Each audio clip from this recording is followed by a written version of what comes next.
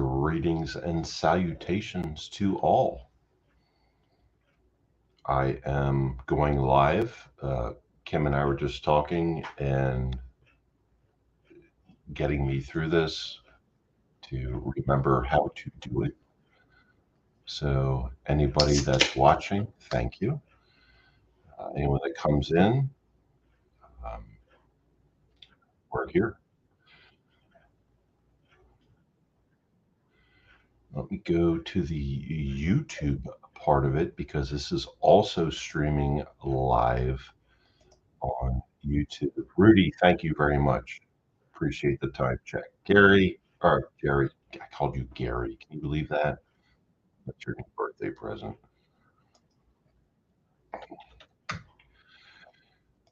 Uh, so yeah, um, let's see if Kim's here. Can anybody hear me? I can't hear myself. Oh, link. That's right, Kim. Sorry. Hold on. 1 second. I will drop that link right now. And Jerry, you're welcome to join as well. I think that worked. That work? Okay. All right. Thanks. Thanks for the audio check, Jerry. I appreciate that. All right. So StreamYard, and then waiting for Kim to come on so I can add her. But yeah, this is going to be a Q&A type thing. How do you add to stream? There you go. Got her. Hello. Oh, Can you hear me? hear you. You can't? Hold on. I'll fix this. I've been having issues all over the place with this stupid thing, like even phone calls, every social media app, which I don't use many, but they're all glitchy. Fucking, Oh, no, I better not say it, but we're being monitored. my headphones aren't working, so. Are they plugged in? You know what I did, Kim? What? I picked up the wrong headphones. That's an option. How did I know? Did you see my live from this morning? That's how I knew. Yeah. Fucking Cheech and Chong. Except you don't even smoke, so I can't be Cheech. There we go. There we go. I can't see the chat, by the way. You can be Cheech all you want. Well, I am, but I need a Chong, and you don't smoke, so. Wow. Oh, I really don't, but you know they're a duo. Like I mean, they're a rolling shit show. That's what Andrew used to call me with my friend. He's like, "You're just a fucking rolling Cheech and Chong shit show." I was like, "Yep." We'd go to the mountains. I wouldn't take like a couple joints. I'd take like a half ounce with me. He's like, "You don't need to take that much." I'm like, "Yes, I do." I tried it one time your way and I ran out, and that's not nice. So. Jerry said he and Chris are smoking like Cheech and Chong right now, basically. But They are. well, Hi, guys. I can't see the chat, so. yeah, I have two separate windows open now. I have StreamYard and Facebook. Jesus Oh Christ, God, what am I I thinking can't do that. of? YouTube for Do you have two monitors? no, I no, can't do that. Some people have like 3 or 4, and I'm like, oh my God, this would no. make me have a fucking seizure. Like, No, I just have the one. I just have the one. So my microphone's working. I can hear you, right? okay, All right, cool. Everything's good. All right, we're in business. all right. So this is Q&A with Kim and I. What's up, Trock? How you doing? Truck, you want Trock's, to come up? Trock's like, God. Yeah. Oh, it could go anywhere. You never know. But Yeah, you never know. so okay, well, let's start off. Like, okay, are you ready to start? Or you want to wait for? You tell me when you're ready to go. Well, I'm ready now. It's fine. All right. So like obviously I want to pick your brain about like the cop angle and stuff like that, right? So like I'm sure you've got, and I know we've already talked about like many interesting stories. Couple. um Yeah, well, yeah, yeah, memorable ones. The toe and all of those, all of Yeah. those unfortunate things. But okay, so when did you start? When did you know you wanted to be a police officer? Like, were you young in it, or just happened? I was very young. The first time I was sworn in, I was 19 years old. I seen Um, that picture. yeah, I was 19, but before that, I had actual law enforcement experience. So I joined. I was 16 or 17, I think. You're taking me back through the hot tub time machine. I know, I know. But I was either 16 or 17. I joined a group in the States that's called the Police Explorers. And it's basically like a branch of the Boy Scouts. So you're basically like a cadet, if Yeah, that makes sense. yeah, like an auxiliary cop sort of thing. Sort of like they give you minimal law enforcement training. You go on ride-alongs, and they send you Right. to work details and fingerprint people and just help out the actual cops, right? That's kind of good. I And wonder, then do they still do that? Do they still offer that program? I don't know. I really don't know. I don't know. Hmm. I don't know if they still have that. I don't know if it exists anymore. I think that would be good because it seems like our world is in such a different place, and to help encourage and motivate kids to maybe enter that field. Yeah. But So, what overlapped though to further explain, mm, so I was a police explorer, like mhm, the unpaid cadet position, right. and then I took a job, and I don't think they have this in Canada, but they do in the States still to this day. Mhm. Chris, fuck off. Mhm. Um, so they have seasonal positions, they call them, at Sorry, the what is it? on the coast, seasonal. So you're like a Oh, summer okay. cop. Yeah, Yeah. yeah. So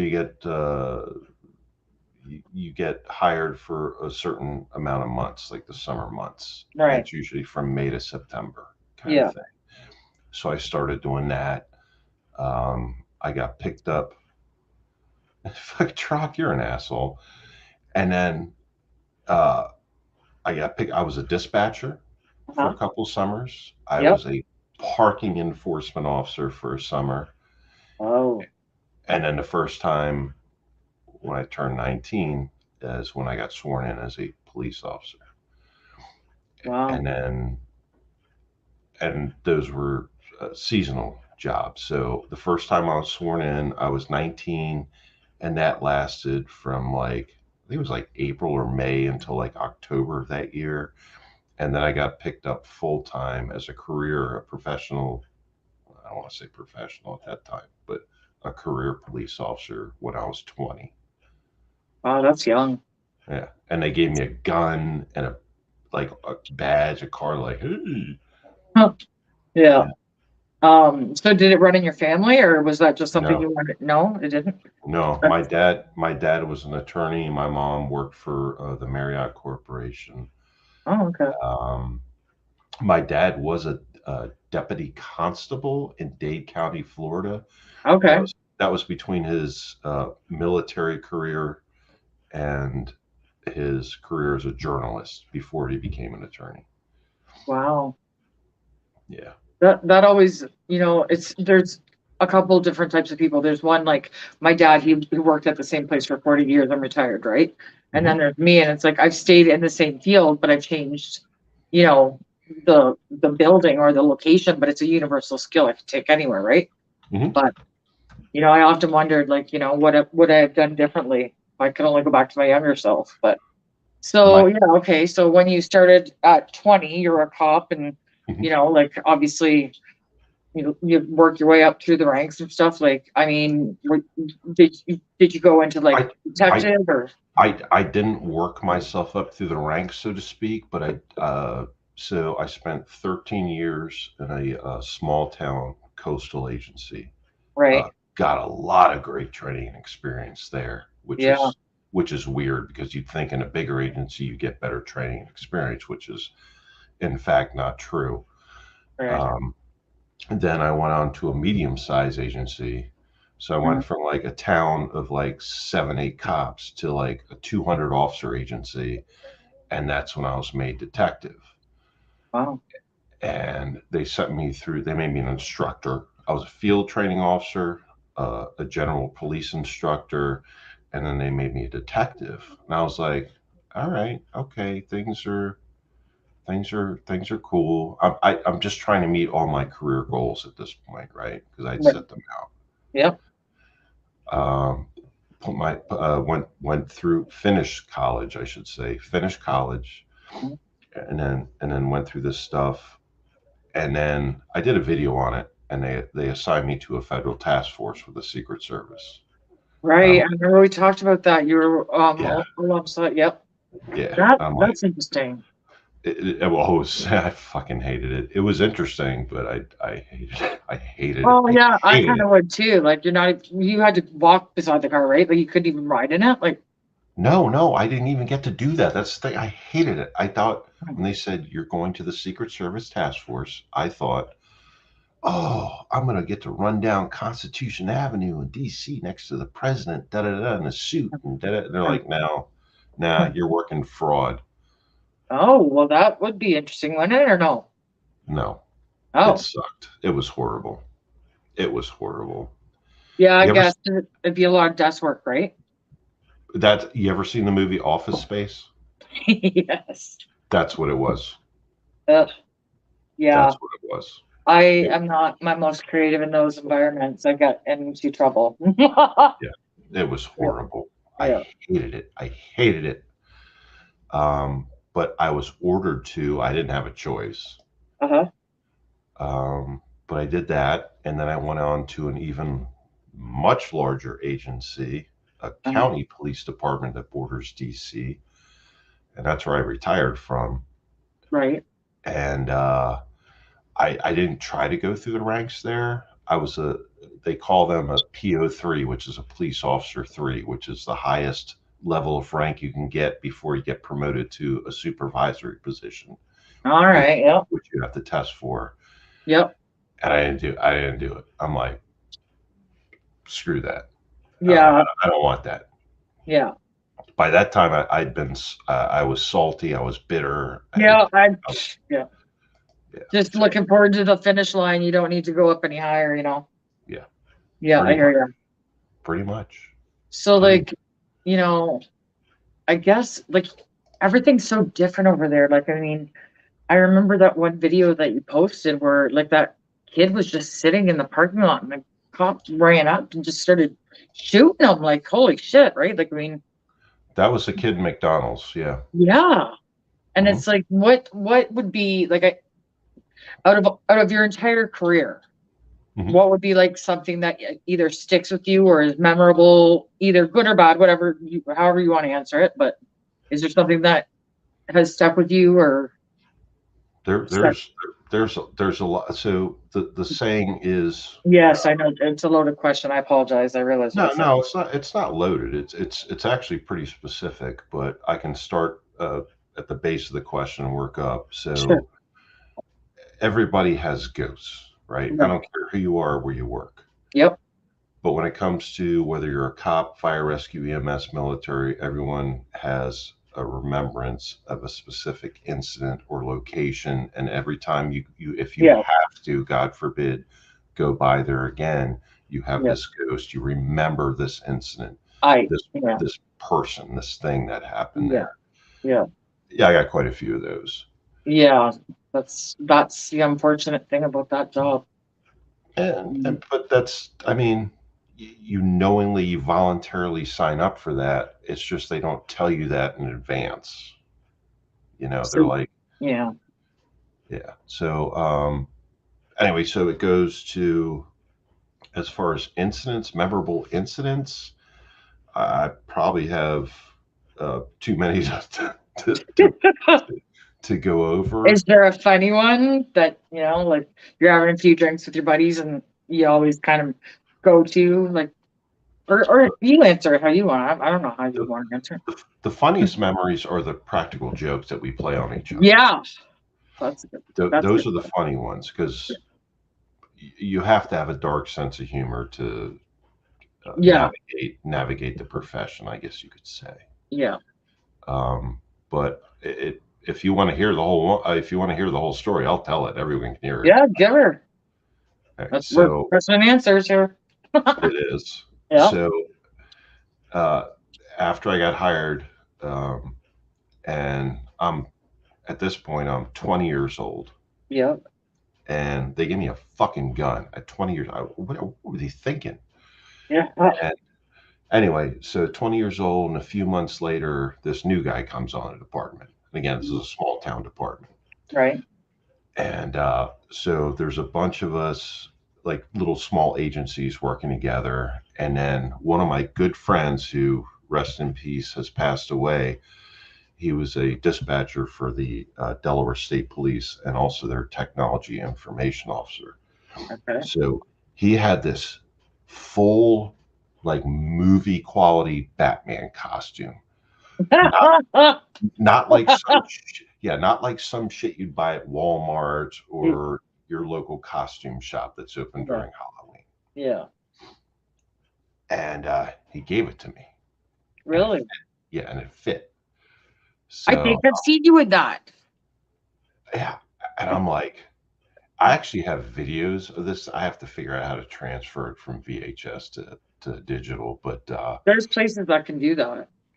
there are, but I don't want to hand over tapes. I think you could do it. You definitely could Yeah. figure it out. So So a bunch of us, there's literally like four agencies, the state police, four agencies involved in this prank. It was horrible. It was Yeah. horrible. Like if we tried to do that shit now, like any Yeah. cop tried to do that, they'd be toast, done. Yeah. Yeah. Media headlines, fired, everything. Yeah. Yeah. So anyway, so the plot was we got all these agencies together and we got new guy that we're dealing with. And it's Mhm. like, hey, Lev, you're going to Yeah. dress up in your Batman costume, and we're going to go Oh, by this. We're going to go to this abandoned house by the canal that connects between two bays. oh my God. Go to Yeah. this abandoned house dressed like Batman, and state police is going to dispatch the units to a call for a check the welfare, basically like check Yep. on this guy. Yep. Yep. Oh God. So here we go. We're all plotting. This poor new guy. His name's Lee. He's Oh, not on the job anymore. He retired. But so fuck you, Lee. I'm telling the story. hey, Lee. So I dress up in this full movie quality Batman costume. It's fucking hilarious.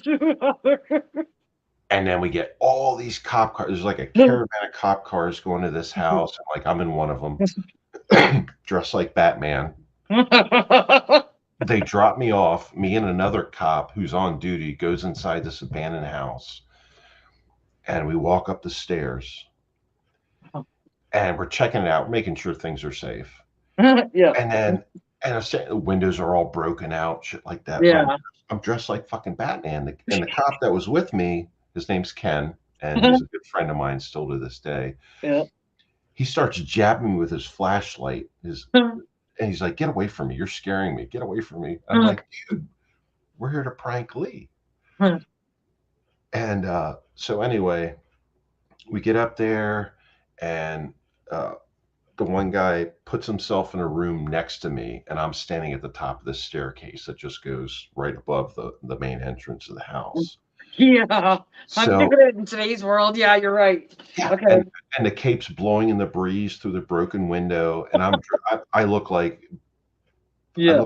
fucking Batman. Yeah. I'm fucking Batman. Yeah. That's hilarious. And then so they called, the other guys called in the dispatch and said, "Hey, dispatch us to this," and they were all in on it.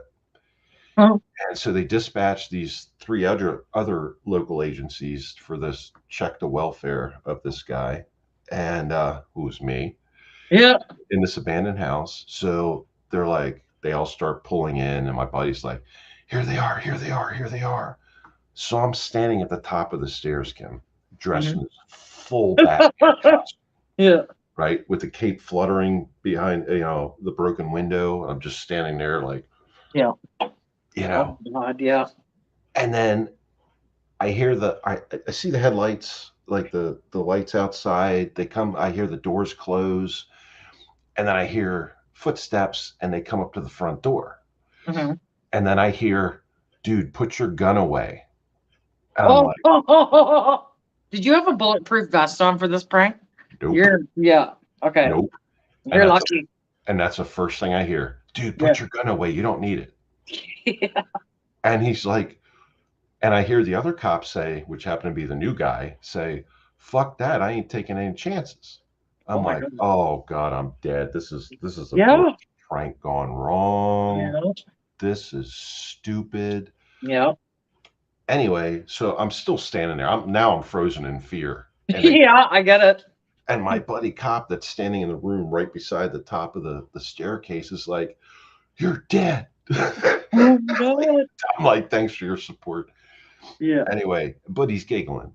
Yeah. So I'm standing there, and then the two cops come in the door, right? Mhm. Mhm. Flashlights going, and the jackass that we're trying to prank has his 357 Magnum revolver. Oh my god. Yeah. And the guy next to him's like, "Put your gun away, put your gun away." He's like, "I ain't playing around." I'm like, Huh? "Oh." And then next thing you know, the flashlight goes up the staircase and points right at me from the new guy. Yeah. He turns to the other cop and goes, "Jesus Christ, he's dressed like Batman." And I'm shitting myself now because I'm like, I'm Yeah. getting shot. Yeah. That's I'm funny. I'm Well, that's a getting good initiation. yeah. And Yeah. then, well, not for me. I was No, for him. yeah. Yeah. Jesus Christ, Mike, he's dressed like Batman. He points his 357 Magnum revolver at me. I'm like, this is it. This is the end. Yeah. Uh, he didn't shoot, thankfully. Yeah. And he's like, "What's your problem?" And I said, "Batman." I wanted to get the fuck out of there. I said, "I'm Batman." I Yeah. turned, the cape flew in the breeze. I ran to the other room with the other cop. I'm like, "Tell him to fucking put that gun down. This is a Yeah. joke. Everyone let him in on it." Yeah. So they eventually did. Like a couple seconds later, like, "Easy, easy, easy, Lee. It was a joke. It's a prank. Yeah. There's cops and they're upstairs. We're out here. It's fine. Don't worry about it." Yeah. And he was like shaking and Well, like yeah. going Yeah. holster. You know what these fucking assholes did to me? Left you to the. So I got there by police car, so I had to leave there by police car, right? Oh no. Oh. So up the street, up the road is a 24-hour convenience store, gas station type place, like the only one open for Yeah. miles and miles. Yeah. So what they did was they're like, "Well, let's go grab a drink, something to eat, blah blah blah." And there's like Yeah. four different agencies, right? We're all Right. like pulling in, da da da. I get out of the police car. I'm still wearing a fucking Batman costume. So I walk in, like I'm the first. I get out. I'm like the first one in, like ding a ling a ling a ling. Like you open Yeah. the door, like the little bell on the door, ding a ling a Yeah. ling. I Yeah. look back. All the fucking assholes are pulling out of the parking lot in the police cars. They left me. Oh, so they They, got him and then they got you. That's not cool. oh yeah. So the guy working that night, his name was Charlie. He was an older guy. He was actually pretty cool. He didn't know who the fuck I was at the time. Batman. So these assholes are pulled screaming out of the parking lot in their police cars after they just dropped Batman off at this place. And this place was called Shore Stop. So that should Okay. say a lot. Yeah. And I, I was so stupid. I should have just run right out the door, but I didn't. Yeah. I walked up to the counter. I said, "Good evening, citizen. Any problems tonight?" Charlie jumped over the counter with like a broom or something. It's like, "Get the fuck out of here." I ran out that ding a ling ling ling ling. Yeah. That fucking, I'm running down through the parking lot back out onto the main road. And these assholes that I pulled a prank with that dropped me off there, they're Yeah. they're not even they're not even there. Did you have radio or anything? No, I had Uh, nothing. I'm dressed like Batman. Like I had nothing. yeah. I'm running down the freaking road. It was actually called Route 26. Yeah. Down Route 26 towards the main town. I'm Uh-huh. like, "Oh, I'm so fucking dead." Meanwhile, Charlie's out in the parking lot waving around this a broom Looking mop. for the bats. I'll Yeah. kill you. I'll kill you. Finally, one of these jokers that I work with comes back around. Is like, get in. And I got in, and that was the prank. That was uh, that was the best prank ever on a new Yeah. cop, and Yeah. also the worst one ever at the same time for me. Right. Yeah. Yeah. That's So hilarious. that's the story, and that's true. And I actually have video of the actual Batman thing. But That would be hilarious if they got you running down the road in your Batman outfit. Like I'd be yelling, Robin, like yeah, bring the Batmobile. oh, I was booking it, and Yeah. if anybody that night was driving by and saw Batman running down the street, that was me. Right. No kidding. That was me. Yeah, that would be extremely risky to do these days, but yeah, back then that would be Oh, hilarious. we Like, we'd be fired in seconds oh yeah. if we did that shit these days. This is back in like 91 or 92, Yeah. like that. Like even just going into a house, an abandoned house now would be like a crack house or something, and yeah, just so many danger if you didn't get shot, you know. Yeah. So Yeah, it was, that was fun. That's my best prank. that's funny, man. I used to play pranks on the guys too at work, but different. Like I didn't, I'm not into costumes or anything, but like I work in a warehouse, right? So I'd go around, unplug everyone's machine or tape their horns, and then they go and come back after break and try and plug the machine, and the fucking horn's going off, and they can't figure it out. And they're like, and I'd be dying over like laughing so hard, right? Yeah. One day I was going into a trailer and the yellow boxes that they have salt in, like, the plastic containers that they put salt in. Well, it's in the middle of my trailer that I'm loading and I'm like, what the hell is this? I go to put my forks in it and fucking buddy jumps out of it. And I'm like, my machine's still moving and I'm running the other way. It was so funny, but Oh yeah, yeah. yeah, But we can't get away with pranks like that. Like if no, I was still on no. the job, I'd be fired in minutes. Yeah, you can't have fun. You can't, no. Yeah. It's all business all the time and, you know, productivity and, being Oh yeah. safe and all this other shit, protocol and, you know. Oh yeah. Oh yeah. It's ridiculous Do now, you but ever imagine being like a cop and say, like, I used to watch Alaska State Troopers, and I can't even imagine living in such a remote area that they would literally have to fly a cop in like every 2 weeks or something. Like, how would that go? Like, I mean, so it's funny you mentioned that because we used to joke about that in the agency I retired from. We actually had a very rural part of the county where there was one cop for like, I don't know, 200 square miles, right? oh Even wow, though yeah, even though it's a huge, heavily populated area, it's just like the country area. yeah, And we used to joke about that. We're like, good luck in your beat. It's like Alaska State Troopers. You're gonna have to drive to the airport, take a plane, land at the marina, take a boat, and then go out to your call, right, right?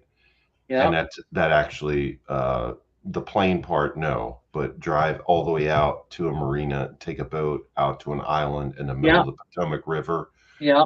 That actually happened a couple times, And then probably jump on our ATV and go find somebody, right? Like, and it's like, dude, I don't know how Alaska State Troopers do that shit. I couldn't do it. I especially if it was like a really violent, not yeah, like a resisting type of arrest. You just wouldn't want to be there with no backup, and yeah, imagine the town like just crippled in fear until the cop could get there. Like yeah, wow, yeah, yeah. that would be crazy. Well, we used to make jokes about the Alaska State Troopers associating or that one beat, Yeah, and I mean, it's true. I couldn't do it. I couldn't do it. it, it'd be tough. Yeah. I mean, did he ever have a problem? Like, did he ever run into a situation? Well, we always ran into situations where I worked and retired from, but No, I in the mean the guy on his own, like on that covered that zone. oh yeah, yeah, yeah, Oh, he yeah. did. There was a couple times, and it would take us, the rest of us. There was always like 13, 14, 15 of us working on a shift at the time. Not to mention the other shifts that overlapped. Right. But it would take to get all the way out to this rural location would take quite some time. So you could have officers that worked out there that could be by themselves for Christ 15, 20 minutes at least. Wow.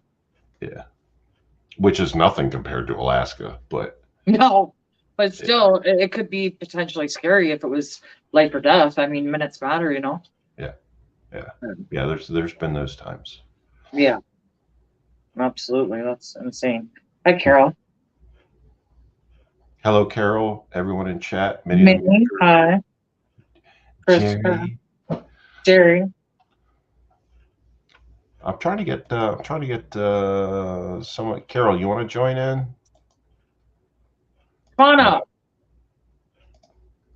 This is a Q&A with Kim. Kim's giving me questions. So I'm trying to provide the best answers I have. Yeah, we're just winging it, you know, bat winging it. Yeah, this was a last minute thing, and she had to walk me through it to Yeah, get it going. So it's all good. We're trying something different. yeah, What else can I think of? Like, I obviously know about the shooting incidents and stuff. Did you ever have a situation where like you had to deliver a baby or something outlandish like that? I've never had to, thankfully, Same. a baby. No, Yeah. I No. have not. I have never done that. Whether it was law enforcement, and as you know, I did volunteer fire rescue EMS Right. for about 15 years. No, Right. I've never delivered a baby, thankfully. Yeah. Same. My friend asked me to do it one time, and I was like, "Oh my god, really?" And thank God that I had first aid and CPR that day, and I Mhm. couldn't do it, but because I was so stressed about it, like I'm like, what if I pass out? Like, I don't want to see this. I, Like, I couldn't imagine. I was in the delivery room when my daughter was born. I almost passed out. I couldn't no. imagine Yeah. doing that on the job. No, but Yeah. thankfully, no, I never had to do that. All right. Um, did you, okay, so like fire rescue, did you ever have any situations there where you had like, you know, a dangerous rescue or like a story that comes to mind? Others, yeah, there's I'm sure there's many, but I mean, you can.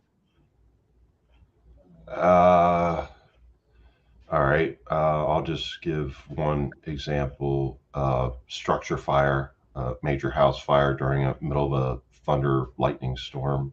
Oh, Um, and me and another guy are set on the roof to do ventilation. When basically, for those that don't know, it means you you take chainsaws up off on a ladder up onto the roof, and you cut a big area off the roof to let the heat and gases and stuff out, and you're gonna have right. fire. You're gonna have fire coming out of there and stuff. Jesus. Well, it became a bad situation. It deteriorated very fast, where they evacuated everybody from the interior and the exterior. So those of us on the roof working, it was just me and one guy at the time, and like get out. And what they do is they blast the air horns on the fire engines and rescue squads and trucks and stuff. They all blast them at the same time Right. for a long period of time to say, hey, in case you can't hear your radio, get the fuck out of there. Yeah. And we heard it. Me and Brian is his name. We're working, we're doing the venting, and all we heard was like these loud blasts, and Mhm. then fire starts shooting through the the vent we just cut, and we're like, okay, they want us out, we're out. Yeah. The problem was is I went down the ladder first, but I was going too slow. Brian, I had just gotten on the ladder, I'm going down, and Brian, who's a big dude, he was like Yeah. bigger than me, Yeah. stepped on my hands on the rung, and I couldn't Oh, move. And he's like, keep going, keep going. I'm like, I can't. You're fucking stepping on my hand. I can't fucking move. yeah. And we're just sitting there going back and forth. He's like, get the fuck down. I'm like, I can't. Get the fuck down. I can't. Yeah. And that was pretty scary, but Yeah. and painful. Yeah. But, we got down. We got out of there obviously and survived. But that was a scary. I felt scared when you were telling it. I'm like, oh my god, that's yeah, Yeah. adrenaline. You know, like I mean, that's the Yeah. job, right? Like, and you never know what you're gonna see each day.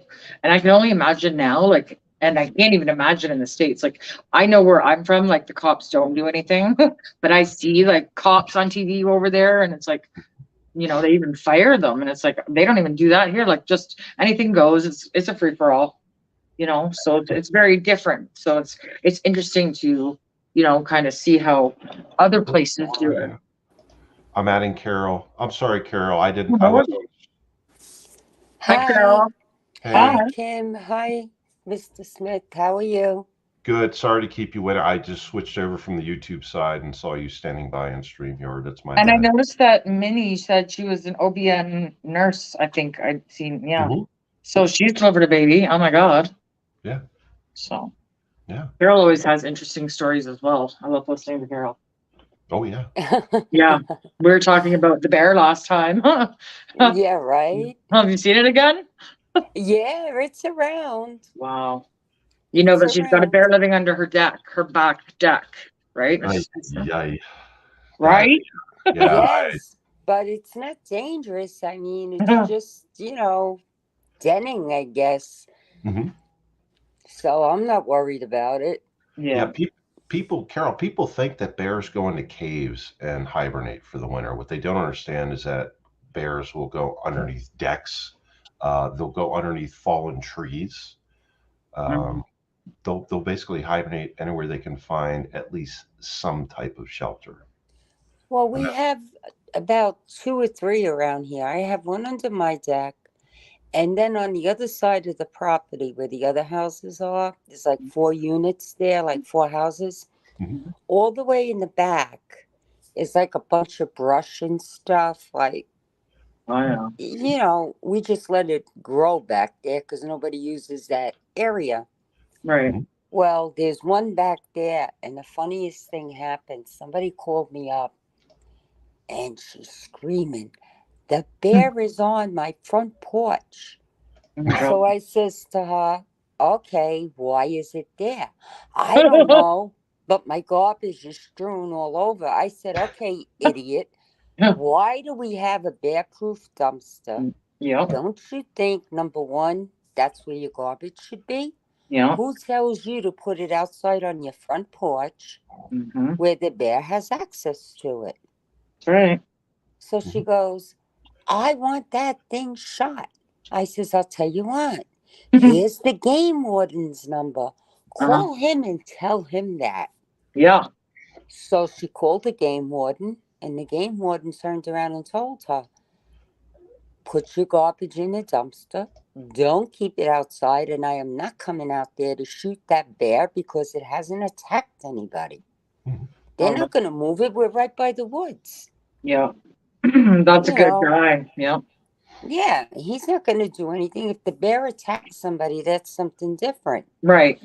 This bear makes me laugh. It walks right past the front of the house. My husband could be drinking coffee out in the front, and it'll look at him, shake itself, and just keep walking and going where it's going, and Mhm. then come back when it's tired. That's Mhm. what they do.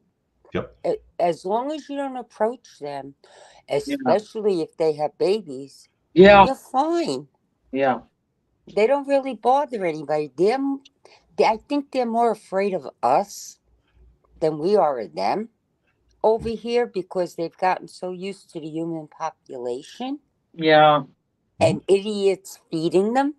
Oh, Oh, yes. that's a Yes. Yeah, major no-no in a national park, like $100,000 fine.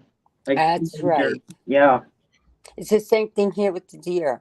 If the Yeah. deer, I had a neighbor that would go out, and every morning she would throw bread, she would throw this, and I said, "Ann, what the hell are you doing?" "Well, the deer are hungry and they're so cute." "Yeah, well, when it comes up on your back deck Yeah. and it's at your back door looking Yeah. for food, tell Yeah. me how cute it is then." Yeah. They don't realize this is you're doing harm for them because if they're used to you feeding them, they're not going to go looking for their natural food. That's right. You're not going to get rid of him if it's a food source and he knows it, right? I, Mm-hmm. my And, biggest problem with bears was when my neighbor, the woman, was feeding them cupcakes. Oh my God. Oh she'd leave God. them out. They love sugar. They love anything sweet. And she used to just leave out cupcakes for them. And then my property, she was next door, like a few hundred yards away. And next, there's just bears like it's like a freeway, like bears coming through my yard, just going to her house, get freaking cupcakes. It was crazy. Wow. It That was is crazy. People are very like just not aware, of how a potential danger could happen like that. Like it's just, especially if they were formerly city people. well, Yeah, that's yeah. yeah, you're right. Because we have some around here that put up those hummingbird feeders, and Mm-hmm. that's all sugar in there. Yeah. And the bears take them down and eat them. Yeah. Drink it, whatever they do. Yeah. Yeah. People have no scruples. They used to so those wrought iron like things you put up in the garden to hang like bird feeders and Right. things like that. Mm-hmm. So we had those, and then we were wondering why. This is before we knew Cupcake Lady was in effect. Why the bird feeders were broken apart and the wrought iron was bent in half, Oh. and put out a trail cam. And then I've got video of black bear just bending these things over, tearing up the bird feeders, eating all the bird seed, and going on to Cupcake Woman's house. And it's Oh. like, where are all these bears coming from? And then the first time, I'm sitting there. This is with my ex-wife. We're sitting there in the house watching TV, and you get that feeling, like you're being watched. Oh my God. And we had these big bay windows out towards the back, like in the mountain. And we had a big, what do they call it? Retaining wall. And I look out, and there's a bear sitting on the retaining wall eating an apple. We used to throw apples out to feed the deer, right? Like old apples are getting ready to get rid. We just throw them out into the Right. field in the hill in the back. And there's a bear looking in the window at us. We're watching TV. And I look out, I'm like, holy shit. I'm like, and I poke my wife at the time on the shoulder. I'm like, there's a bear Yeah. just sitting on the retaining wall, eating an apple, looking at us through the bay window. Right. And I'm like, holy shit, this is scary and cool at the same time. Yeah. And then we get up, and my wife had a camera. I actually have a video on my channel about it. But we look around. Okay, there's another bear.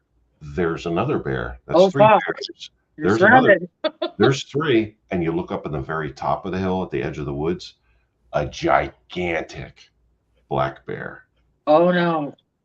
So it was a sow with her yearlings, and they were going to Cupcake Woman's house, cutting through her yard, but they found the apples, so they're going to stick around for a while. Oh boy.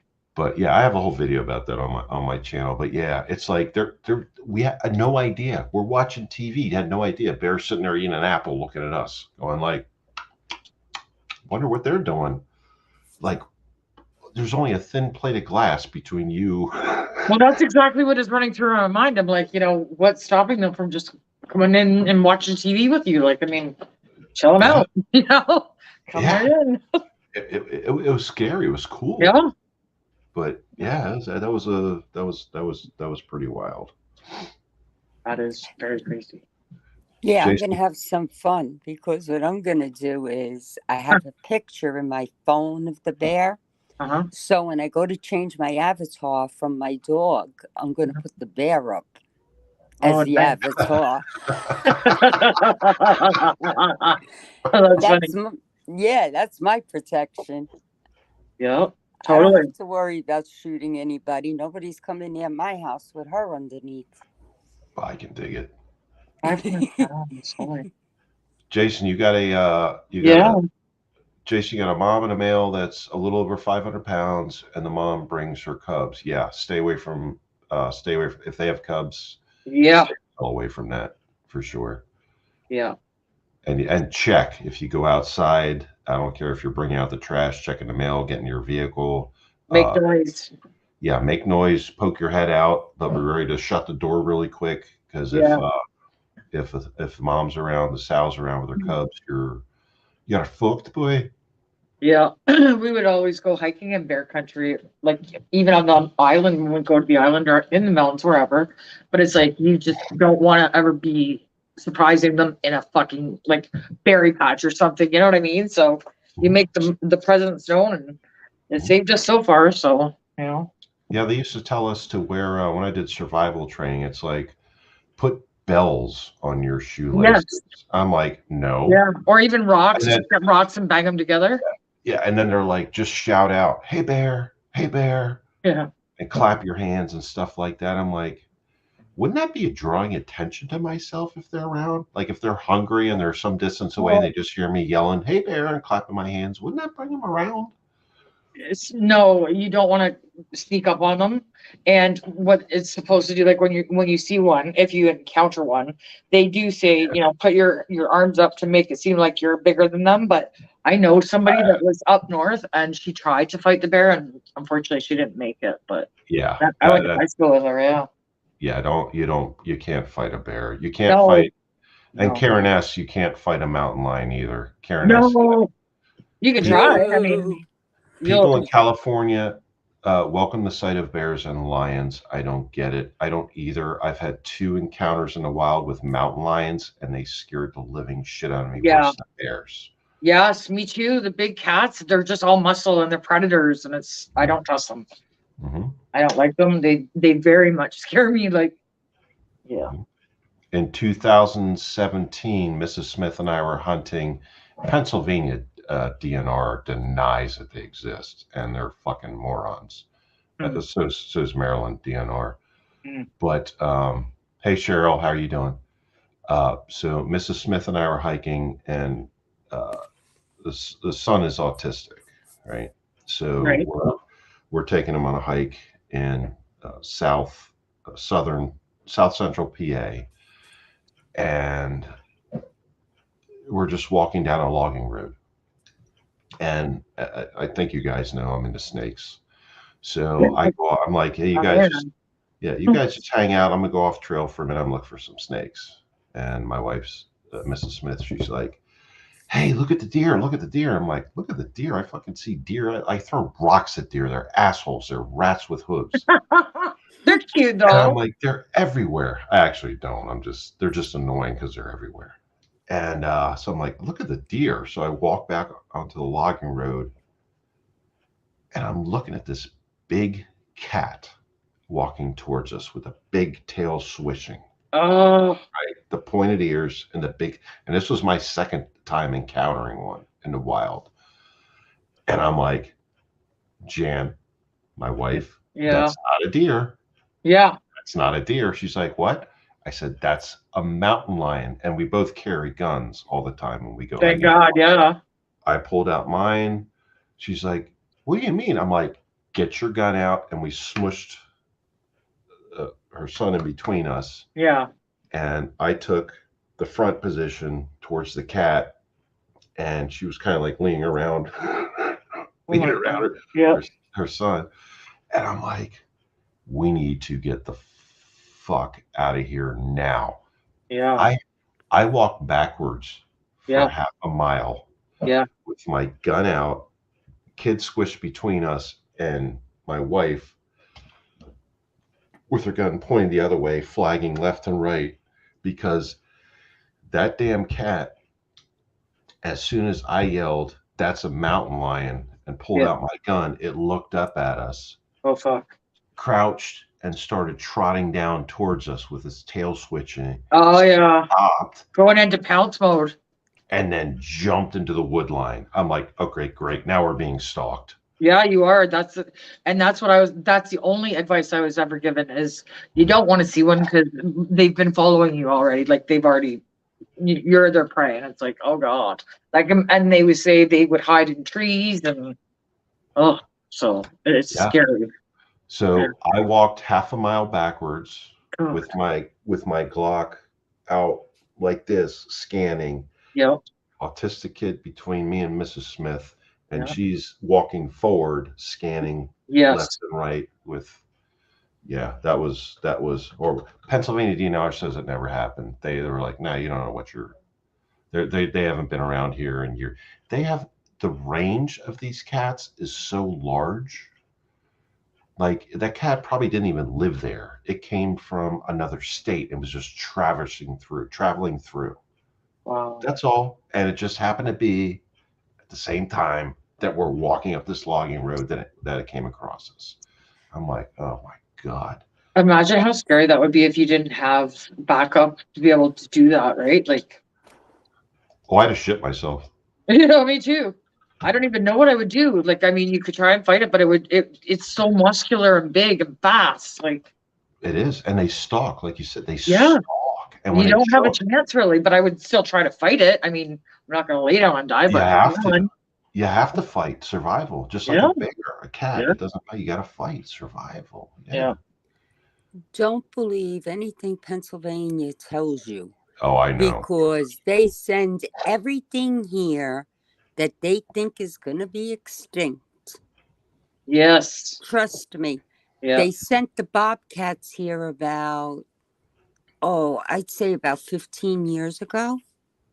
And the Wow. population has gotten so big and so bad, and now they're giving out hunting licenses for them. Then why did you bring them here to save them Yeah. if this is what you're doing? Yeah, Yep. we got them here too. It's just, I mean, I'm at the PA line, so they're here too, and it's in the mountains. Yeah, and we know there's mountain lions here. They can say all they want. You Mhm. know, everybody knows. The only thing I can't stand, and I don't know if you've come across, you've probably have, Mr. Smith, those damn turkey vultures. They are the Oh, ugliest they're son of a. everywhere. Oh my God, I can't stand them. They're everywhere. Yeah. We had a group of them in the back here, and my husband and I were in the pool. And I said to my husband, why aren't they coming out of the trees? Because I knew there had to be prey around for them to be around. Something had to be laying around, Oh yeah. passed away or something. Yeah. Oh And my husband happens to look up and he says, Carol, look. my And I God. look up, there were two eagles. They wouldn't come out of the trees because the bald eagles were there. Yeah, we actually that's actually true because that's what happens here when the American bald eagles come out. The turkey vultures land and they just roost for a little while. Mm-hmm. That's funny. You would think it would be the other way around because the size, right? But the eagles, like, there's something kind of intimidating about it, right? Eagles are massive. I think they're actually bigger than the turkey Really? Well, yeah, I vultures. guess with their wingspan, right? Yeah, and their talons and they're just everything. They're just so big. Yeah. So when we get eagles flying over, especially across the way where we got a couple big ponds and things like that, Yeah. the eagles come, they do their little hunt, and all the turkey vultures they circle down, they just spiral down, they just roost, and they wait. You could open a petting zoo by the sounds of it. Oh, Not yeah. Little well. side gig. Well, it is open. Mrs. Smith has it. It's called Come Pet Mr. Smith, and I'm like, what the fuck is that? I'm like, do you even have a business license to do that? And she's That's like, I funny. do what I want. I'm like, no, I can't do that. That's funny. Oh my God. That's all right. I tell my husband all the time, don't fight with me. You fight with me, I'll go wake the bear up. No problem. Go poke the bear under the deck. You awake? What's wrong with you? Wake up. I have a Oh, big German Shepherd, and like he's a big thug, but he's also very intimidating. And when I say big, like he has to weigh 150 at least. I cannot lift him. And the last guy that I dated, like he was so scared to meet him, right? And he actually did really good because like Dakota won't bite, but he will nip at people sometimes. And I think it's more out of excitement than anything because he is so big that if he wanted to do damage, he would. So like when Rich finally worked up the nerve to do it, I was like, well, do you want to come in or how do you want to do it? He's like, no, I want you to just let him out. And I'm not even going to talk to him or look at him. And he did it the right way, actually. That's probably the best way. But Yeah. yeah, it's hard to introduce them to new people. Oh, tell me about it. I got two pugs running around this place like maniacs. Actually, they're behind me, Yeah. sleeping. Yeah. I've never had a dog as protective as him. Like he is like psycho, actually. Like I worry when I walk him that an animal or something is gonna pop out and he's gonna like he's taking me down. It's Oh yeah, entertaining to watch. oh But yeah. Oh yeah, Well, my I'm sorry. Go ahead, Karen. my pit bull did that to me. I was walking her on the back road, and I don't know what it was with this person, yep, but she got like crazy. She yep, wanted to get this person, and yep, I'm doing everything I can to hold on to her because she's yep, stronger than I am. yep. And all of a sudden, I tumbled down the hill. Oh And God. here I am laying in a ditch, but I'm still holding on to her because Yeah, I was afraid if I let go, yeah.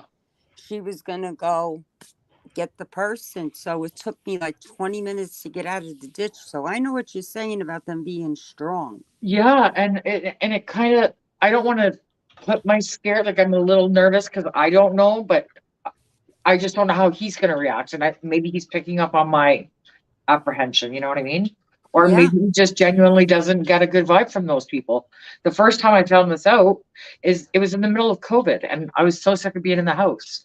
So me and Dakota went for a drive. We went to Niagara Falls, and there was like four guys, and this lane was like 12 feet wide. Like they had this so much space, but they were really close. And Dakota left 5 feet in the air and had his mouth open and ripped the guy's jacket to shreds. And I'm just like, oh my god, holy crap! He didn't bite the guy, but he just let him know, like, you guys are way too close. He felt threatened, Oh you yeah, know? oh yeah. I I think they pick up, they sense because I Yeah, could walk past 1,000 rowdy people or kids or whatever. yeah, She's fine. yeah. But there's something about their senses. I think they sense when a person is like going to be trouble or I don't know, something. They just get I that trust their nature vibes. about them. Yeah. Yeah. Have you It's ever had a it's canine call, instinct. like as your job, Mr. Smith? Did you ever work with a dog? I was never a canine officer, but did I work with canine officers? Constantly, I would be the one with the dog. You constantly. gotta come with me. I Okay. actually got well, it's a different story, but during a deadly force encounter, I was actually bit by the canine who was taking down the bad guy. Wow. I still have a scar on my hand from it, but whatever. That's back. I was in my 20s. I thought they were trained really well to not fight police. No? They're not trained to not bite police. You, if a canine's working, you don't get in the way of them. That well, yes, I know that as a Yeah, dog owner, but I mean, I thought they just required all this special training, but they don't recognize uniforms or anything like that. They just follow the command of the handler. commands, right? And well, I won't go into the details of the situation, but it was a deadly force encounter, and the canine was sent on the suspect Yep, as he had his hand inside his jacket, threatening to draw a gun. The yep, state trooper released the canine. It was just me and the trooper, yep. the canine handler. He reached in the jacket, said, "I'm going to kill you both." Blah blah blah. He Whoa! released the dog. Dog jumped on the guy. He punched the canine in the head. Oh my God! The canine started circling, a little dizzy. Me and the handler ran and jumped on the guy and just started basically beating the shit out of him because Yep, he was an escaped prisoner, number one, just and so he you know. threatened to kill you. Well, he went into his jacket and said he was going to Yeah, shoot us. But yeah. 100%. So Game on. anyway, the poor dog, I think it was a Belgian Malinois, Oh yeah, was like knocked in the head and was kind of like circling around. And me and the trooper are there. We're just beating the shit out of the guy. We think he's armed. We know he's an escaped prisoner. He just right. committed a burglary. He was in a stolen car. Oh my God! We're beating the shit out of him. The dog came back around, regained its senses, started to go after bad guy, and Right? got my hand involved in his mouth, and that sucked. That sucked a lot. Yeah. That sucked a Um, lot. But yeah, I spent a little time in the ER that night, but it worked out in the end. And by the way, that guy's dead now. Yeah, well, he deserves it if he's gonna cause shit like that. Like, I mean, look at how many charges he had on him, and he's not a good guy, obviously, and hitting a dog. That's worth a shot right there. I mean, There's a long story to that particular bad guy, but yeah, he didn't die that night. He came close. That's the first night I pulled my gun, my revolver on somebody and started to pull the trigger, and really. I didn't fire a shot because the canine got released, thankfully. So it was a bad night all around, no matter how you look at it. Did But you there's say a, he didn't die that night? I'm sorry. Did you say that he did not die that night? Did I He did understand that? not. He did not. There's a long story to that guy. Okay, let's hear it. I'm interested now. Carol, do you mind? It's No, Yeah, I it's don't interesting. mind. I've come across I'll, enough of them, so it doesn't Yeah. bother me. Okay. I'll tell you what. Let me smoke and get a beer, and I will come back with this piece of crap guy story. All All right. right. Yeah. Uh, yeah. This went on. Dealing with him went on for several years after he was convicted, serving time. He's writing me threatening letters from prison, along with Yeah. writing letters to other troopers and things like that. It went on for quite some time. Yeah. But yeah, he was something. See, I Oh, watch a lot of documentaries and they become institutionalized, and then they get people on the outside to do shit. I would be worried if you lived in a small town, being in the position you're in, and you had to pull, somebody that's got like a 20, 30-year rap sheet. Like, I mean, they got nothing left to lose. like I That would said, be, that night that incident happened, and I know this is Q&A, and this is oh, it's this is all good. part of this Just is talk part of then. it. This is part of it. He was an escaped convict from prison, or from jail, not prison. He was an escaped convict from jail. He was in a stolen car and had just committed a burglary when me and the lone trooper, the canine trooper, thankfully Yeah. stopped him. Yeah. So, all right, I'll be back. It's your Crazy. channel, ladies. It's your channel, ladies. All right. We got this. That would be scary. Like, I mean, I think that I can handle myself in most situations, but I don't like it when you're outsized. You know what I mean? Like, I'm always very aware of that sort of thing. I'm No, sure you're you are right. too as a woman, right? Like, I mean, it's just awareness, you just, I don't know. No, you're And right. yeah, and because I've been exposed to dangerous situations like that, I guess that's where my mind goes, just to perceive, like, could I take this guy if I had to? And it's because unfortunately, there's been situations where I have had to, and I wouldn't want to be in a situation where I was overpowered. You know what I mean? No, I know. My niece, in fact, she's a professional kickboxer and boxer, right? Yep. And she turned around. She told me 2 years ago, Aunt Carol, you're Mhm. going to come. I'm going to give you lessons. And I looked at her. I said, at my age, what are you, Yeah. crazy? No. She says, no. She says, trust me. I Hmm. went, and believe me, I can kickbox. Good. And God forbid somebody comes up on me. Besides the fact that in my state, it's conceal and carry. So, Yeah, I remember that. That sticks out with me because we don't have that option here at all. oh, Um, I make sure yeah, well, because you good. don't know, especially in today's world. Yep. You don't know. Yeah. You And know, I look at my granddaughter and I mhm, cry I know. because I say the world I grew up in Oh, I know. and the world she's growing up in, I know. you know, I I know, and I do too. And like, it's just every time you hear more, it's just worse and worse and worse. And it's like, you think you're making progress because you'll hear like, oh, we fired 49 federal. Get this, I heard this today just before we went live. They fired 49 federal government employees. You know why? Because during the lockdown, they were collecting the money that they were giving out to people as like the payment, the COVID payment. They were mm-hmm. collecting it and working from home. Huh.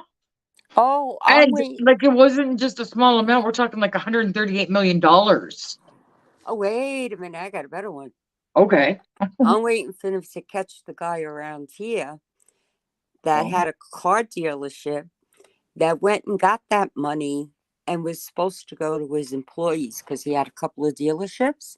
And Oh. instead, he went around buying all other businesses, restaurants, Wow. and he bought up everything. Wait till they catch up with him.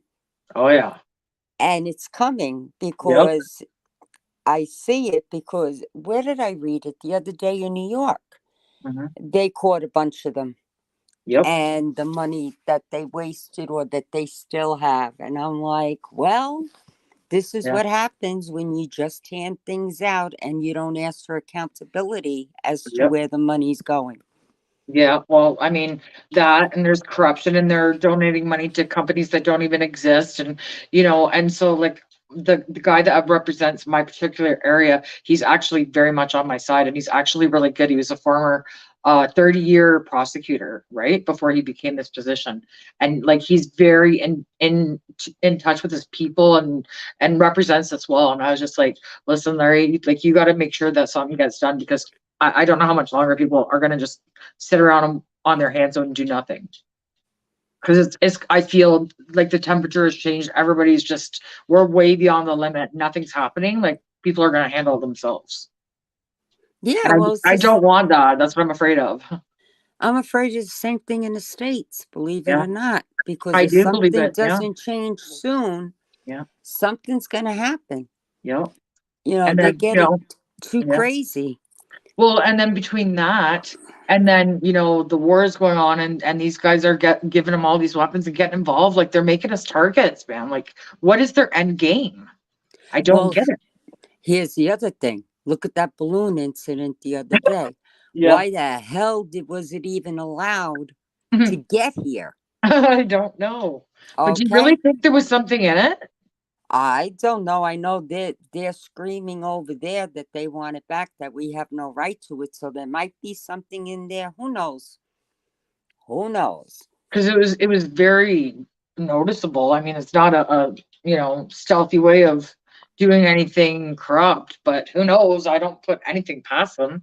There could have been spy cameras or whatever in there. I think my hunch, if they do find anything in there, Mhm. is that they were checking out the power grids and the nuclear sites here Yeah. And the with farmers' them. fields. Yeah. Yep, that's my feeling. Yep. If there's anything in there, do I buy the baloney that it was a weather balloon? I No, No, I buy nothing from them at all. I don't trust them. you know, so they can go peddle that somewhere else. Yeah. But, something has to change because I see people getting really frustrated now Yeah. with the inflation, Oh yeah. with everything that's going on, and especially here because now they're like, wait a minute, we're giving all this money to other countries. Yeah. We gave away our oil, and I Yeah. think that's what got people even more ticked to like Venezuela, Yeah. and we have nothing here. Yeah. you That's know why we don't like Biden. His damn first day in office, and he canceled the Keystone Pipeline. I That, know, I was very upset about that. it destroyed our economy because, like, Alberta's and Saskatchewan are all oil provinces. Like, Well, it destroyed here too because you know how many people were working. yeah, and those are good paying jobs. Like, I wow. know he did a lot, and whatever's going to happen, I don't know. I just hope we make it to 2024 Yeah, without any outbreaks or things. I'm afraid of people getting up and starting to revolt and me everything too. Me else. too. And you know what I think is next is these 15-minute cities, and that's going to be the new climate lockdown. They're going to call it. That's what I Well, think. I read an article yesterday that was funny. The the ones that came across the border, the immigrants, Hmm. bust themselves. They got tickets in New York to go to your country, to go to Canada. Yeah. They got there, and then I read tonight they saw snow or something, And they got back on the bus and came. They're trying to get back to New York. Oh I my was God. hysterical laughing. Yeah. So I'm like, okay, you've got real homeless Americans or people Yes. here Here with too. children and stuff that can't afford the rents and stuff. Yeah. And here you are giving these people tickets to go to Canada and then Yep. giving them tickets to come back to New York, putting them up in posh hotels in New York. Yep. And you've got all Oh, these homeless families. What are you doing for them? well, nothing. And that's why, like, I'm so concerned because now we're at the point where we have nothing left to fucking lose. You know what I mean? And Right. we've waited, we've done the right thing and we've waited and we've seen nothing. And anybody with any position of power, they're all in on it. Like every single one of them. Oh, It's yeah. sad. It's so sad. Like, I mean, nobody has any integrity in these systems. Come on. No, they don't. That's the whole thing. Somebody laughed at something I said the other day, but it's the way I felt. Mhm. I said if it was up to me, I'd get rid of all of them Yep. and put the middle class in Yep. because they're the ones that are being Yep. affected by all this because that's who the taxes lay on because the poor are Absolutely. too poor to pay them. The rich get away with it. Yep. So put the middle class in office and see what happens. Yeah. And put a woman in charge of a budget that knows what she's doing. And I bet you damn quick Mhm. they'll straighten it out. Yeah. I said that the other day. I was like, if nobody's got any testicles, like just get me in there. Give me like 3 days. I'll straighten the whole country of Canada out. I will fire them all. I'll make them all walk home. I'll take their pensions. I'll take their hard drives. Like they get nothing. Like no pity, no sympathy. You're out. And just restructure everything. And that's Yeah. really what we need is a big, huge shock like that to change. Yeah. Until they put the average working person gets in there and does something because Yeah. right now to me Yeah. I don't trust any of them. Me neither. I'm afraid to open my utility bills. They put a triple tax on my heating for your home. It's now a luxury to heat your home, and I am so scared to open my gas bill to see what it is.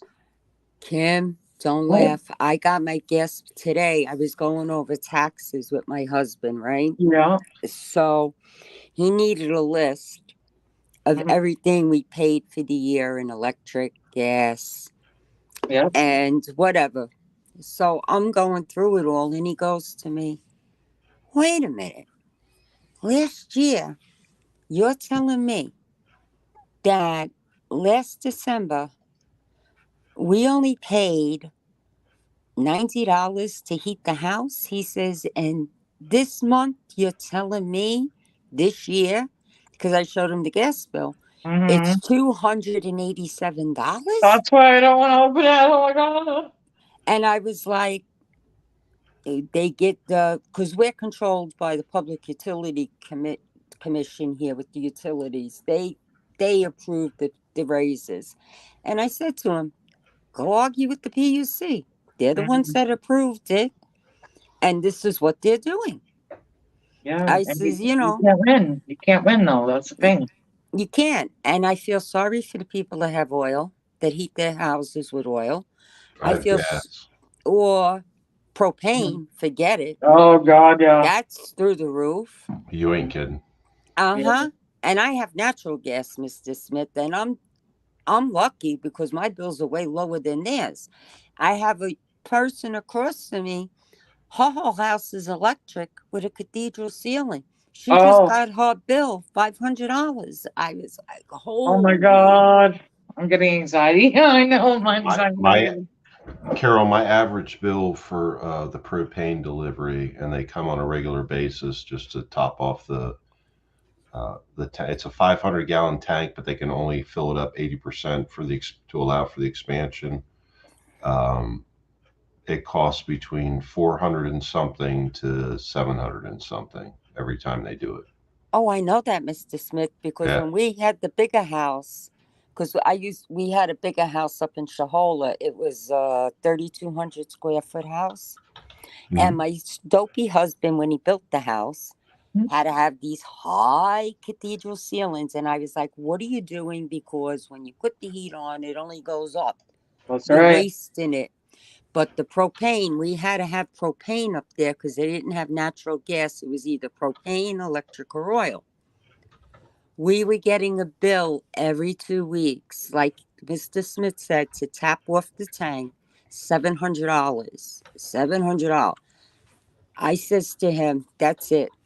After living there for about 5, 6 years, I told him, sell the house. Well, I want to go back down to Milford and I want to go back to our townhouse. Mhm. I says, because the expenses here, because if it wasn't the propane Mm-hmm. in the winter, it was the electric in the summer because we had the 2 units for the central air to heat up all the house, to cool off the whole house and everything. Mm-hmm. I was like, no, I can't deal with this anymore. It's Yep. crazy between the mortgage that he was paying, the Yep. utilities. So we sold it and we came back down here. And the taxes, because what I pay down here in taxes is a drop in a bucket compared to what I was paying up there.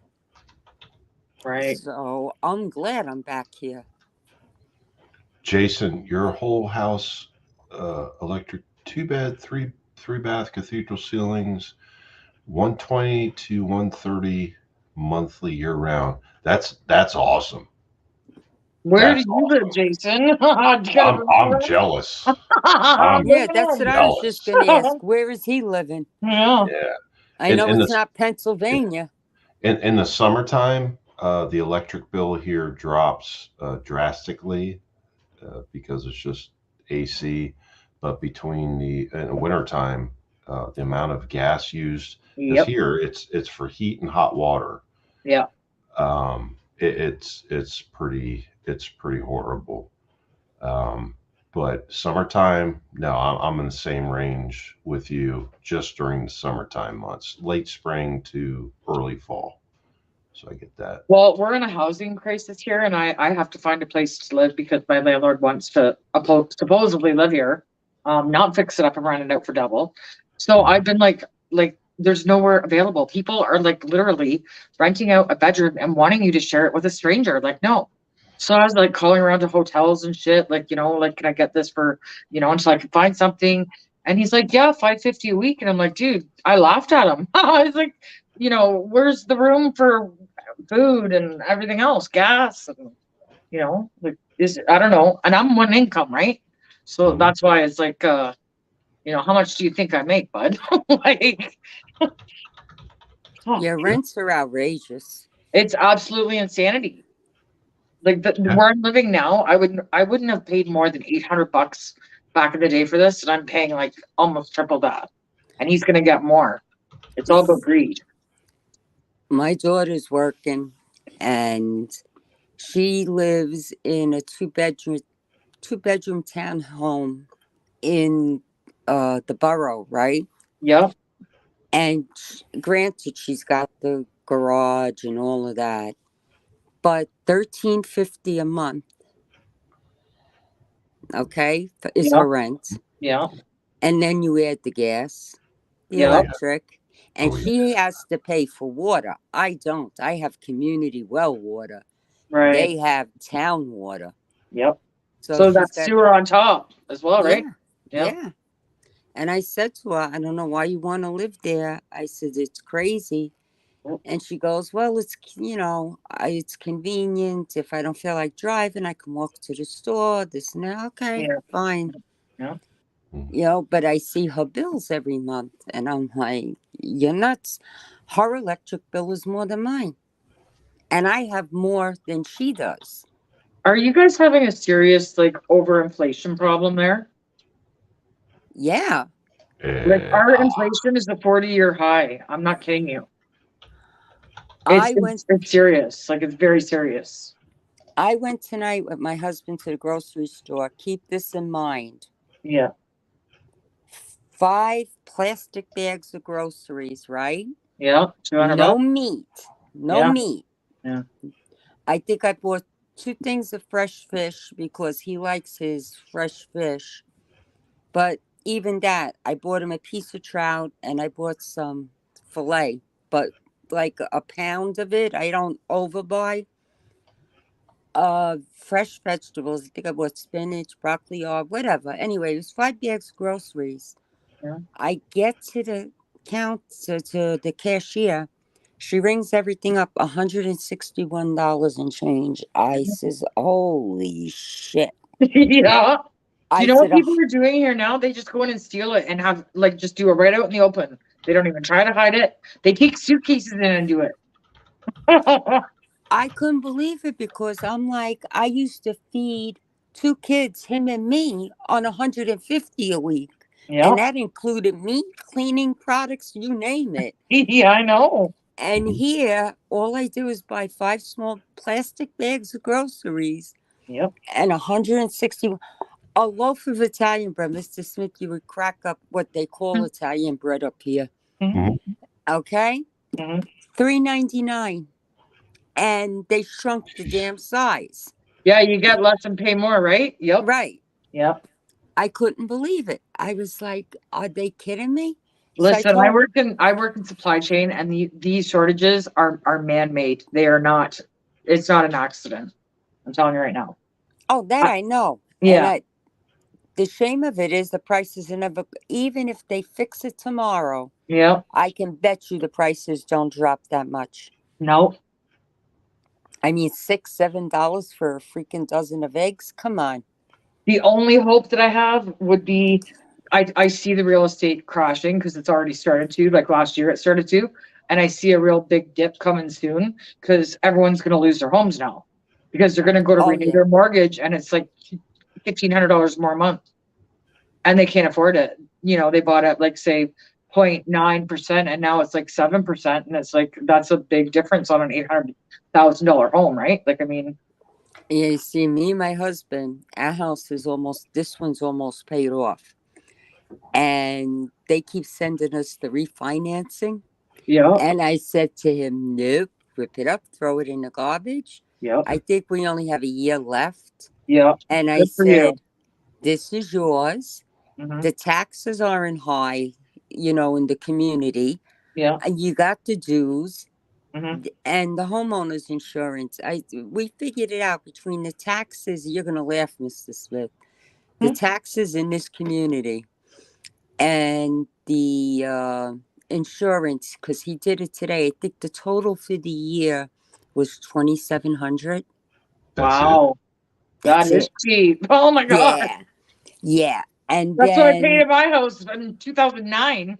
well, Boy, the other house I was paying close to 6,000 a year. yeah. Oh, shit. And what else did he figure out? That was just yeah, with everything included, the s- the school tax, the county tax, Oh, yeah, Pennsylvania with the school tax. Oh, and yeah. the homeowners insurance. Yep. Yeah. Oh, that's nothing. You get your utility bills now, even the cable bill. They have a township tax I on don't even there. have cable. I've internet only. That's Oh, it. my husband yelled today. He says the cable's going. You got all the streaming. He says you're going with the streaming services. And you know And what? That is good enough, anyways. yeah, it is. Because you find out what's going on through social media, and you can stay away from what stresses you out. You know what I mean? And Uh huh.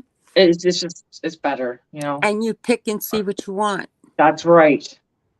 I have to Pain like Bane. I didn't answer which question. You asked if I had gas and you laughed. And I said, no, not right now. And then you I, said, you didn't answer my question. I'm like, I have gas to the house, but I don't have gas. Is that what you mean? What are you talking about? I haven't heard him farting or anything. Oh, boy.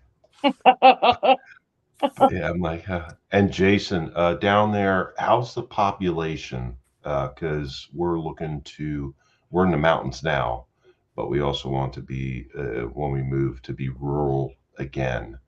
Is it Where did he coming say he's back? from again, Jason? Yeah, Jason's, yeah, No, where Jason. where did he say he lives though? Or did Oh, he? down at North Carolina mountains. Okay. Yeah, North Carolina Okay. I mountains. got people down there. Yeah. So, and Edwin's granddaughter lives in Fayetteville, he said. So that's pretty cool. Fayetteville, where? I guess North Carolina. Is Oh, that yeah, okay. that's North Carolina, right? I Yeah. thought it was Yeah, because we got Kentucky. a Fayetteville here in PA too. That's why I asked. Yeah. Oh, yeah. Yes, there is a Fayetteville, PA for sure. Is there? Nunzio, what's up? How are you doing? Aqua Velva. Come on now. Do you drive an IROC? Edwin, I won't forget next week is Valentine's Day. Mrs. Smith will probably have me at knife point and everything will be fine. Well, all I'm saying is if Dakota doesn't get me anything, he's out. My dog. Yeah. Are there any questions from, because this is like, let's go back to the Q&A thing. Yes, So, I apologize because you were talking about that guy no, with no, the long no, no. history. I turned the channel over to you two when I went and spoke. So. Yeah, but you were telling us that story about that guy with the long history that didn't die that night in the canine. Yeah. Canine. Yeah. I'm not going to say his name because he doesn't. No names. But after he got convicted, he went to prison, not jail, prison, and anybody should know the difference. He went to prison and started sending me, a couple troopers, like a bunch of letters threatening us, like threatening letters. And this dumbass, he said, if you'll submit a request to the court to release me temporarily so we can have a boxing match. Oh yeah, and I'll come pick you up. On the beach. Mm-hmm. Right. I'll be happy to do it. He was just mad he got caught and got his ass kicked is what happened. I mean, I got my ass kicked by the canine. I get that, but he got his ass kicked and got caught and went to prison. But anyway, he died of whatever causes, but he never saw freedom again after that night. But he would send letters like 2-3 times a year to me, and there was other troopers were getting them, and I'm like, what is this guy's problem? He just had this. He was crazy. Yeah, is what it came down. He was just crazy. So yeah. Was that the only time you had situations where you were receiving threats or anything like that? No, but that was the biggest. That was the longest duration of one person I ever had to deal with. That when I received threat over a long period of time that happened. Yeah. So, but he's gone. So whatever. Yeah. But no, that's not the first time. No. But whatever. I mean, all right. I'll tell you his first name. It was Nelson. All right. Well, fuck you, Nelson. You got what you deserved. He's sorry. He's gone. He's not a good guy. He's long gone. He's done. He's no sympathy, now. no empathy. No, not for those people. Not for that. No. Hey, Rudy. Thanks for the time check. Appreciate it. Mr. Smith, let me ask you a question with the fire department. Yes, ma'am. Why is it if dry events are almost the number one cause of fires? Oh my God! Because they get clogged with the lint. The lint, and people don't clean it out on a regular basis, so that causes the heat that comes out of a dryer is immense, and that will cause the lint that's caught in it's basically like a flexible pipe, right? The right. vent. I understand that. Yeah, and that's what basically.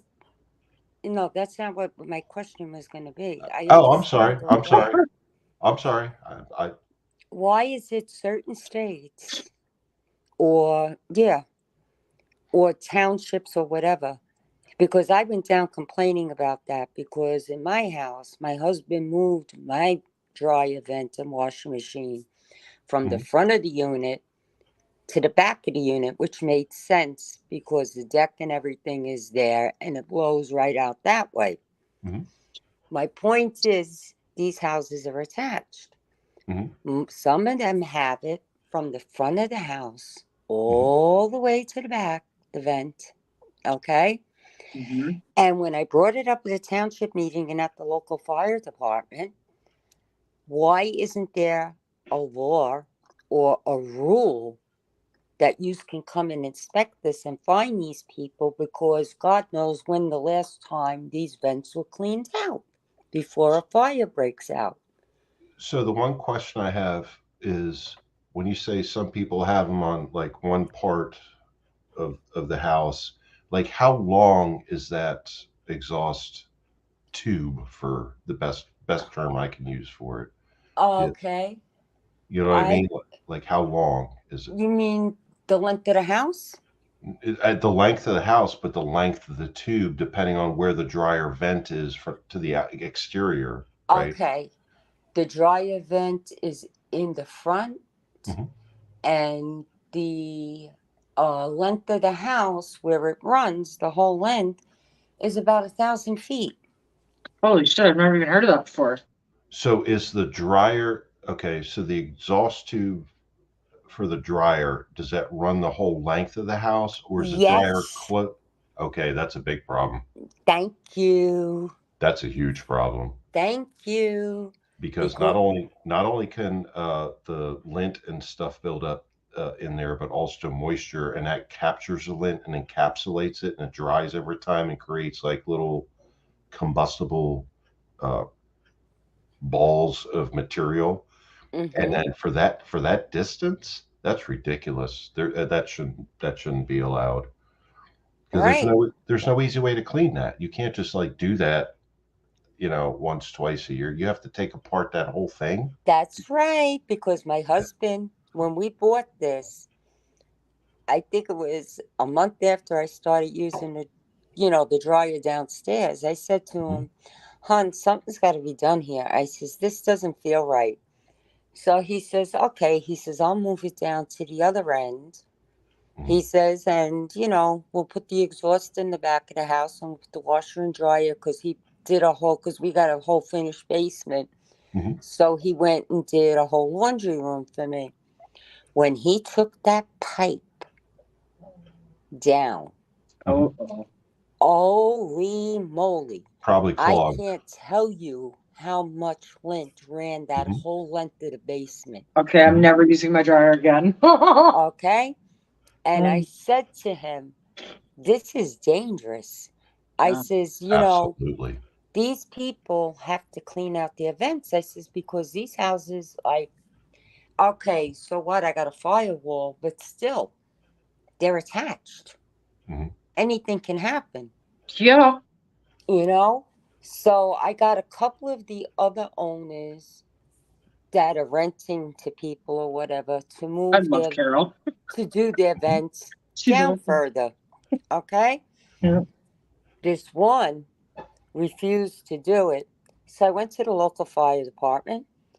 They told me, "Oh, we can't come and find them or inspect them or anything, mhm. Unfortunately, there's no law on the books. We have to wait until something happens." I says, "Excuse me?" Whoa. So they said, "You got to go to your township and have your township put a law on the books." I go down to the township. I'm fighting with the township. They're not doing anything. Yep. They're like, "Well, you get all people together, have everybody, blah, blah, blah, blah." Typical government. Yep. So I says, "Okay." I call a homeowners meeting because I'm the president here. Oh yeah, I love her. And I get the board of directors before the meeting, Yep. right? Yep. And there were of us on the board. And I turned around and I explained the problem and that the fire department wouldn't do anything. Township won't do anything. So I says, two of you, I really don't care because it's your units that are going to go up. I said, "And if my unit goes because of your negligence, Mhm. I'm not going to my insurance company for my money to rebuild my house. I'm going to you." Yeah. So there was a consensus and they got outvoted 5-7. Good. I went and had them institute a $2,500 fine Good. Oh my that if God, I need to talk to you more. I that need if to the get things done. that if the vent isn't Yeah. cleared at Mhm. least every 6 months, or they don't change it and move it down to where they have to, they get fined. Mhm. Every 6 months. That's very, very concerning to me because I've been in this place for almost 4 years and my landlord has never even changed a furnace filter. Or I don't even have, we were supposed to have or what do you mean? A fire, the thing that went Fire out, extinguishers. an alarm outside of each bedroom, and you're supposed to have Hmm. the CO2 level on our carbon monoxide detector on Right. each floor. I have nothing. That's way against the rules, but I don't care. Like, I mean, I know it's only me here. I don't, have any candles or anything going. I don't even leave the house with the dryer on because I got a dog. And I do think of that, but now I'm really worried because it's like, you know, 6 months. If it's supposed to be done every 6 months and it's been 4 years, how long was it No, for I, that? I instituted it every I six know, that's months. what I mean. Like that's probably good protocol. And I've been here for 4 years. And how many years before that has it not been done? So now it's like, you know, I'm really lucky, I consider myself. Huh. Right, and I've got a smoke alarm on each floor, Yeah, and I've got the carbon monoxide too, yeah, because I don't take any chances. yeah. You That's know, why I would never want to live in a building because I fear fire. Like, I mean, it's, you know, well, one thing about the fire department, I do know that they come around and they inspect the houses to make sure not only that they have the smoke alarm and carbon monoxide detectors, yeah. it's also a law. That's what made me laugh. Mhm. It's also a law you have to have fire extinguishers in Oh, the house. Hmm. Oh, so you can find me for not having a fire extinguisher if I don't have it, but you can't put a law down on your books about these dry events. wow. Go I, I figure. I can't tell you, Carol, how many dryer fires I've been on when I was in the volunteer fire Are rescue side. you serious?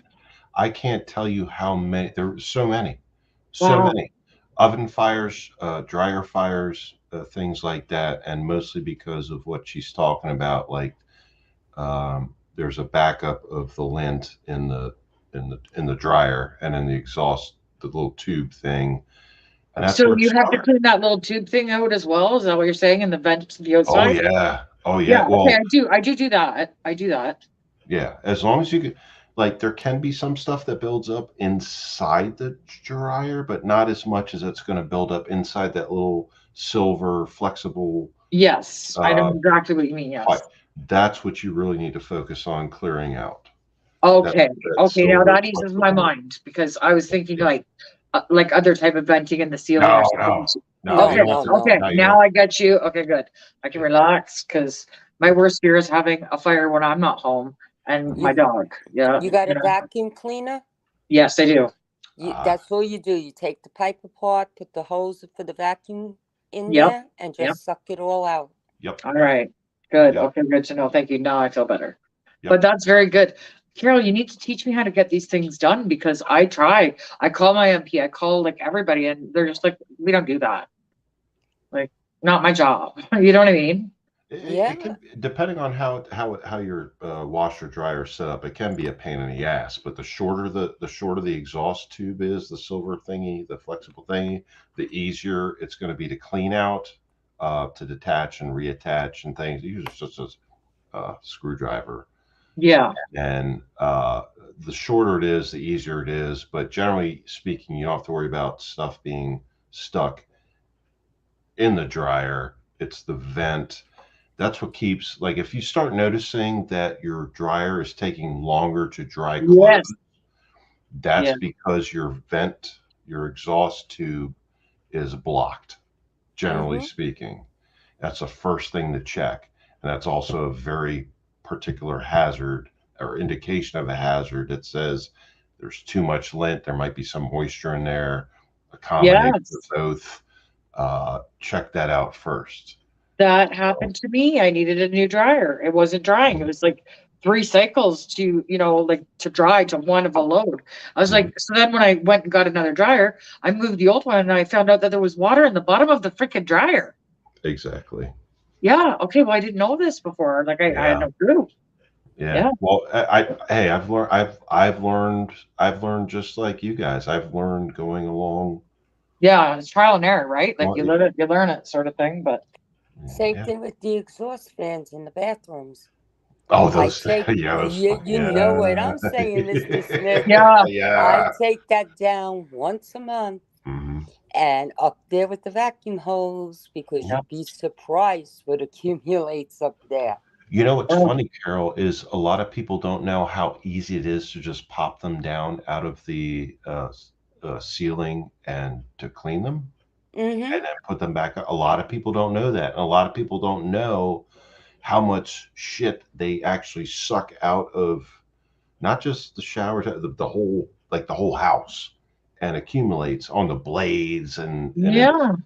Well, that explains a lot in my bathroom, I Yeah, guess. it's kind of similar to the dryer exhaust. They kind of function the same way.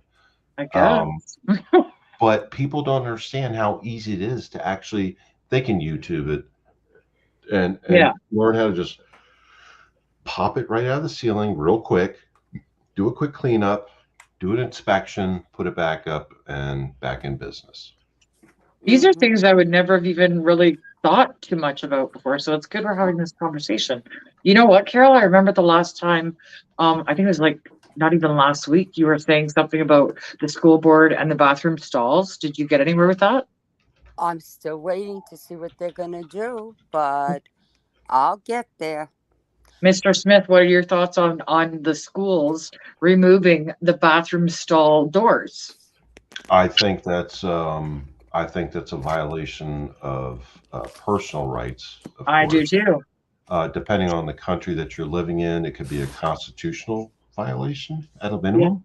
Yeah. At a minimum, uh, Well, now we're falling into a gray area because of all of these things that they're adding on, all of these labels and stuff. And there was an incident in a bathroom where a man was walking around naked and a minor girl was in there and she did get assaulted and it's a pending lawsuit now. And it's like, why are these people allowing this to happen? These are well, innocent children.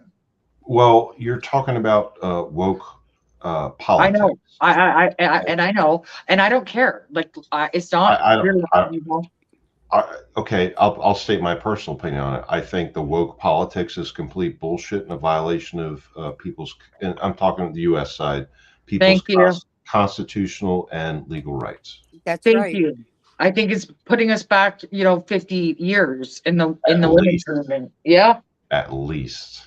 And I feel also that it's a very unfair advantage for, say, a woman or no, a man to become a woman and then want to compete in like Olympic sports. Like Oh, you're stronger naturally. Like, I don't, mean, don't you get me know, started on that shit. yeah, Yeah. If I if you was were if you were born with a penis, you're a man. right. If you know, fucking They're God, taking it who, too far here in Canada, I'm telling you. who needs science and biology anymore? It's crazy. It's crazy. Who needs that shit? It's just like let's just throw it out Mm. the window. Fucking assholes. I I fucking hate people. Mhm. I was explaining to Kim my argument with the school board is I have nothing against transgender. That's right. Give them their own freaking bathroom. That's They right. don't belong in the bathroom with my granddaughter. I'm That, that's sorry. that's fine, and I can accept that. I can accept that for sure. Um, Mm-hmm. I have a few. Well, they're female, gay friends. But they're females. So like, I don't hang around with like gay dudes and like party and Hey, stuff. live your best life. Just leave it No, to God. You know what I mean? I'm That's all I'm fucking. I'm saying. being a smart ass. Yeah. But but yeah, separate just because you think or believe or you have gender dysphoria or Yes. an operation that makes you believe you're the opposite sex of what you are. You have no business being in an opposite sex bathroom, shower, anything like that. You know what they're doing here, and I don't know if they're doing it there, and it's good to have these conversations to find out if it's the same or not. But they're allowing young minors to get gender reassignment surgery even before they hit puberty, guys. Like uh, that's a very young and impressionable mind. And I just I in it's in the creepy. in the States, they're pushing that kind of shit. Well, if you look in the news, Loudoun County, Virginia, which is not that far from me, they're fighting that kind. Well, the Loudoun County government, school board or whatever, tried to create this environment that pushes for the Yes. that type of thing, and Yeah. people are fighting back left and right. And they've made national news. Oh Of, yeah, and they're doing the same here. But to take it even a step further, is they're telling the children, you know what, you could be Jill today and you could be Jack tomorrow. And if your parents say no, then you just call children's aid on them. And they're removing children. Like, I mean, it's really overstepping, I think. I'm trying to be open-minded about it, but it's not. Like, leave it to the children to decide at 18, like, come on. I think the time to stop being open-minded about it is when they start directly attempting to expose children to it and teach them Yeah. certain things, mindsets, values, things like that. Yeah. It's up to an individual person to decide what they want to do and be in life. It's not The your school. government, the school, the government. It's not up to them. It's up to an individual. If someone wants to be trans, fine. I don't care. Yes. Yeah, me If neither. someone wants to be gay, I don't care. I don't care. But don't try to force it upon other people. And don't say that other people that don't agree with it have to, in the bathrooms, I'm talking about, in the Yeah. shower, Mm-hmm. things like that. They Don't call say us they names have to and say deal we're with it. racist. And it's like, what does racist have to do with anything? It's not right. Yeah, it's not. I It's not know. They're right. idiots. The more they talk, it's just like, shut up. It's fucking They're crazy. morons. Yes. You guys are I making me And get you know home. what? We had one at a fucking library, and a guy went and he wanted to live stream it, and they pulled the fire alarm. This is epic troll game. I loved it. They pulled the fire alarm. By the time he got home, his whole Facebook channel was gone off the face of the planet. He's done. And I find it interesting that the part that they're upset about is not that the children are putting dollar bills in their G strings, walking around half naked, but the part that somebody was there watching and supervising and filming. I actually, I have to be honest. I actually do that every Wednesday evening after 6 p.m. I just put on a G-string, walk around the house, Wednesday at 6. Yeah. and shove dollar bills down just to make myself feel better. But Hey, you do what you gotta do. it's horrible. It costs me a lot of money and time. I shouldn't Dollar do. bills, make it rain. What Yeah, man.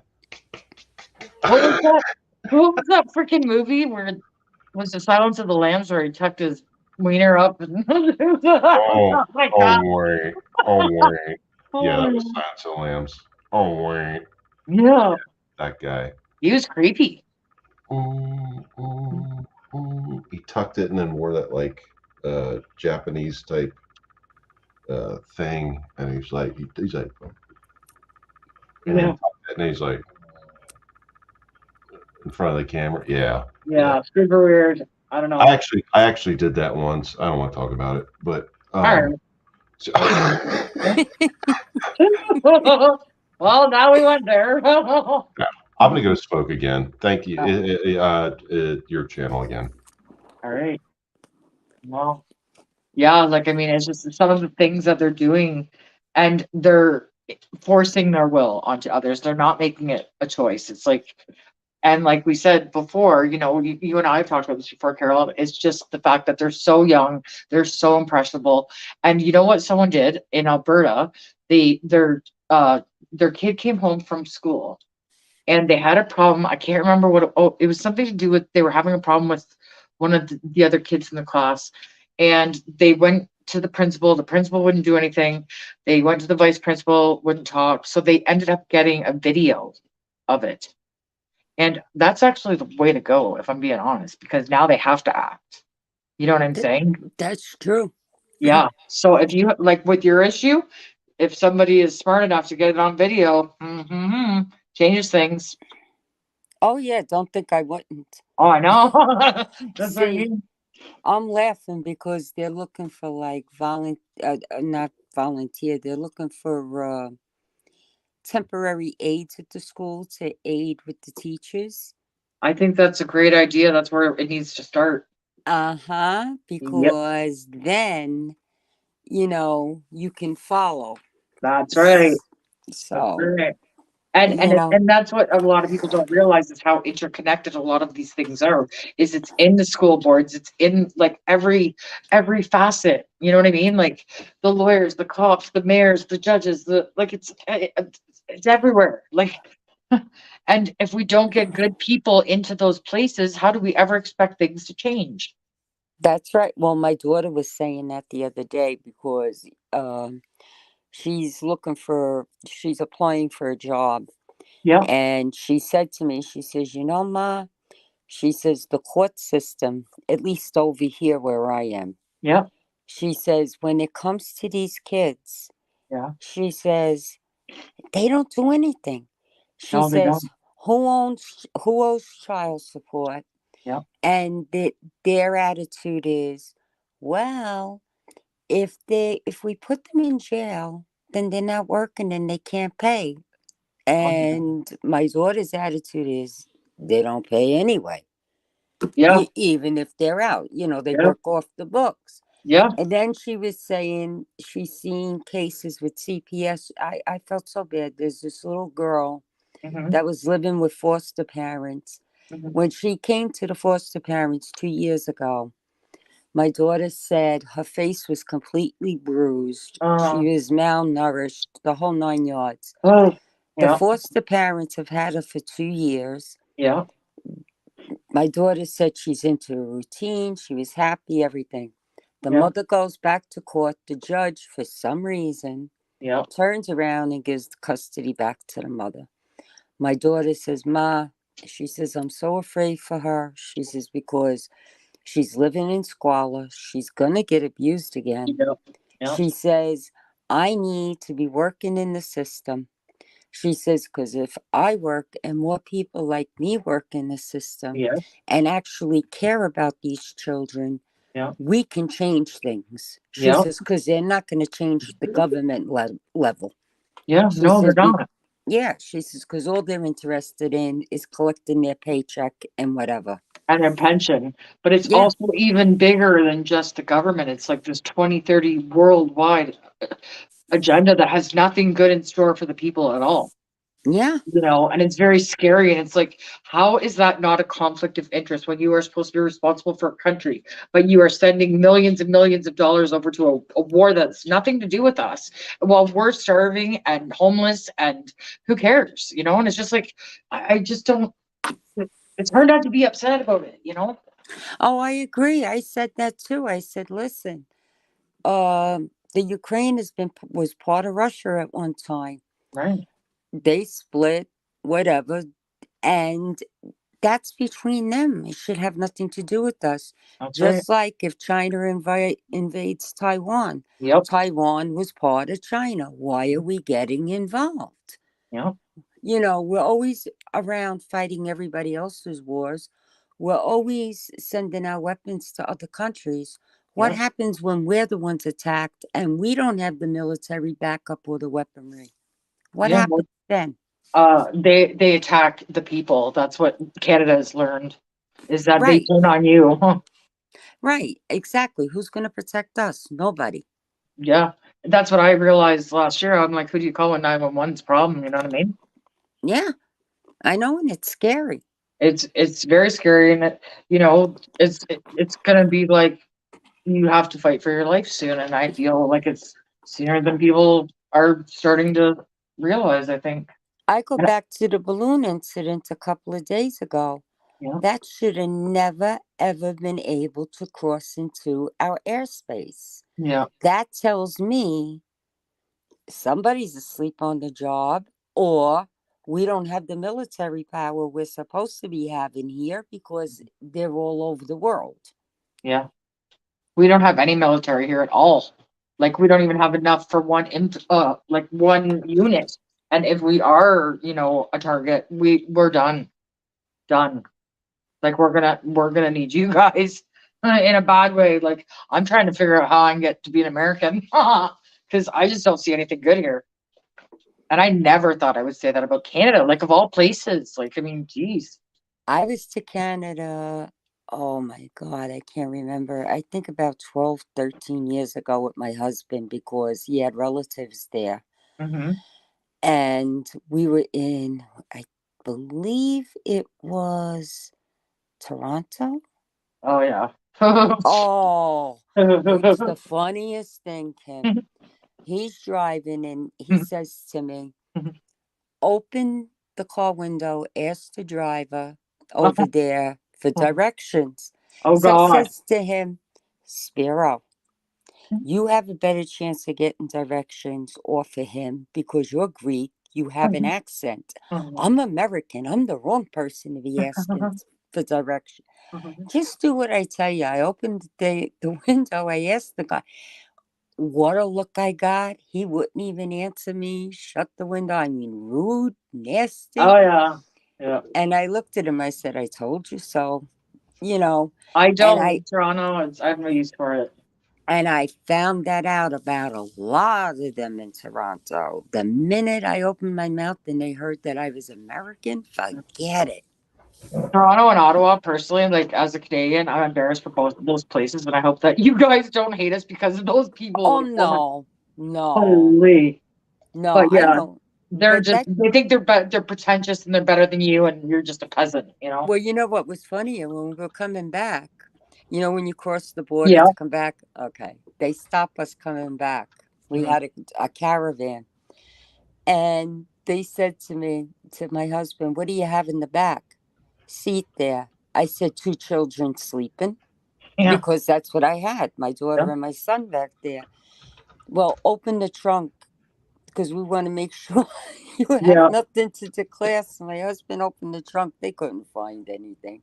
Mhm. And I'm looking at my husband after we crossed. I said to him, was that the Canadian side or was that our side? And he looks at me and he goes, it was our side. I says, so son of a bitches.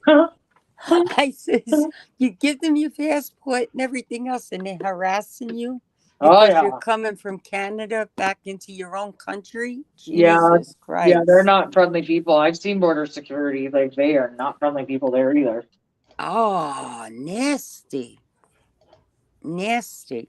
But the joke was on them because the two packages in the back were my two children. Idiots. Idiots. Do I'm you do you, telling you. do you two fine ladies have any question? It's Q&A kind of thing. I'm Any trying to question? think of For me, like anything to ask me. No, Mr. Smith, in fact, I'm going to leave because I got to get Oh, up in the morning. okay. all right. Good night, Carol. It was good to Good talk again. night. Same here.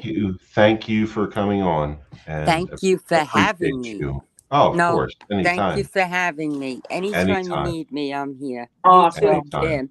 Thank you. anytime, Back at Yo, you. yo, you got it. Good night. anytime. Good Have a night. good one. Okay, so question. Yes, ma'am. So, like, when you were, did you say fire and It like, was fire rescue and EMS. Yes, so did you do that voluntarily or in addition to yes. police? So you And were a cop, and then you on it your off was time you did it that? was it was volunteer in addition concurrent. So I was a cop for 30 years. I did volunteer fire rescue EMS for about 15 years during the same time. Oh, 15 years. Oh my God. So it's like essentially working two jobs, or were you just on call, or like for the volunteer part? I mean, So volunteer fire rescue, you can have, it depends on where you are. So you can have assignments where you yeah, have to report for a certain period of time per right, month, right. or you just have a pager on your side, and when the alarm goes off, your pager goes off, and then you go. I did basically the when the pager goes off, you go. But I spent a lot of time in firehouses, Yeah, just like when I'm off duty, just hanging out. yeah. And My uncle was a firefighter, and he did too. In fact, he even had his mail go there. Like, I was like, "What the hell? Did you live there?" Like, jeez. Yeah. well, well, some volunteer houses they do have people that live there. Oh, Uh, really? I did not know that. yeah, and they're part of a program usually. Like they have to meet certain requirements. Like you have to serve this amount of hours. You can live here. We'll give you room and board for free, or at least a room for free, but you have to be available for calls for service a certain amount of time, and you have to clean, maintain apparatus, equipment, things like that. Um, In a but fire yeah, hall, they allow people to live there. Is am I understanding that right? it yes, Because my professional. uncle did. We joked that he lived there, but I didn't know that they actually did do Yeah, that. there are volunteer. My first volunteer fire company still has that policy in place where they allow, and they have two stations where they allow people to Wow. live there as long as they commit to performing certain work around the station, depending on you know their schedule, like if they're in college or if they're working or whatever. Yeah. You have to perform certain tasks and get things done, commit a certain number of hours. But yeah, free room and board. Wow.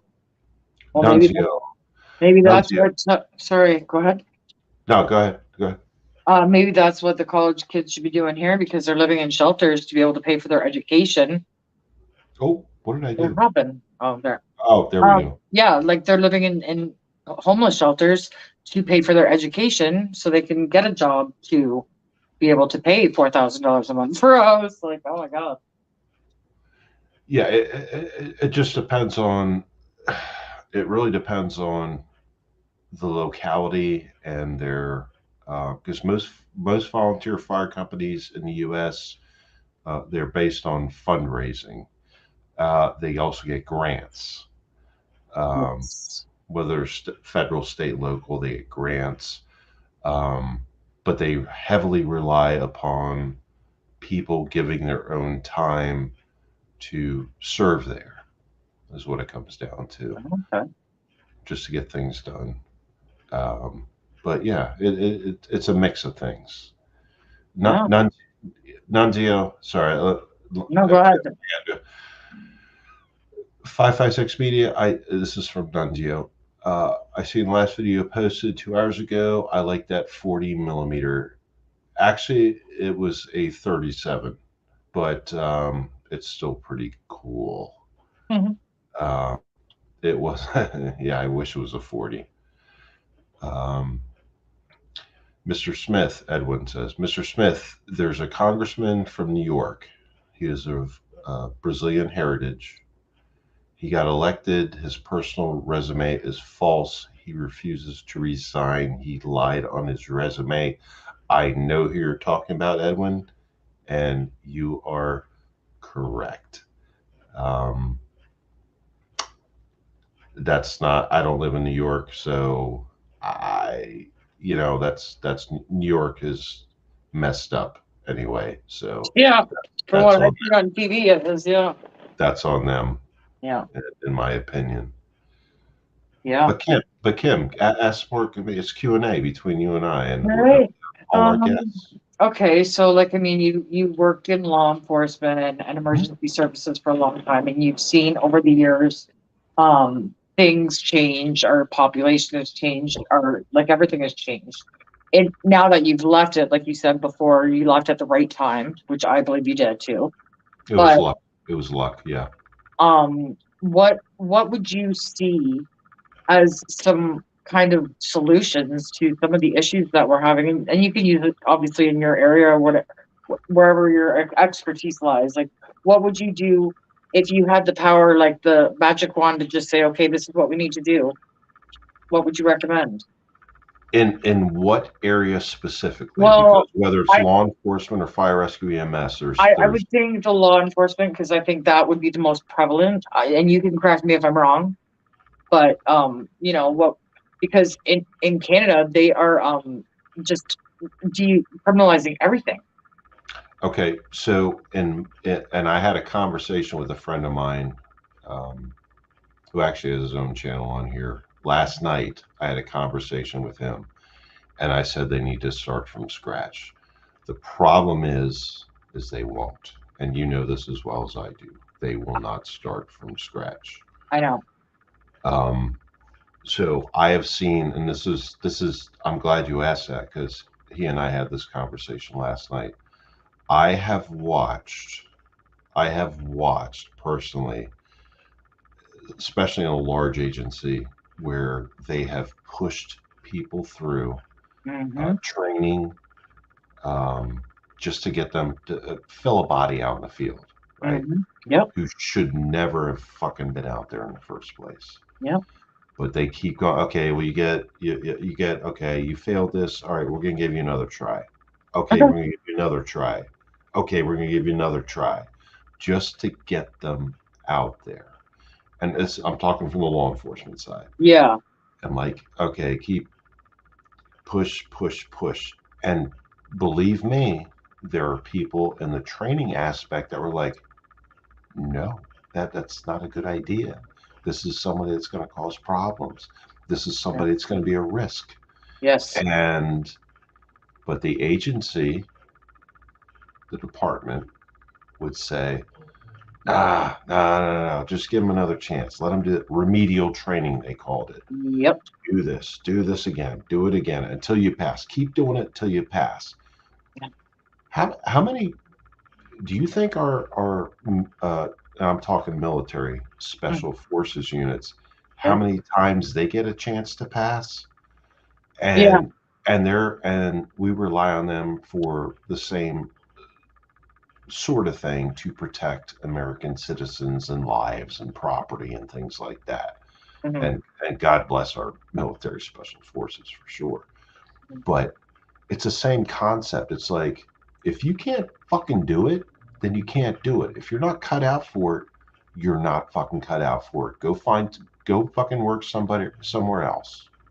And You it know? just seems to be these cushy fucking jobs with all this padding and tension and bullshit that they just seem to get away with everything. And it's like the average person like me, I wouldn't get away with half of what they do No, and make and a third of what they make. Not even a right, tenth.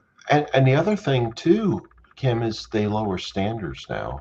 I know. They really do in Alaska. They keep lowering standards just to get more bodies and to fill uniforms and slots. Yeah. And then they keep even though they're giving them bonuses, lowering standards, Oh, giving them bonuses, yeah. and pushing them through training Yep. like it's a conveyor belt. Yes. Yeah. So, What do you it, think about this in Vancouver recently? In mhm. January of this year, they have now made it legal. Well, no, let me get the wording right. Is it's decriminalized to carry up to 2.5 grams of any hardcore drug, including fentanyl, cocaine, crack, any of the hard drugs, meth, any of them. And that's in place for 3 years. That means if a cop comes, they are allowed to possess that. They don't get it taken away from them. And I don't know if this part's true, but they may be eligible to have it provided for them. Now, what would ever possess them to do this? And how do they think that's going to solve A, the opioid crisis, and B, the homelessness? Because that's the people they're targeting. So, in my opinion, well, actually, I want to hear yours first because you're more qualified. As far as a marijuana goes, as long as it's completely 100% It's not marijuana, like nat. it's the No, I'm, hard I'm drugs. I'm just talking about the drugs in general. So Okay. I'm starting at the baseline. Okay. Okay. Yep. So it's 100% no, it's not legal. Natural marijuana, not Okay. man altered, not chemically altered. Okay. I don't care, and I spent a I know we're lot of talking about time this. uh, working on uh, on that stuff, Yeah. or against it, depending on your perspective. Right. Um, but as far as fentanyl, Yeah, we that's a killer. we see exactly we see time and time and time again where fentanyl just kills. Yeah. Overdoses. They're putting it in, and they're mixing it with everything now. Yeah. They're cutting product with fentanyl. It Wow. used to be just baking soda or flour or whatever. Now they're just saying, just use fentanyl. And where's it coming from? Well, to me, wouldn't it make more sense to be going around handing around those kits that if you're overdosing, you can save somebody instead of giving them the damn drugs and the freedom to just use in the streets? Like, what, So, what, what would possess them to do this? Like, other than pure evil? so I can only give my personal opinion. Right. Yeah. Yeah. I Yeah. know my I know my professional experience, but Right. my personal opinion is it's politicized. Um, it's also a complete disregard for human life and Yeah. health, The undesirables, right? and well, anyone. But yeah, undesirables. Okay, yeah, but just for human life in general is my Yeah. opinion. Yes. And these are politicians doing it, and I do Yes. not like politicians Neither do I. at all. No. But they Um, were specifically focusing on the homeless population. the homeless population. Hey, Tony Abbott, the homeless population. Yeah. Uh, they don't. Politicians don't give a shit about them. You know what I think it is? I think they're just trying to get rid of the problem and get rid of the overcrowding, you know? I, I I can't disagree with that, but I just think politicians in general don't give a shit about anybody. Well, no, they don't.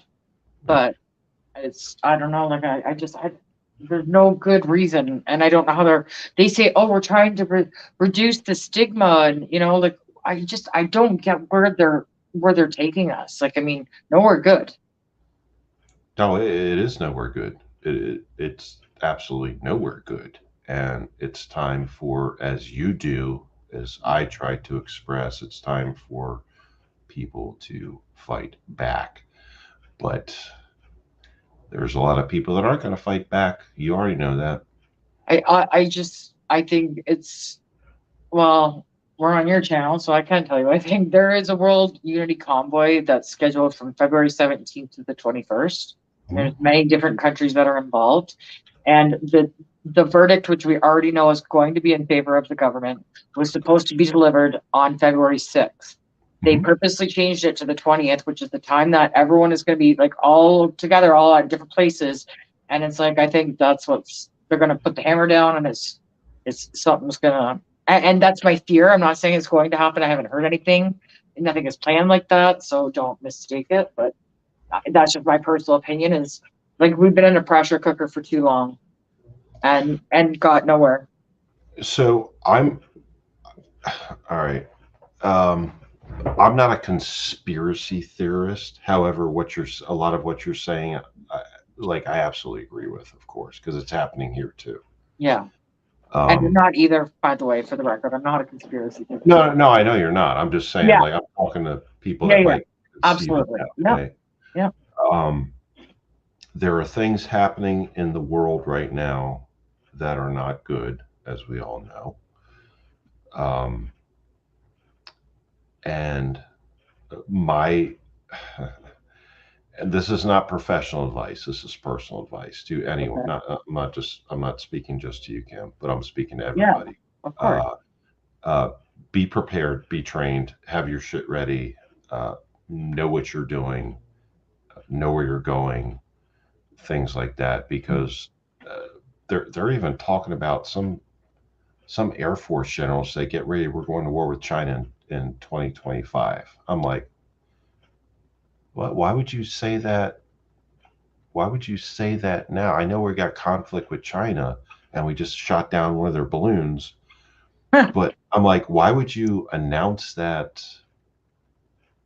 Uh, you just don't do that. And even people in the military are like, why did he even? But it was an official memo, Oh, and it's like, okay, well, but I think I'm a prepper. I've always yeah. I can tell you for at least 20 years, I've been preparing and training, like on a personal level, not the professional level, just a personal level. Yeah. I've been preparing and training supplies and whatever. Something's going to happen.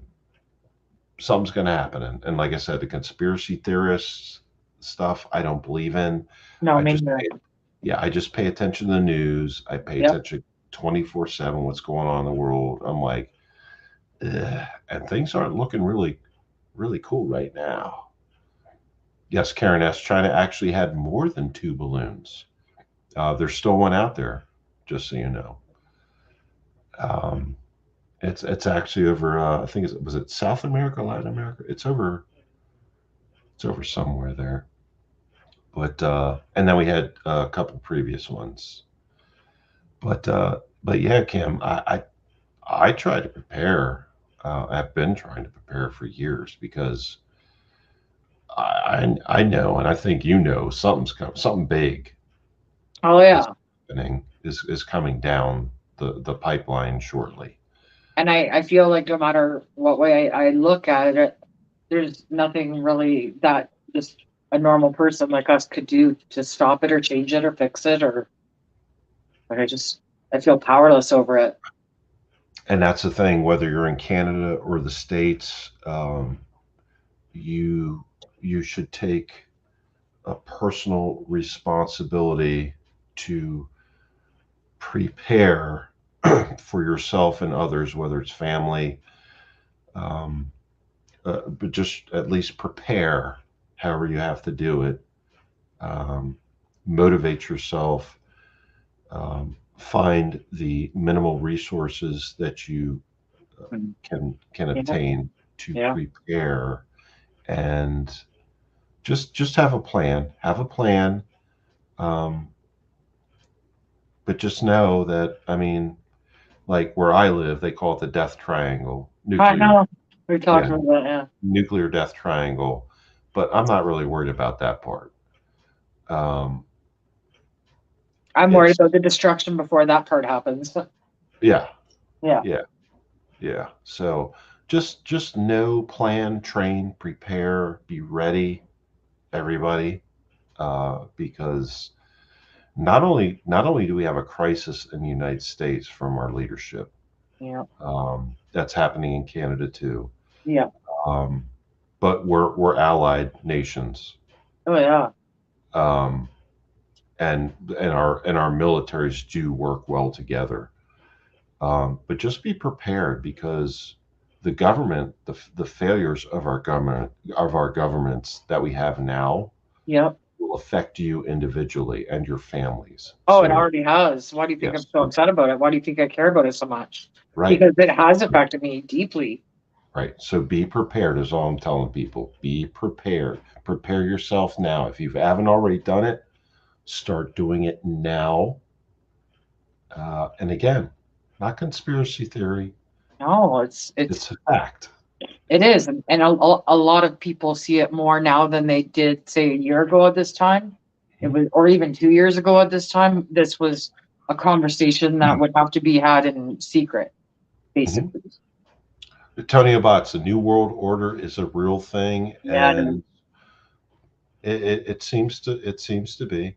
I can tell you this much, Kim, that the states are the closest. We've talked about this Yeah, before. yeah. We are the closest to a second American Civil War than ever, and that is because of a complete failure in leadership at the federal government level. Agreed, 100%. I don't want it. I Me don't want neither. I think it should be their kids on the fucking front lines, but guess what? They're going to be in their bunkers safe, and we're all screwed. they're going to be right down the street from me, just like they were during 9/11 in a mountain. Wow. And you know what? I don't want it. I'm not anti. I'm not anti-government. I'm anti-politician, and I am prepared and trained. However, I don't want any of this. I want my kid to grow up like I did, Yeah. in a great world, a great country, understand our heritage, our values, our constitution, everything that's good about it, Mhm. right? But unfortunately, I believe what I've come to learn the last couple of years is we're headed in the exact opposite direction. That's just my opinion. That's a personal Me opinion. too, and it. it pisses me off that, like, everyone's like, oh, be peaceful, be peaceful. And it's like, how long can you be peaceful when you've lost everything? You're screwed. Like, you see the writing on the wall. And like, I'm not prepared like you by not even a fucking close stretch. And it's like, where do you even go that's safe at this point? Like, there's nowhere to go that's safe. Well, go get your updated credentials. Cross the line, and I'll teach you how to. Well, I'll teach I you how have a to. passport. No, Yeah. I know, but you said you had to update something. I forget what it was. No, I don't think so. Oh, you said you had to update something. I thought. No, my passport is so good. I went and Oh, got it before COVID, and I haven't used it since. well, So come down, Me and Mrs. Smith will teach you how to do some shit. You yeah, can I know take how it to. back. I know how to live in the mountains if I Yeah, have to. you can take it back to Canada and teach some people some things. Trust me. Oh fuck, the borders don't like me as it is. Don't get me crossing no fucking firearms, Jesus. Oh no, I'm not. We won't send you Oh, okay, back with okay, okay, anything. okay, We'll okay. just Got it. train you. Yeah. Yeah. Who is the Great Reset is underway? Karen S says, yeah, that's pretty. Tony Abbas. The fact that current leadership outright lied and stole an election. If it happens twice, I fear there will be a second civil war. Tony, you're right. There will be or we are this much closer to actually having a second American Civil War. I don't like it, but it's true. And actually, Kim, I think of course, and a lot of people in here might know. I walked with Biden a couple times, like right Yeah. next to him, Yeah. and he was an idiot back then. That's back in the Yeah. '90s, Yeah. and he's even worse now. Yeah. So, but yeah, peaceful becomes complacent, I and think that's so. never good. That's what Tony Abbott said. Yeah.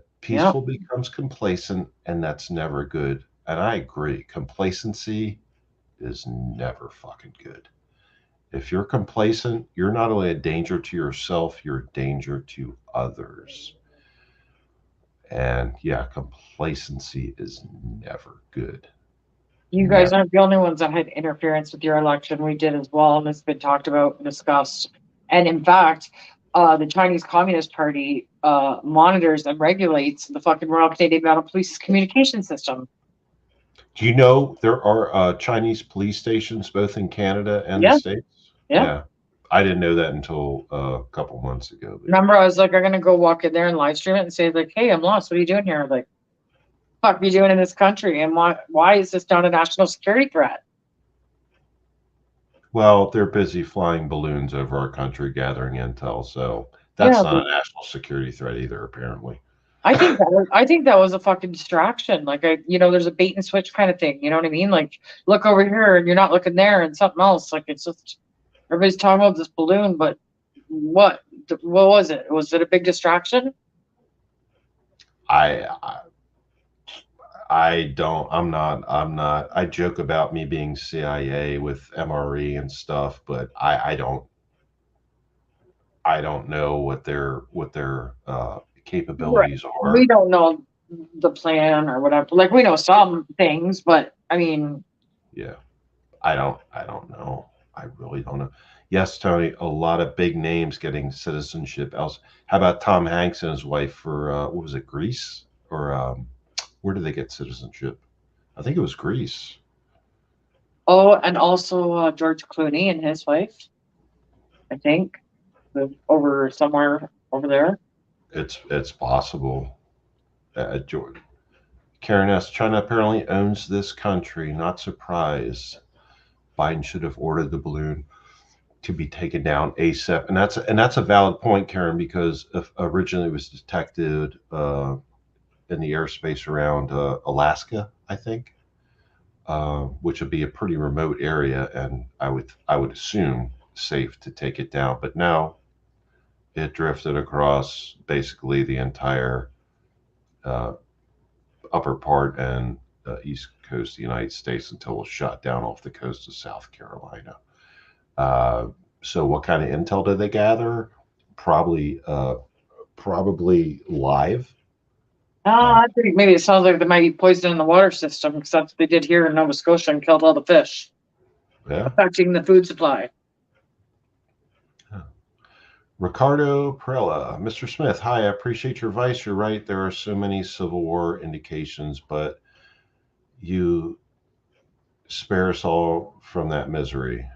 I have, I love USA. I don't want to see that for our future. Let's keep the peace. No, I agree. I agree with that, Ricardo. I don't want to see it either. Me neither at all. I'm not trying to spare anybody from, well, I guess I am trying to spare people from that. I'm just trying to just let you know my perception and personal opinion. I don't want to suggest that there's going to be one, but we are that much closer to another one with our current government and system that's in place. That's just my personal opinion. So I'm not trying to spread hysteria or misinformation or conspiracy theories or anything like that. I just read the news every day. I try to keep up on stuff. Ricardo, you're fine. We are getting along. There is peace here. Don't worry about it. I feel the exact same way. Like we were peaceful the first time they went, Gestapo on us, and we still didn't retaliate. But there's going to be a time when you're going to have to be put into a situation that you might have to do things you don't want to do. But I'm Mhm. certainly not going to go out and provoke it or encourage it or I start Yes, it. Yeah, exactly. I don't encourage it. I do not provoke it for sure. But I do not. I just pay attention to things me and try to too. be prepared. That's all. Yeah, That's all. That's all. Karen S. Basically, radical left wing thought has permeated colleges and the media. Men like Soros will destroy this country. I get that and I agree. I get that and I agree, Karen. Tony Watts, I'm not a conspiracy theorist, but I like to believe I'm fairly intelligent. Well, you are. Bill Gates is buying huge plots of farmland, and we yep, have food shortages. He bought chicken farms. We have an egg shortage. yep, Connect the dots. yep. So, Tony Abbott, I used to have chickens, but now I have friends that have chickens, so I don't pay for eggs. Sorry to say it like that. Yeah, I get what you're saying, but I'm just being a smartass. Yeah. Oh, my chickens were Kim. My chickens were assholes. They were assholes. I'll put a picture on my community page at some point of them assholes. But I started out with 6. I ended up with 4 at the end because raccoons, big ass mountain raccoons, killed. Yeah, yeah. Those fuckers would lay eggs when they got to be. I raised them from chicks, and when they got to be, I put them out. They were in the paddock and the coop, but they were free range. Right. Those fucking assholes would lay eggs like underneath stairs behind the outsourced HVAC unit. Like they were just like going around shitting eggs everywhere. That's funny. And you have to go around and find them. It's like it's literally like Easter, like a kid on Easter. You're going around fucking looking for Easter eggs every fucking day. They were assholes. I feel like this country is being threatened to vote a certain way. I bet for this next election, there will be riots. The current leadership has failed. Uh, Karen S., our current leadership, our current president was a failure Yeah, yeah, way before he was elected president. yeah. Um, that's just my personal experience and opinion, personal experience with him and my opinion.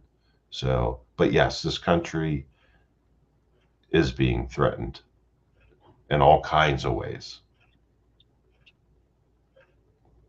Yeah. Kim, any questions and answers? Let's go back to Q&A. Oh, what did I don't know. I'm trying to think now. Not thinking about all that bullshit. Hey, Hang on, your show for a second. I gotta go to the washroom real quick. So. Okay, that's fine.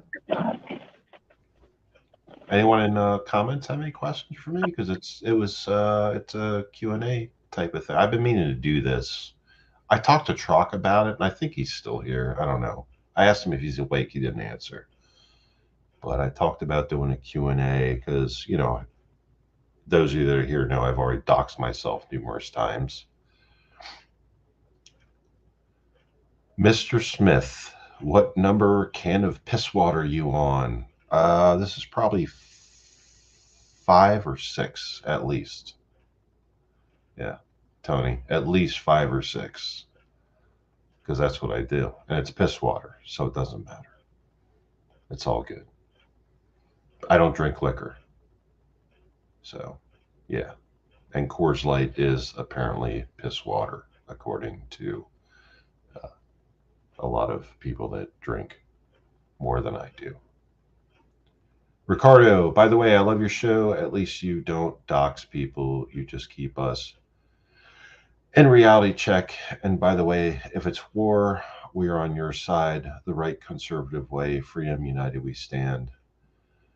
Our country. Ricardo, we should all stand together, no matter what country we are from, no matter who our leadership is. We should all stand together all the time. In the United States, we have the Constitution, we have law. I've always stood by and sworn upon both, and I still to this day stand by them. And that's what I'll do. That's what I'll do. Everyone picks your own side in your own battle. But Ricardo, I will stand by the United States Constitution and law. I will fight for my family, my friends, my neighbors, if need be. I don't want it. I don't want it. Do what I got to do, right? Tony, you're calling it a beverage now. Is it piss water or a beverage? Make up your mind.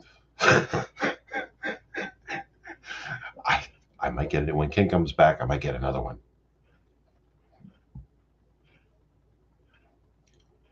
Yeah, Karen, we should unite. I am back. That's We cool. should unite. Canada and US. No. I was talking. Oh, sorry. No, it's fine. Ricardo was addressed. I just basically said everybody, no matter where you're from, stand together with your family, friends, and neighbors. And God forbid something horrible should happen. We should all stand together. That's all. Yeah. Wait a minute. Tony, how come you can't see anyone else's comments outside from mine and Karen's? It's been real glitchy lately. Like when I went live yesterday or the day before, I had no avatar on my, like it was a black screen.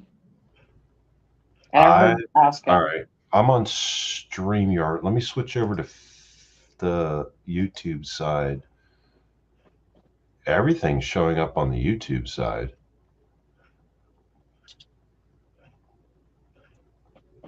I see everything on the YouTube side, Tony. I don't know.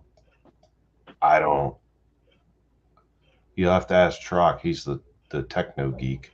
But Is he here? Everything. Well, let me double check. He was. Let me double check. He and Jerry were like breaking balls. Let me see. Chris Trock's still logged in here. What do you mean? You hit the at symbol in the comment section and then the name of the user. And if they're still in here, like logged on and in the chat, then it'll show up. And I'm typing right now. I'm doing at symbol, Chris, and right away it pops up Chris Trock. So he's still here. He probably fell asleep with it on. He might have. He might have. So, but yeah, Tony, I don't, dude. I don't know. Yeah, Trock, if you're still here, breathe. What's that noise? Yeah, I don't know, Tony. I don't know why it would do that. Trock went near his window. Better reception? Is that what you mean, or what? Oh, Karen asked. Someone has interrupted us. It was China. That's pretty good. That's pretty good. Truck went near his window. Yeah, he probably fell out of it. He's down there with the canary now. Oh, yeah. I'm going to let you take over for a minute, Kim, while I go smoke. All right. Because I have to smoke because my wife is quitting. I have to do it in the background. Well, that's fair enough. Ugh, I'm a horrible person. I know. I don't like smoking outside either, but if I have to, I have to, I guess, right? Cheryl, hello. All right, I'll be back. All right. Chris Chalk, are you in this chat? The weather was actually kind of mild today, and it was really sunny, and it was kind of nice to have a day like that because it hasn't been the worst winter, but it's been kind of cold the last and gloomy, and it's just like the end of winter blues, like get gone. Tomorrow's supposed to be nicer. I think double digits tomorrow. We go in different, I don't know what we are. We're like it's 20 here and it would be like 80 there kind of thing, but it's not going to be 20 here tomorrow. It's probably going to be about 12 degrees, which I would guess would be probably somewhere around maybe 60. Like, so it's still chilly, but for this time of year, it could be worse. Where are you guys from? My grandfather. Oh, I don't even have my other glass on. I can't see this. Hang on. Oh, me too. I'm so ready for spring. Totally. And like I said, it wasn't really a bad winter. We've had much worse. But it's like this time of year where you just kind of want to be done with it and like, let things start growing. I love New York. I've never been to New York City. I've been to New York State many times. I'm not far from like Buffalo and that area. I would love to go to New York, check it out. It looks pretty cool. He's doing. Do you still live in New York? Oh, you're in Rhode Island. Okay, right on. Right on. I've never been to Rhode Island, but I love the accents. I love your guys' accent. It's awesome. New York City was safe. Yeah, you know what? I actually watched a friggin' good documentary on that. And what was it called? It was the Khalif Browder story. And it was like when is it Rudy Giuliani was in charge and like just took over, the war on drugs and this and that. And this poor kid was 16 years old walking home. Got racially profiled, thrown in the back of a police car because somebody falsely identified him as a man that stole a backpack as a kid, not even a man, as a kid that stole his backpack. He went to Rikers Island. He spent over 3 years there and he was never even charged. He was just held because he couldn't come up with $1,000 in bail. And out of the 3.5 years he spent there, he spent over 2.5, I think, in solitary confinement and exposed to extreme violence. He got out of jail, and Jay-Z and I think it was Rosie O'Donnell were like speaking up for him because they wanted to see him succeed and be an advocate for this kid. And he ended up taking his own life. And then his mom took over the fight, and then she ended up passing away.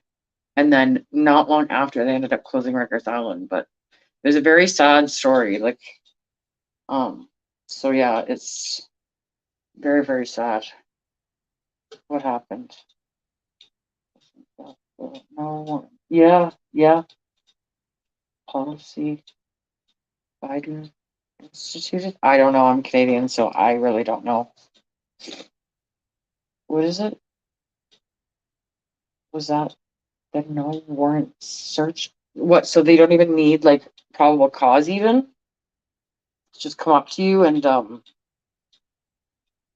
you know, toss you in jail, and because you can't get bail. They're doing it here actually, but you know what they're doing it here for? Is not because of a petty theft or because of drugs, because they're legalizing those now. But it's because we stand up for the issues that we were just recently discussing.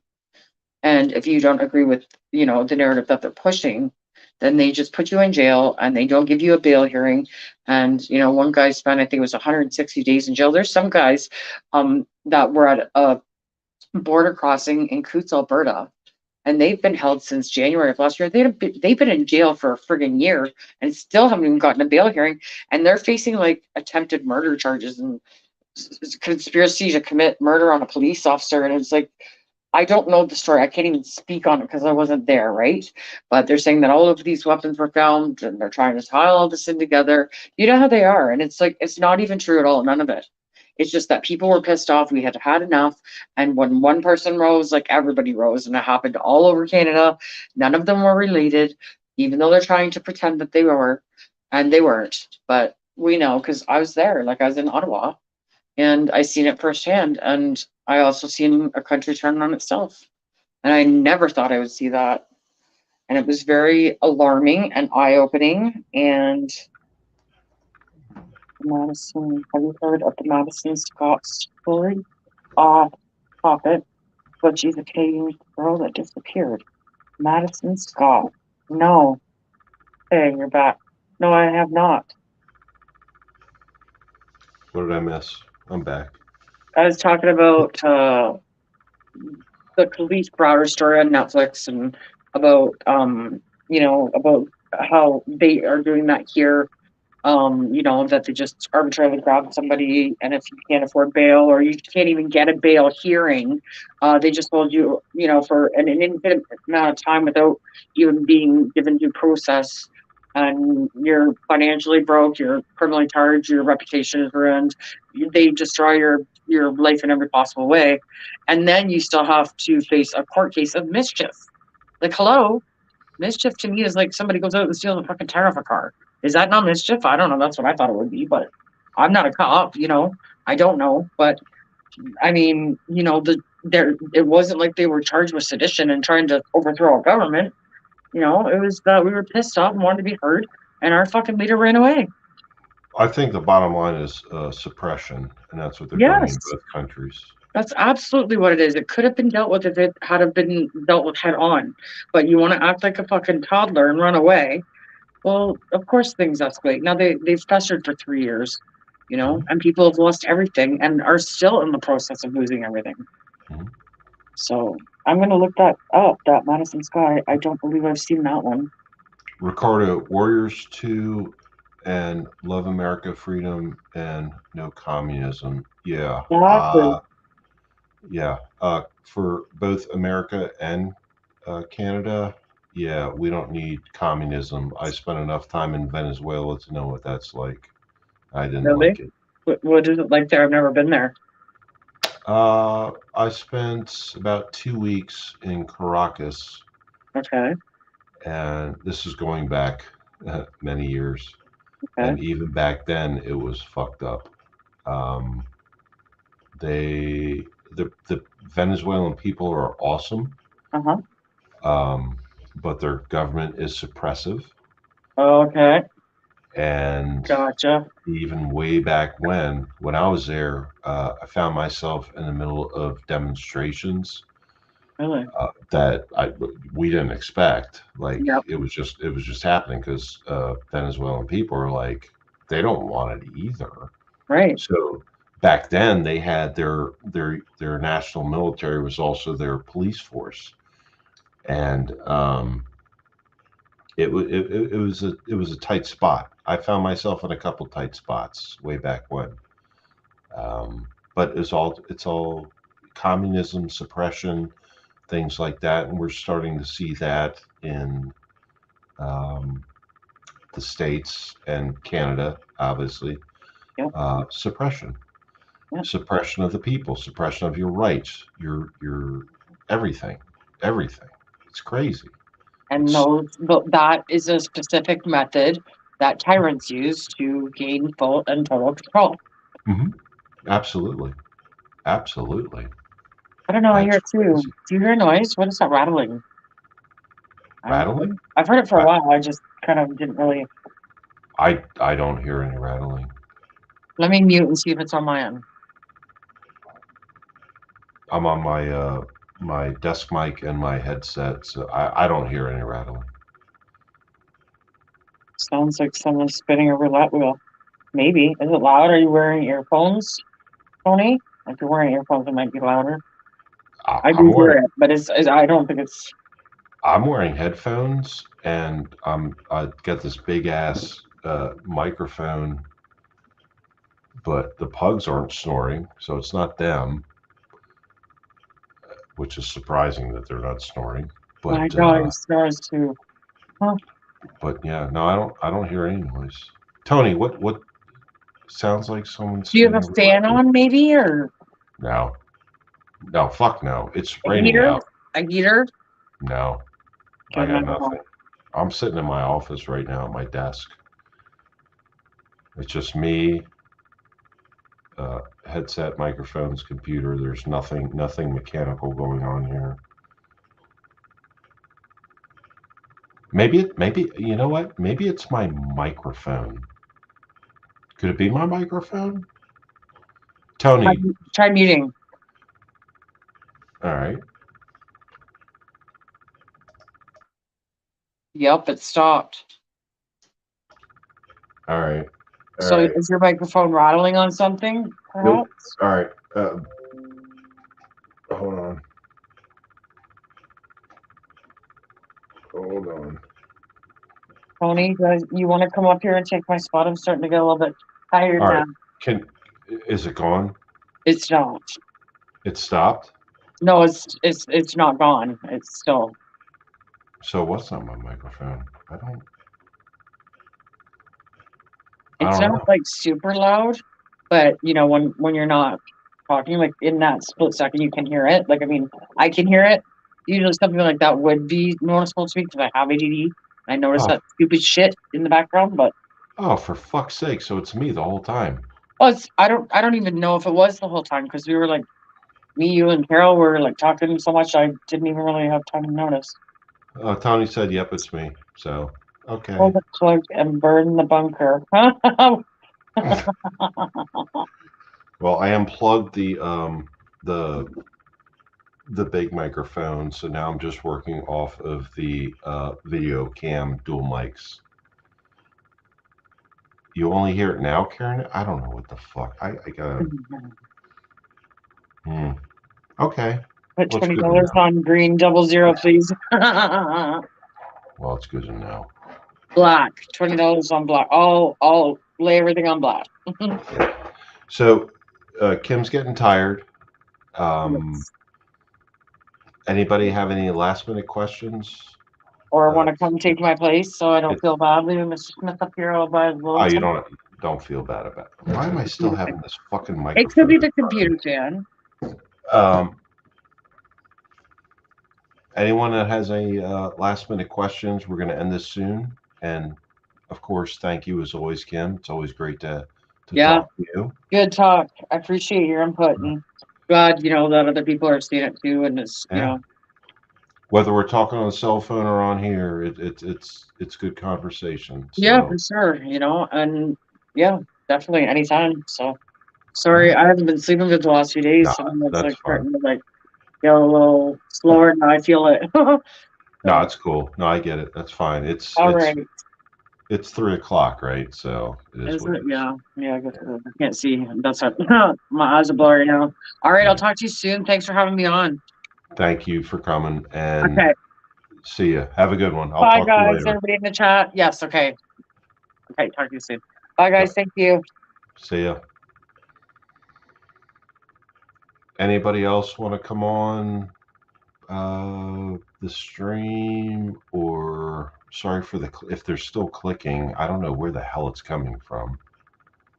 Um, but if anybody wants to come on real quick before I end this, ask questions. You could do it in chat. You can come on live and do it, but I'm going to end this soon because this was Q&A for me, like people to ask me questions. So it's up to you. You guys, 5 people watching now, 13 likes, which is cool. I appreciate that.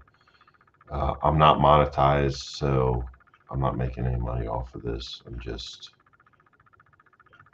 taking questions. That's all. If anyone wants to come on, now's your chance. Now's your chance to ask a question in the comments. Either way, it works. Let's give it's 3:01 a.m. Eastern Standard Time in the United States. Let's give it till, you guys want to give it till 3:05? It's up to you. You guys call it. You guys call it. 3:05. Now or 3:05? Cheryl the Regulator Lewis, thumbs up. Thank you, Tony Obots, of course. Let's go till 3:05. Well, it's 3:02 now. We'll go to 3:05 a.m. Eastern Standard Time. Tony Obots, I can definitely stay up for 4 more minutes. I'm old now. I take naps during the day. It's crazy.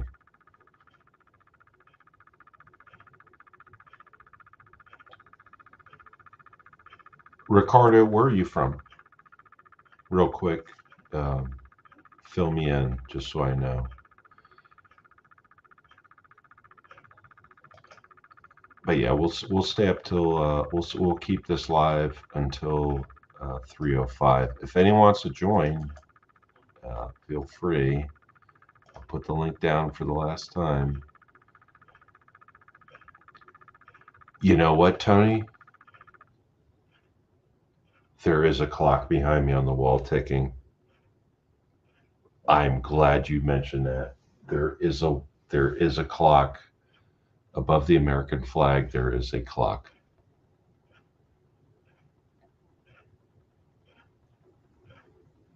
It stopped.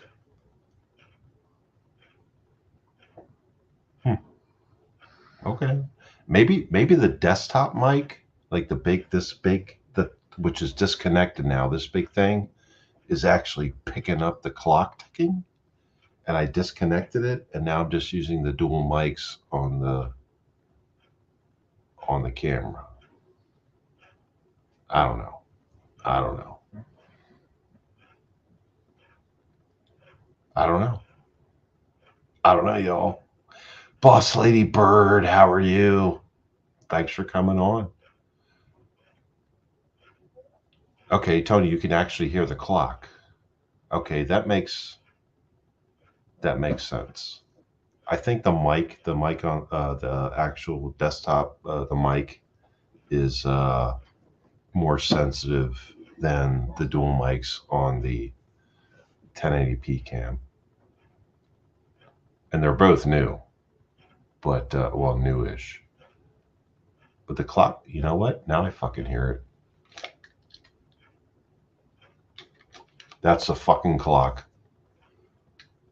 Yep, I hear it. Thanks, Rudy, for the time check. We all appreciate it for sure. And thank you, Rudy, for joining as always. Thank you, Boss Lady Bird.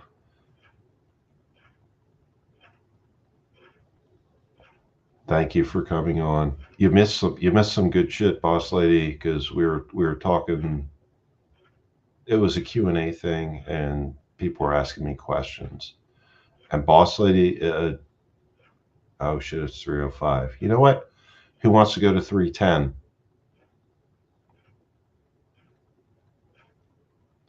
Boss Lady Bird, it's a Q&A where like people can ask me any questions, and I answer them. And I had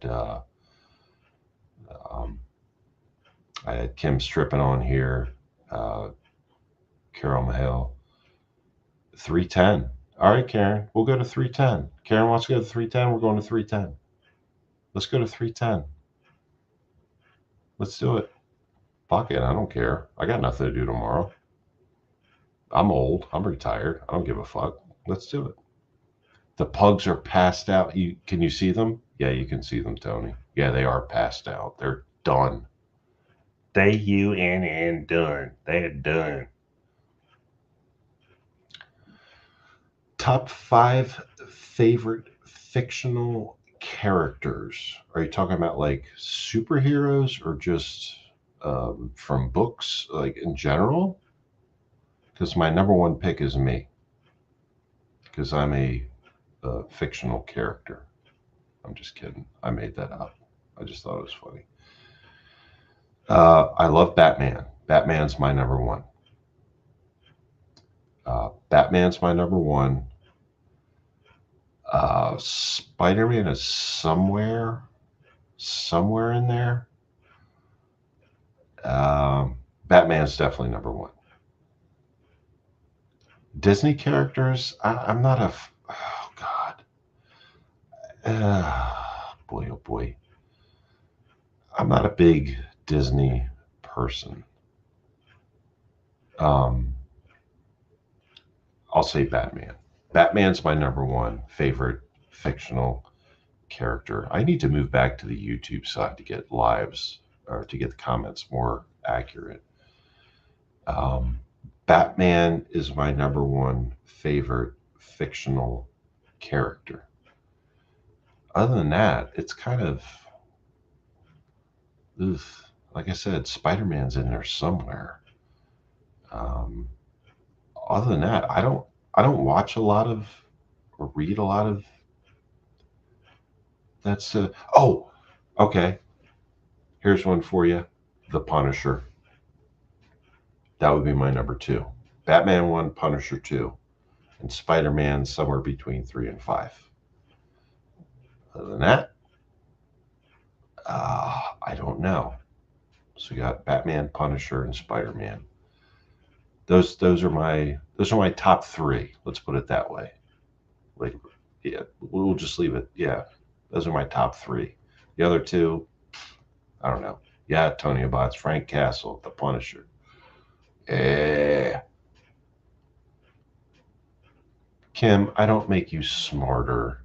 Give me a break. What the fuck are you talking about? Make you smarter. Kim, you keep doing what you do. I'll do what I do, and we'll just keep educating people, exposing truth and information and things like that. Just don't dock yourself like I do. That would don't do that. Rocky Balboa's a superhero. Tony's a boxer.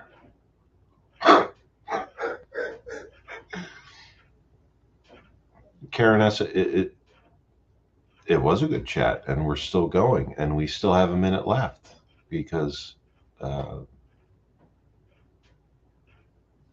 you said we 3:10, and it's 3:09.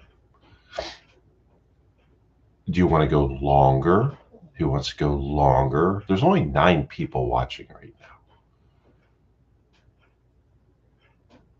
now. Oh, yeah, Boss Liebert. I still stick with Batman, The Punisher, and Spider Man. Those are my top three. The other two, I don't have an answer for. Uh, what's one of the Hobbits' names?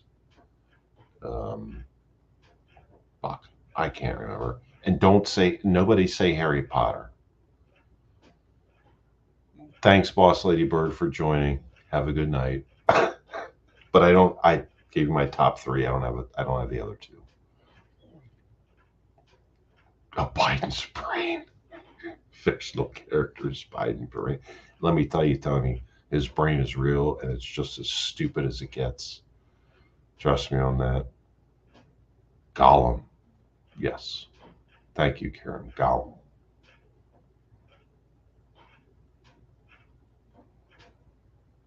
It's just I can't. Sometimes I like.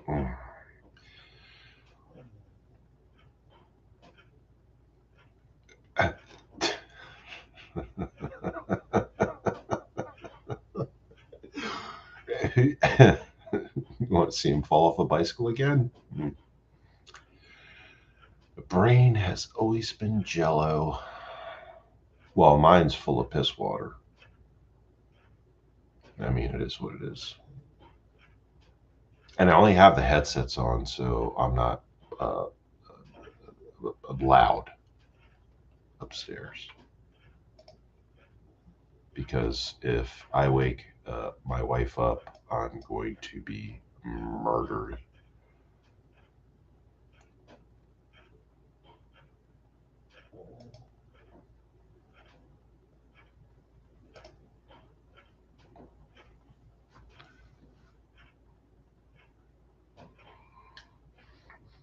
Tony, you're speaking about me bumping my head up, or bumping my head up. Jesus Christ, bumps my head every time I wake up.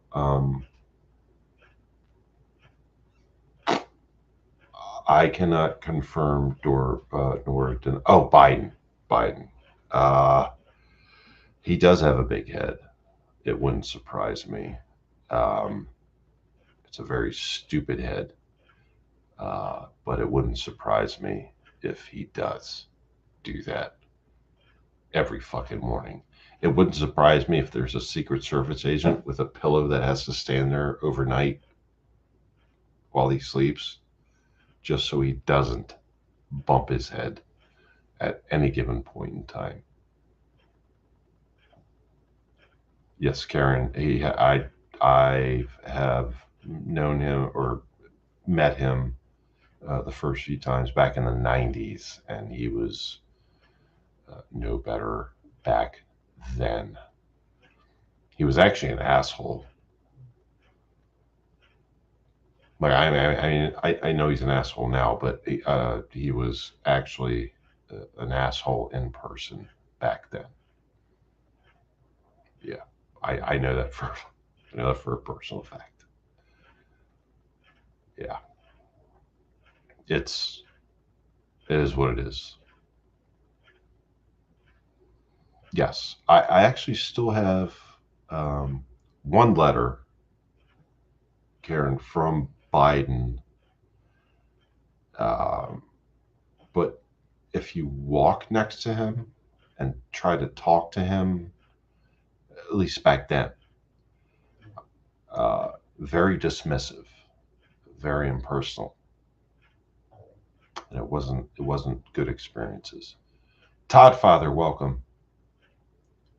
Greetings from the forklift. Todd Father, be careful. Be careful. Yankees is watching. Yeah, but Biden was very impersonal and um, in person. I'm talking about. He was impersonal, meaning like just he would blow you off, like you talk to him, things like that, and he would just blow you off, or he would just say like demeaning things, like not intentionally demeaning, like he just I don't know what the best way to put it is. Just impersonal. That's the best way to put it. Impersonal. No connection. No connection.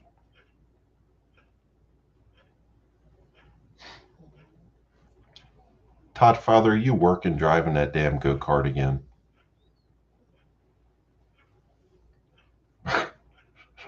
Go kart with the two with the two forks in front of it. God.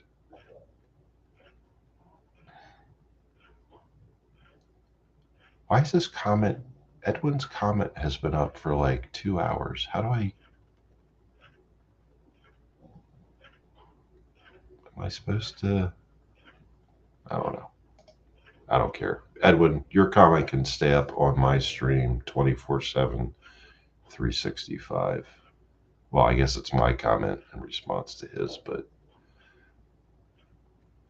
he can any comment Edwin has can, in my personal opinion, anything he has to say can stay here for the duration.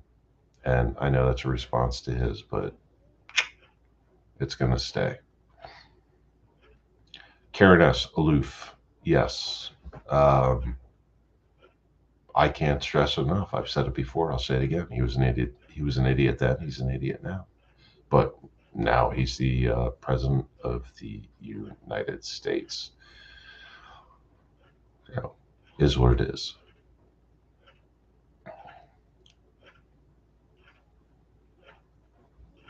Todd Father, don't worry about chatting. Just worry about not stabbing people with your forklift. That would be great for them. For us, it'd be entertainment, but that would be. If you do, just put it on a live stream and Jesus.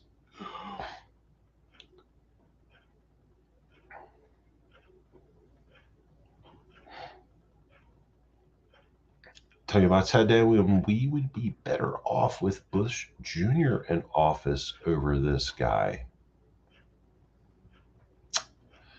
I'm pretty confident we'd be better off with anybody in office right now. Pretty sure.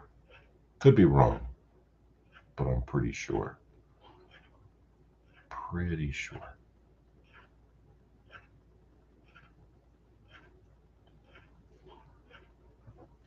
That's a good question. Todd Father, is it propane or electric?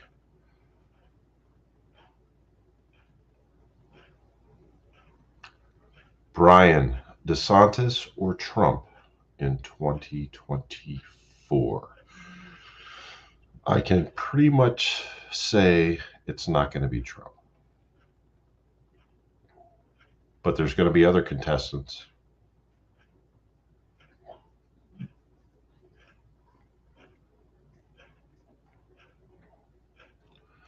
Ricardo, Mr. Smith, you're not old, you're 54. Still find my way to succeed, to live. Oh, that's passing by fast. Sorry. I'll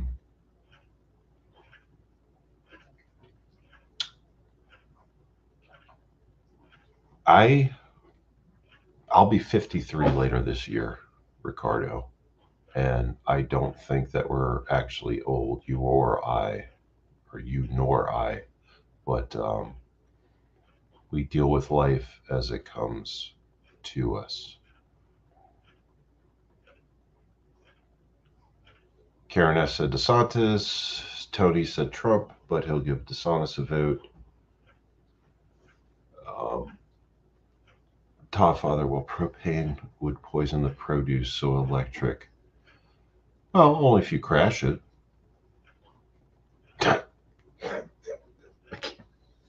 Sorry.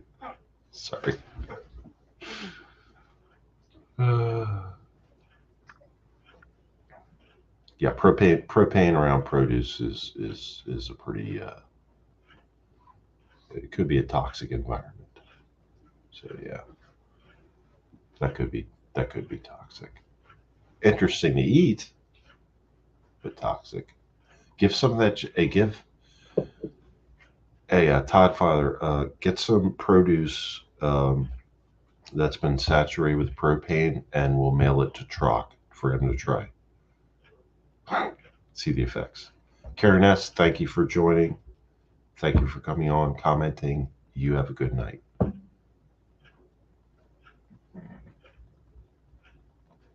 Pugs are on the move, Cheryl? Oh, you ain't kidding. Hold on. All right. Oh. I'm glad you pointed that out. They are done. Hi. Come here. You want to say hi to everybody? Come here. Say hi. Come say hi. This is the little one. That's the little one. The big one's still on. The little one's still on the futon. This is the little one. Yeah. This is the little one. She's a handful. She runs the house. All right. What are you doing, wiggle butt? All right. Ugh. Oh, she's something. Cheryl, I don't know about cute. She's a monster. You have no idea. Yeah, I'm talking about you. I'm talking about you. She runs the house, Cheryl. Trust me. You want to go back with your brother on the futon for a couple minutes? Yeah, that's him. So, but I'm going to.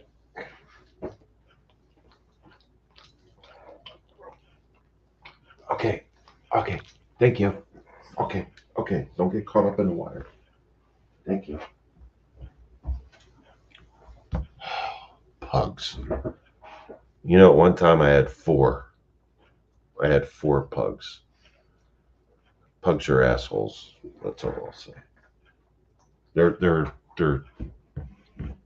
fucking assholes.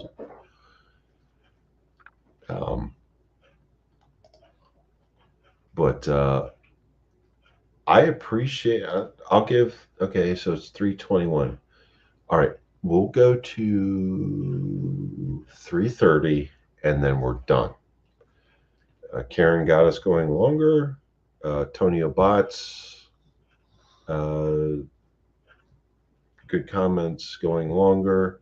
So 3:22, we'll go to 3:30, and then I'm shutting it down. East Coast Standard Time, 3:30 a.m. Chicken and pugs. Jesus. Yeah, chicken and pugs. It is what it is. It is what it is. How do I picture it? Oh, see, now they're the big one's sleeping, the little one's awake, and now I gotta deal with it. Spotlight layout. Maybe that's what I gotta do. No, did the wrong thing. Anyway, so any more questions for me, like about me, for me? That was the whole purpose this Kim and I created. So, any more? Any more? None? You got 7 minutes left. Ask away. If you want to join for the last. Oh, Mary Kay, you better join. Mary Kay, you better join.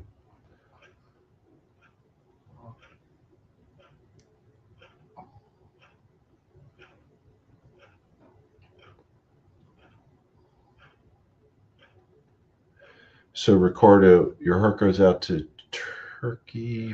5,000 people died. Children died in the country. Hi, Mary. Oh. And the country was ruined by Mother Nature. Here in my country. Ricardo, you're not Turkish, are you? Based upon your name, I assume you're not. The reason why I ask is because I'm Armenian, so that would be a conflict. Anyway, how are you, Mary? I'm good. How are you? I'm awake. I see that. you might actually cause the viewership to go up and the stream to go longer. So that's cool. I find that highly doubtful that it will become more popular just because of me, but whatever. Oh, I think quite the opposite. How's life? Fucking taking forever. Well, you know. Mm-hmm. And I had to disconnect my my big professional microphone because it was a chirp chirp sound or a beep beep or a tick tock sound. Oh. So now we're just working off the dual camera mics. And Mrs. Smith is still sleeping. She went to bed at like 7:30 tonight. Yeah. Oh man. Yeah. Be awake. Yeah, it's been. Yeah. So. You've been quiet. Hmm. You've been quiet. So far. Yeah. She woke up at 4 a.m. last night. Yesterday morning. What the fuck? Seriously? Yesterday morning. And well, she went to bed early too then. And I'm like, because I was on Angels Live. I'm like, fuck, did I wake you up? And she's like, no, I just went to bed too early. I'm like, oh, thank God. She would have kicked my ass. Yeah, probably. Cheryl says hi to you, Mary. Hey, Cheryl. But yeah, I just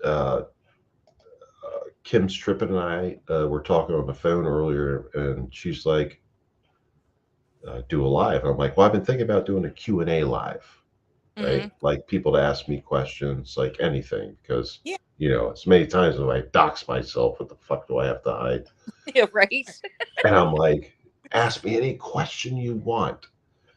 and there were some there were some good ones. You've already brought the viewership up. You've brought it up by 2 so far, so Woohoo! it's already going up. Um, but yeah, so Kim and I we were talking on the phone, and she's from Canada, Canida, Uh-huh. and Good sorry, old Kim, Canadian. sorry, Kim, but it was yeah, and so it was all right. Well, go ahead and start a stream. We'll do the Q&A. I'm like, all right. So we did that, and now that you're here, you will be very helpful in that regard. Well, okay then. So we were originally supposed to stop at 3, right? Mm-hmm. And then Karen S., I don't think she's here anymore. She wanted to go a little bit further, and then we decided to go further, and then you popped on, and now there's even more people watching. Uh-huh. So let's do the Q&A. Um, and it can be, you can ask me about anything. You already know a lot. I know this, but a lot of people don't. And Right. forget the doxing stuff that I've done to myself. But people can ask what they want, and we are now on your time. Oh, but before you do that, I'm getting a cigarette. And everybody, you know Mary. Oh, She's goodness me. she's a tough one. So be nice. Or she'll fuck you up. Trust me.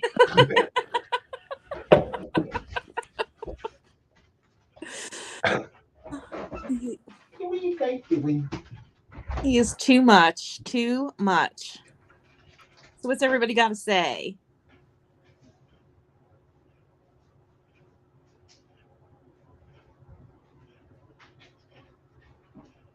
What are you doing? Go inside. Come on. Hi, buddy. Uh-oh, there's pugs afoot. All right, I'm back. I just got the little pug running around. All right. So, questions and answers. Ricardo, no, not turkey, just a regular half Italian, half German. Honestly, he's happy every time I see her. Oh, okay. All right, Ricardo, cool. Well, I appreciate you coming on the live stream tonight for sure. So, Mary, Yes. how's life? Life is good. Good. Yeah. Good. Yeah. Nothing major to report, which is a good thing. That's a valid point. Yeah. That's a valid point. Life's been pretty quiet, which is a good thing. Oh, fucking tell me about it. Holy shit. See, I just figured out how to enlarge our videos I see. or our streams. And I'm trying, I've had this comment up here where I responded to the good Sir Edwin Jimenez. It's been Yes. up there for like 2 hours, and I can't figure out how How to to. get it down. Yeah, I don't know how to do that. But my pay Frankie, grade. yeah. Frankie, how are you? Thanks for joining. Frankie Calabria. So, like I said, this is a whole, apparently a Q&A went to Q, a triple and A in the title. You see that? Because I need to replace my keyboard for the second time in 3 months. Uh-oh. Yeah, it's horrible. I don't want to talk about it. It's not my business. It's not that kind of thing. I didn't spill a beer. I didn't do like. It's just it is what it is. But I have another one. Are you a full contact typer? Shut up. It's a legitimate question. I am. When I get angry, I hit the keyboard real Yes. hard. Yes. Yeah, I do that. I am very familiar. I do that. But Yeah, I got it from my dad. We're both of us are like angry sounding typers. I can dig it. Trust me, I can dig it. So, do you have any questions to ask of me for the viewers? Mm, nothing I can think of. I mean, I could bring up all kinds of subjects, but I'm not sure how much I want how late I want to stay up. No, that's cool. It was just a Q&A, so like people that were subscribed and in the live or in the stream, uh, they wanted they could ask me anything. Hmm. And Kim was on, Carol Mahale was on, um, and now you. So it's Yay. you're like fuck my life. Um, but and for people that don't know, Mary and I work together at the same agency, Hmm. same place, and we've been friends for a long time. So um, there's that. So she could ask questions. She always knows answers to. Hmm. But So I may have missed it because I haven't been on YouTube a whole lot in the last few days, but I've noticed that. I didn't see any. Did you put anything up after the whole BS happened in Memphis? I was on a That whole couple of situation? I was on a couple of live streams as a panelist, a guest, Uh-huh. and gave my opinion. Mm-hmm. Um, and so I guess to answer your question directly, uh, fuck those cops. Yeah. Yep. They deserve everything they get. Yep. Oh, Ricardo. Yes, okay, Mr. Smith, something he will respond you with love and truth will make you free. Yes, that's true, Ricardo. I will be open and honest because everybody should know who I am by now, which is nobody, but I'm just talking about who I am. But yeah, as far as Memphis, uh, multiple black officers on a black suspect with a black chief of police. Mm-hmm. And uh, I don't think there's enough media coverage about it. I think there should be more because those cops were dead wrong, Oh, absolutely. dead wrong. And then the three firefighters that got fired, Well, they didn't administer aid. they administered aid, but not in accordance with the department policies. They're saying They were on scene for 20 minutes before they even touched him. 20 minutes. I'm sorry. I used to be one of them, but me too, me not too. acceptable. They deserve to lose their jobs. And their lieutenant, who Mm-hmm. was a black female driving the Mm-hmm. engine or was Mm-hmm. it engine or squad or tower? I can't remember. I don't know. Yeah, I don't know. I don't either. But she was driving. Mm-hmm. I don't know the time frame as when emergency care started or not, but regardless, um, I was never trained or taught to. This is a reckless driving charge. Was the original thing, right? Mm-hmm. So they pulled him over or tried to stop him Well, originally for that's what reckless they're driving. saying. That's what they're saying. Yes, but according to chief of police, they're having difficulty finding any proof on cameras in the city or any place else for reason Right. for the stop.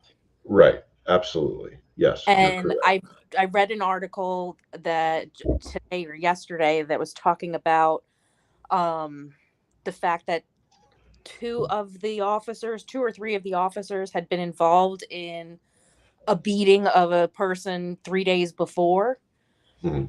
And quite frankly, I think that it was a trauma reaction. Not that I'm making excuses for them because what they did was unacceptable. You're Unacceptable. You're talking about what I have been taught is called contempt of cop, Okay. right? So you run from the police, that's contempt of cop, like the psychological mindset of the officers. Yes. Okay. Hey, mob rats, what's going on? You want to come on? You can come on. Of course, you can come on. Um, but contempt of cop is the, I guess, the psychological thing that experts have said was going on. But either way, it doesn't matter. It doesn't Mhm. matter what the situation was, whatever. Yeah, I don't care if there's a psychologically a reason for it, Right. but They were fucking wrong from the get go, and then he yeah, got away. Thank God.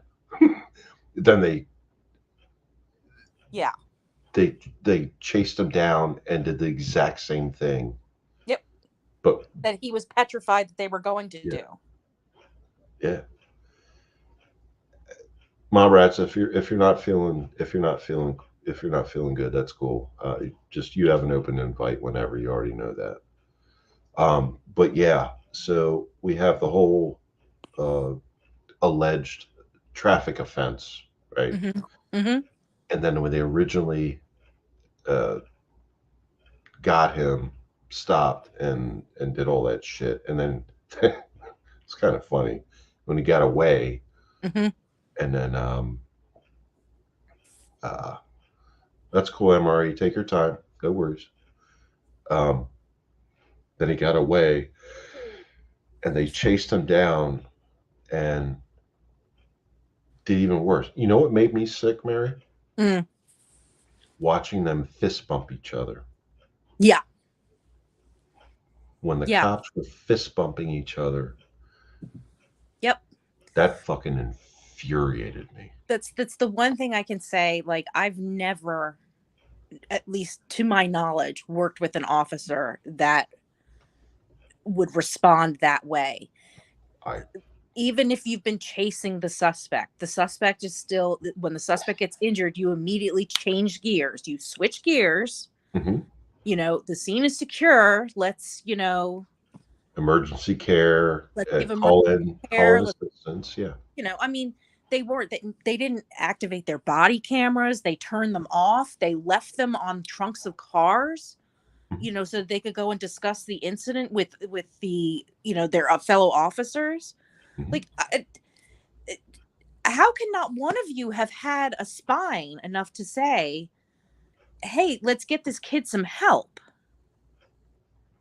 Like, and, why? and that's why I said, Not as like, bystander syndrome is a real thing, and apparently even the police aren't immune to it. you know what? I'm glad that there was video and audio of the whole thing. I've seen every video that's out Yeah. there of it, that I know of at least. Yeah. Yep. And you know what?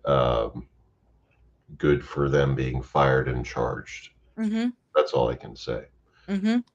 That reminded me of back in the Rodney King days, right? Yes. Yes. Very much. Um, not the Very much same. so. It's not the same racial thing going on, but the No. actual police versus uh, so-called suspect. Right. Kind Yes. of thing. No, I agree Yeah. with you 100%. The only difference is that I didn't see any of them pull out an asp or a baton or anything. They were just cold cocking him with their fists Mhm. and And kicking kicking, him with their kicking. feet. Yep. Like, that's the only difference I can really decipher between the Rodney King incident and this. Because with the Rodney King incident, they were beating him with their sticks. The PR-24s. Yeah. Yeah. Yeah. So, but it's just, I just, it makes me It makes sad some days to have been involved in that, in the industry profession in the profession. profession. Yeah. But I know that I worked with officers, so many officers that are just so much better than that. Hmm. You Yeah. know. Mob rats, yes, it did seem personal, and it seemed to be a betrayal of trust. Well, it Yep. didn't seem to be. It was a betrayal of trust in law enforcement protecting um, the public that they're sworn Mm-hmm. to protect and serve. And it Mm-hmm. was uh, absolutely horrible. Yeah, Yep. share it. Yeah, MRA, share it. That's cool. Um, I was sickened by it. Mm-hmm. And when I first heard about it, I'm like, what the hell happened? I did Yeah. more research, more stories came out, Yep. more videos came out. I'm like, these cops are fucking They're screwed.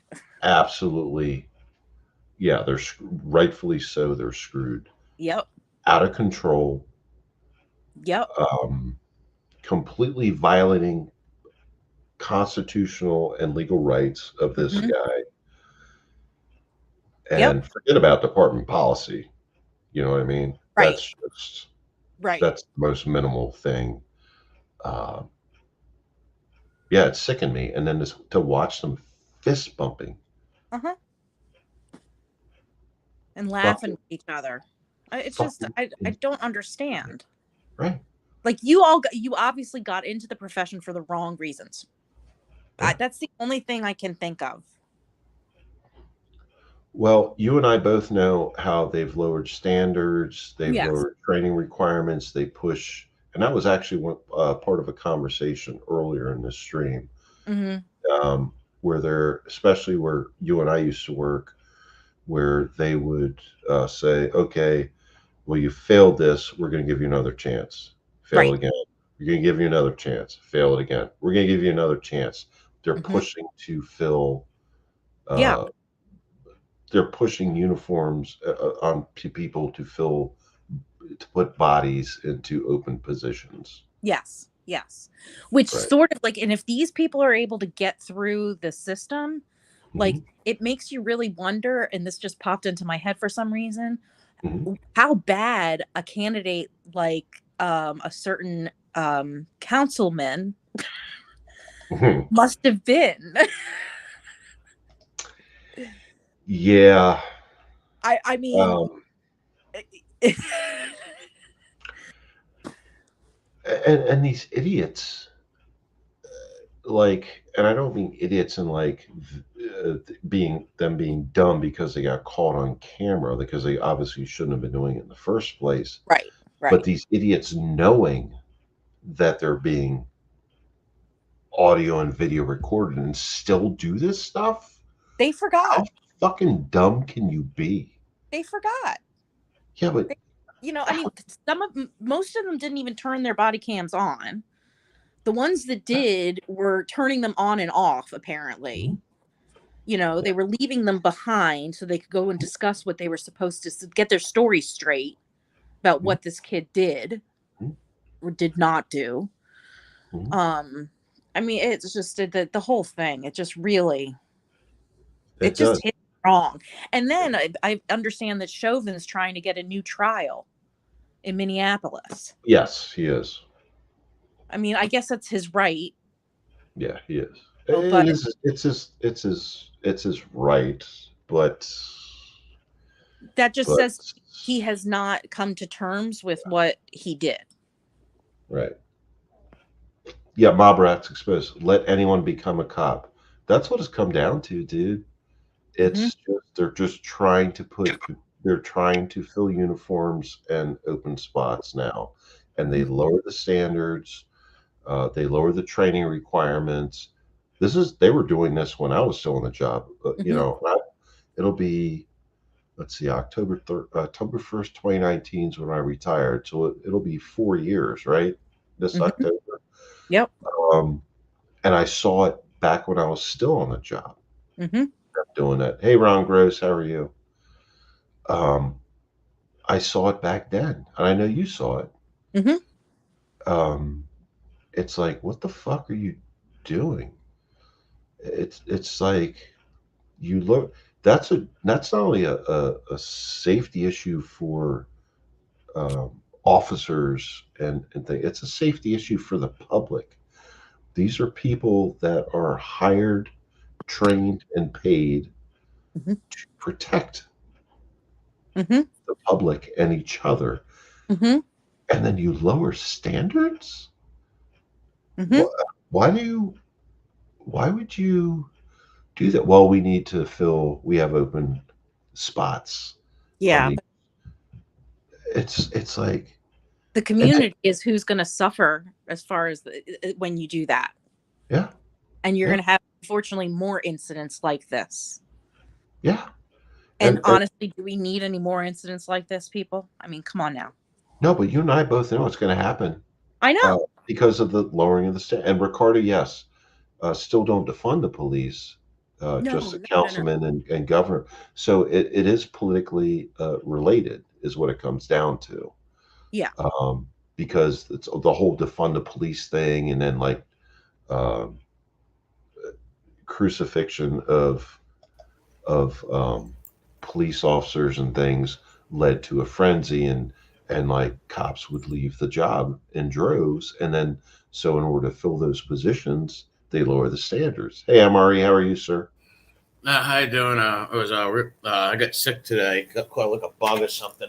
But I was in the comment was saying lowering the standards Mm-hmm. is a big problem in this country. You got to make sure these people are good enough to become cops and they're not nutcases Mm-hmm. or bullies or something like that. Yeah, that was gross. Them fist bumping, picking the kid up and punching them, and that's all because lowering the standards. That's what it all comes down to, really. I In agree. my opinion.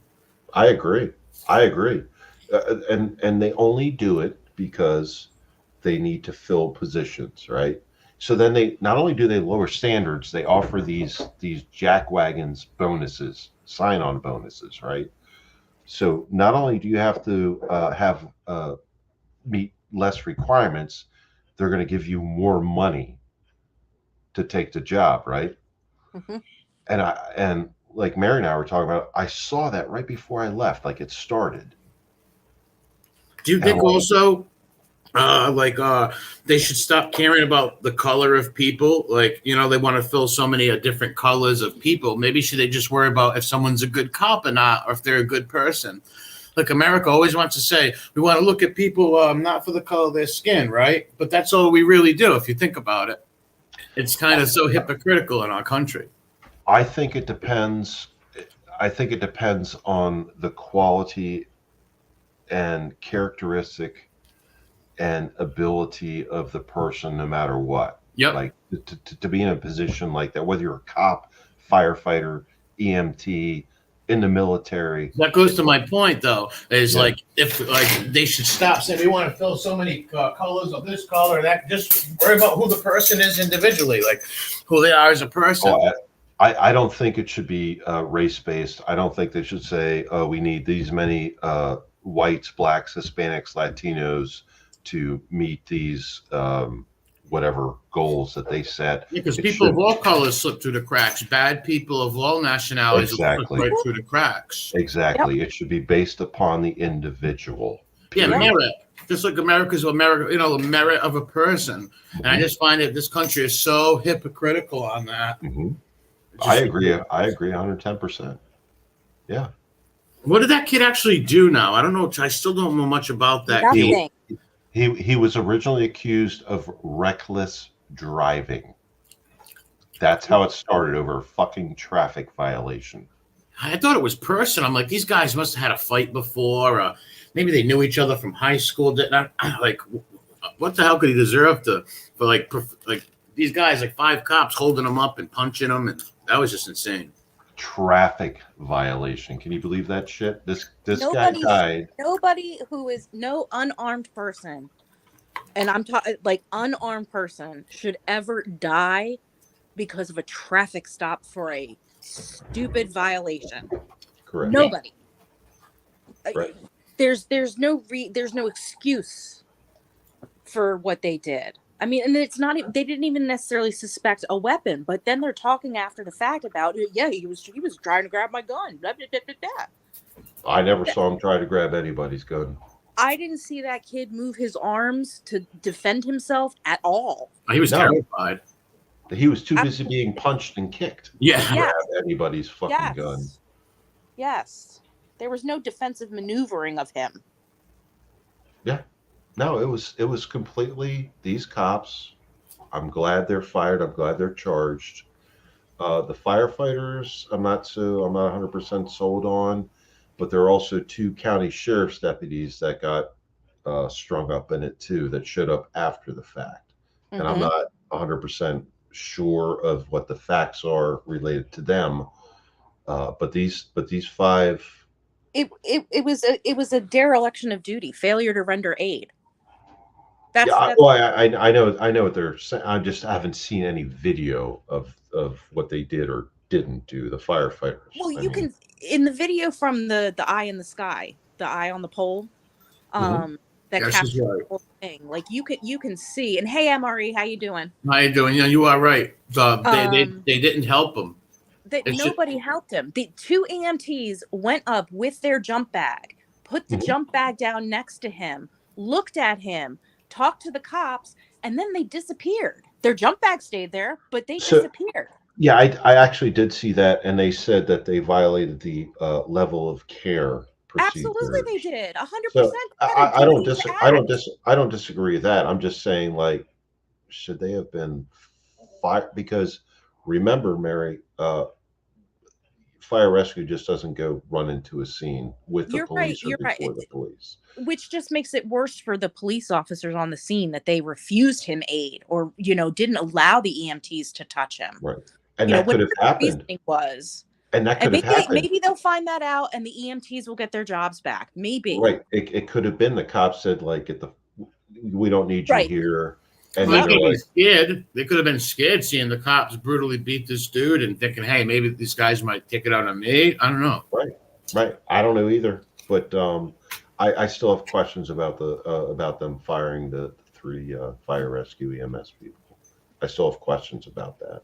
Mm-hmm. But we'll see. I mean, truth will come It's out. valid to question it. It absolutely is valid to question it, but because that was the one thing that struck me in the video was the that there was no care given. I mean, even in propping him up against the squad car, like the guy was barely conscious. And those guys are some big cops. They were hitting What's him. going on between my cats right now? I apologize. I wondered what the hell was that. Yes. And they were some big dudes too. Those cops. So they were hitting. They could have hurt this guy. Oh, They were some yeah. big guys. And those were task force officers. Those just weren't like street cops. Those were like task force. That's what I was going to ask. Yeah, weren't they like task force guys? Some kind of drug thing, or they got the wrong guy.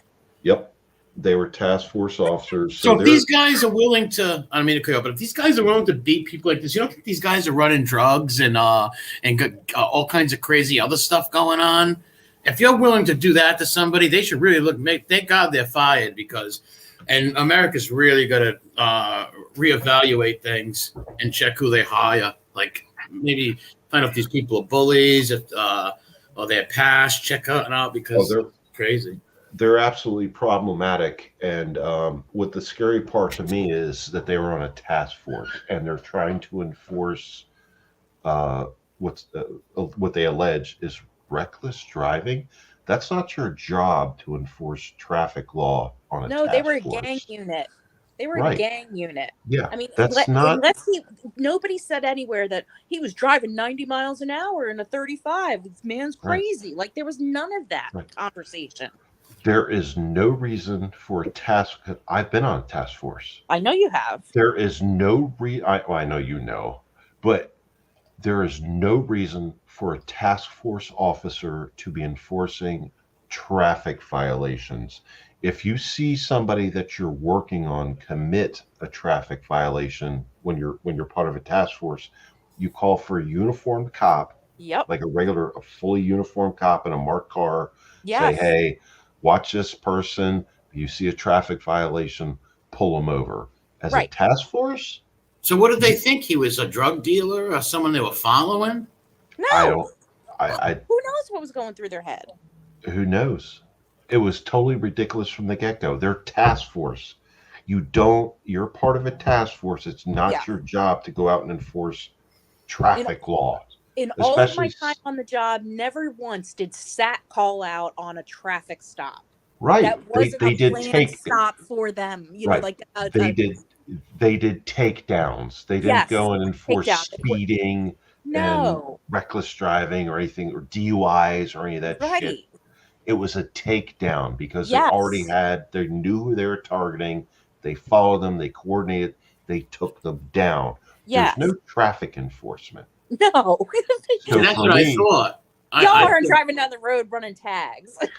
I thought like they were, going to raid his house or something like that, and he ran. At first, that's what I No. thought because no, he's just I mean, that accused would make it of, make sense a little bit. That would sort of make it make sense, but unfortunately, that's not the case.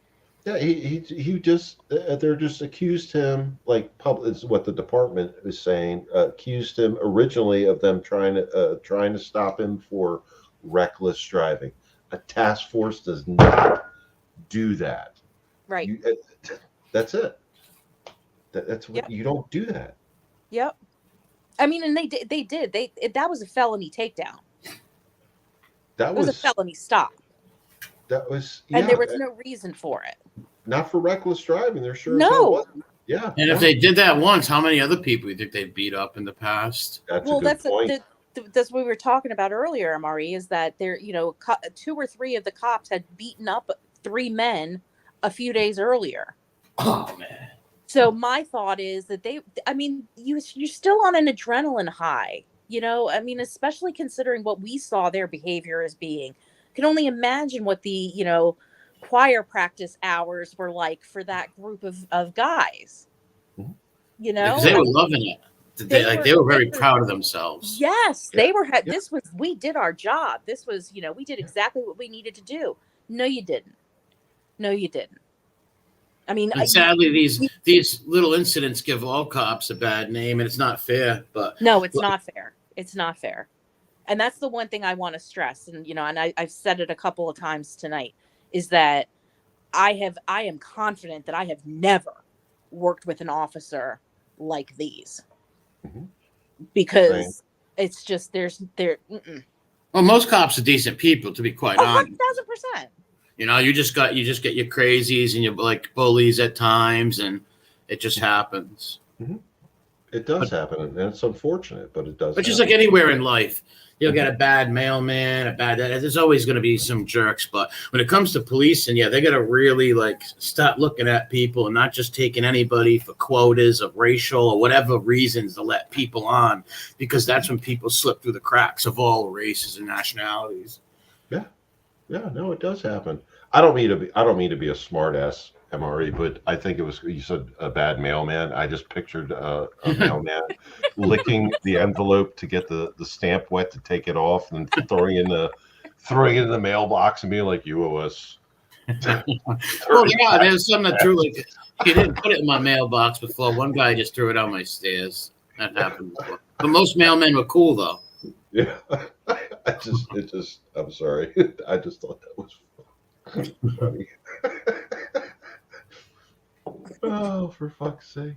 Because growing up, where I grew up, we had the whole police force was basically Italian guys, and we had some bad ones that were bullies and would try to plant stuff on kids and goofy things like that. But then we had real stand-up guys, real stand-up cops that like wouldn't even mess with you for nothing little, like. And you need police. I hate people say defund cops. It makes me laugh. It's like, what if somebody tried to rape your mom, like break in a lady's house? Man must be governed. You need police. If not, it's going to be Mad Max of Thunderdome. Mm-hmm. It'll be the Purge on the regular. Yes. Yes. Yeah. What do they want to replace them with? Social workers? Like, what is a social worker going to do if some guy's beating his wife to death or going nuts? Like, how's a social worker going to stop that?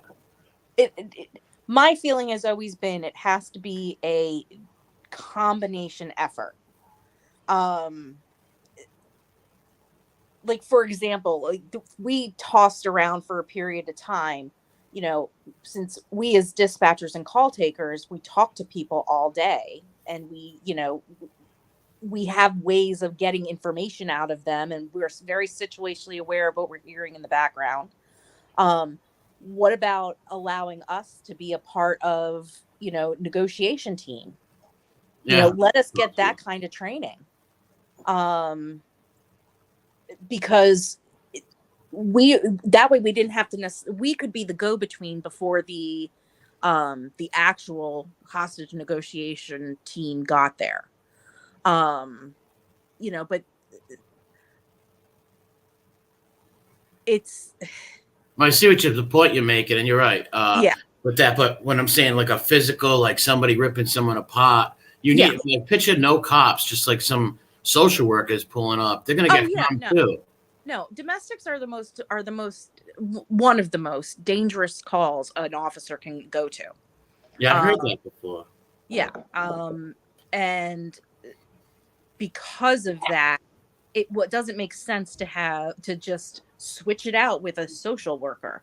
Because I'm going to tell you, the people that called in with the domestics were regulars. They were frequent flyers, a lot of them. We all knew who they were. We knew that they were going to be calling in. We knew we were going to be sending officers to their homes. And if sometimes it started on a Friday night and it would continue throughout the weekend until finally one of them hurt the other one enough that they got arrested. How many times have you seen that? How many times have you seen like the same people calling and you knew just who it was and just what was going on? A lot. Boy. Wow. Tons. Countless. Yeah. Countless. Wow. And unfortunately, like our hands are tied in a lot of cases because it doesn't turn criminal until somebody gets hurt. Mm-hmm. Gotcha. It's all civil up until that point in time, and there's nothing that we can get involved with. Yeah, it's MRE. It's crazy how many. It'd be frustrating on being on your guys' end. Like, it's such a because it takes resources away from people that actually need us. Yes. Right? Yes.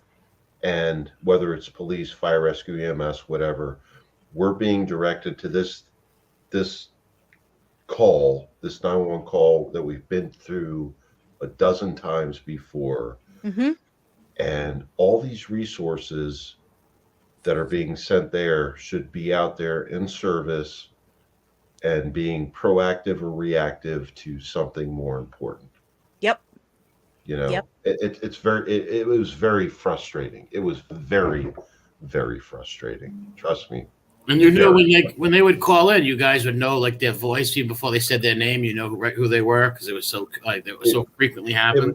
It usually, Mary can explain it better, but like phone number, address, things like that would pop up on her end, and then we'd get it after she got it, and then we're like, oh, for fuck's sake, again, kind of thing. Yeah, and like we would be able to access like the previous call record for that address, and so we could look at any cautions that are in there or just the call history to figure out, okay, so these are our standard players. They've been together obviously for 2 years. It's not happy, but they love each other. So they're still together, but we need you guys to go out there again. I think some people just don't know how to help themselves. And that's unfortunate. But. Yeah, and it is frustrating, Mary. It's very frustrating when you're dealing with the same, and from both of our perspectives. Mm-hmm. She would have to deal with them first. I'd have to deal with them second. But time and time and time again, the same freaking people. Mm-hmm. It's like, oh God. Would you ever see it escalate where the first few times it maybe had a bump on the head or something, and then they, God forbid, killed the person? I have. I've seen that. I've seen that. But it's usually not like the first time call and then we go back out and that happens, what you're just talking about. It's a progressive thing. Mm-hmm. But it's still frustrating. You know what I mean? It's like you use every resource at your disposal to resolve a situation, get them help. Things like that, whatever you got to do. And then next thing you know, sometimes, and I have seen that, like I said, where eventually it does end up in a bad, fatal type of situation. Mm-hmm. So yes, that does occur, but that's not common. It's usually just repeat, rinse and repeat. Well, recently, over here in Rhode Island, matter of fact, about a year ago, two people. I'm not going to say their names, but two people I knew, a boyfriend and a girlfriend. They had kids together. He actually killed her last year. He killed her. Like this is they were always fighting and stuff, and he ended up killing her. Mm-hmm. It does happen, yeah. And it's just like that blows my mind on both ends for the men and the woman. Like, come on, you know this is a toxic, dangerous relationship. He's always fighting. Like, what do you think's going to come out of this? Yeah. So the biggest thing I preach, I've always preached, is personal accountability and responsibility. So for in a toxic relationship like that, and just like you said, that is a toxic relationship. One of them has to say at some point, I'm getting the fuck out of here. Right. Yeah. But a lot of times they don't, because they're either scared or they rely on the other person for a livelihood, like a roof over their head, food, things like that. And that's mostly what I ran into. It's a reliance upon the other part. Even though the other one's abusive, they're rely stuck on them. Yeah. Like they can't leave. They don't have the money to leave or whatever the situation may be. Yeah. Exactly. They're not working. They're stay-at-home mom. He's the breadwinner, so he's got a control of all the finances. It's a tough situation. They should have some programs out there to help these women like that in them situations, or some grants for them. Let's say if a woman's getting beat like that or whatever, there should be a grant so she can get her own place or something like that. I'm glad you brought that up, because where Mary and I worked, they did. Yep. Really? Yep. Yes, but they still chose to remain in that environment. A lot of times. Yes. Those resources were there where we worked. I'm always speaking about where we work, those resources were there. But a lot of times, I don't care if it was male or female, they chose to stay in that position that they were in and not take the personal accountability and responsibility to say, I'm done with this, and walk away. Right. And then sometimes the ultimate bad thing would happen. And it's like, you can only give somebody so much help, right? Right. Yeah, you can't make it. You don't control them people. They have their own minds. Yeah, you can't force somebody. Like, I'm not going to go in the house, like stick a gun in somebody's face, a guy, male, female, and say, like, you're getting out of here now, or you're done. Your relationship is over. You can't do that. No. It's like, hey, you can only give them so much help, and then you're like, you got to take your own action. You have to do it for yourself, either way. And it's MRE, it's very frustrating. It is, because I knew the two people I'm talking about. I knew them. I don't know if my buddy Frankie's still in the chat. He knows who I'm talking about. She was a nice girl, pretty girl. He was a good kid, but he ended up killing her. Like, he wasn't a good kid at the end, but it's just like, I couldn't believe it. I was like, what? Wow. That's how it evolves, dude. Like, you never know. It could go either way. It could have been him or it could have been her. You never know. And, you can throw all the resources you have at people. It's ultimately up to them. Yeah. But it did get very, very frustrating going to the same place time and time again. It also is generational, I believe, too, where people don't break the cycle of maybe someone growing up watching their mom get beat on by their dad, vice versa, no matter what sex it is. Either the woman's always attracted to a dirtbag, or the dirtbag's always attracted to a woman he wants to hit. It's just insane to me. Oh, you and I should have a great conversation about behavioral sciences, because that's right on point with that. There tends to be a psychological impact that affects the relationship where it's expected, or they look for that type of relationship. They seek it out.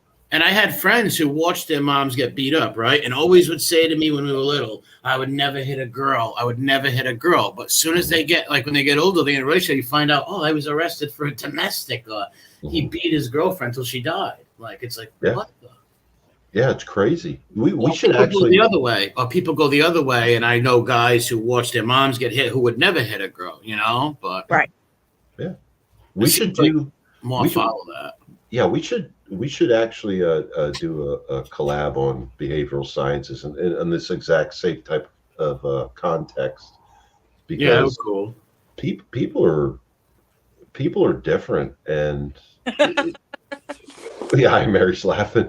That's one way to put it. It is one, but yeah, there's a psychological and a pattern. There's a behavioral and psychological pattern to it, and it's not just women, men too do the same thing. Mhm. They actually seek out these types of Yep. relationships that are completely horrible. Yeah, or the Because- woman cheats on him and abuses him and all that stuff. He just stays and stays and stays. Yeah, I just got in trouble. You see, Mrs. Smith. I woke her up. I see the pugs. Yeah, Mrs. Smith just came by. She walked out the door. She frowned at me and walked out the door. She's going to frown even more when she finds no cigarettes out there because I'm hiding them from her because she's not allowed to smoke anymore, per her surgeon. Ah. So the door's probably going to open. See?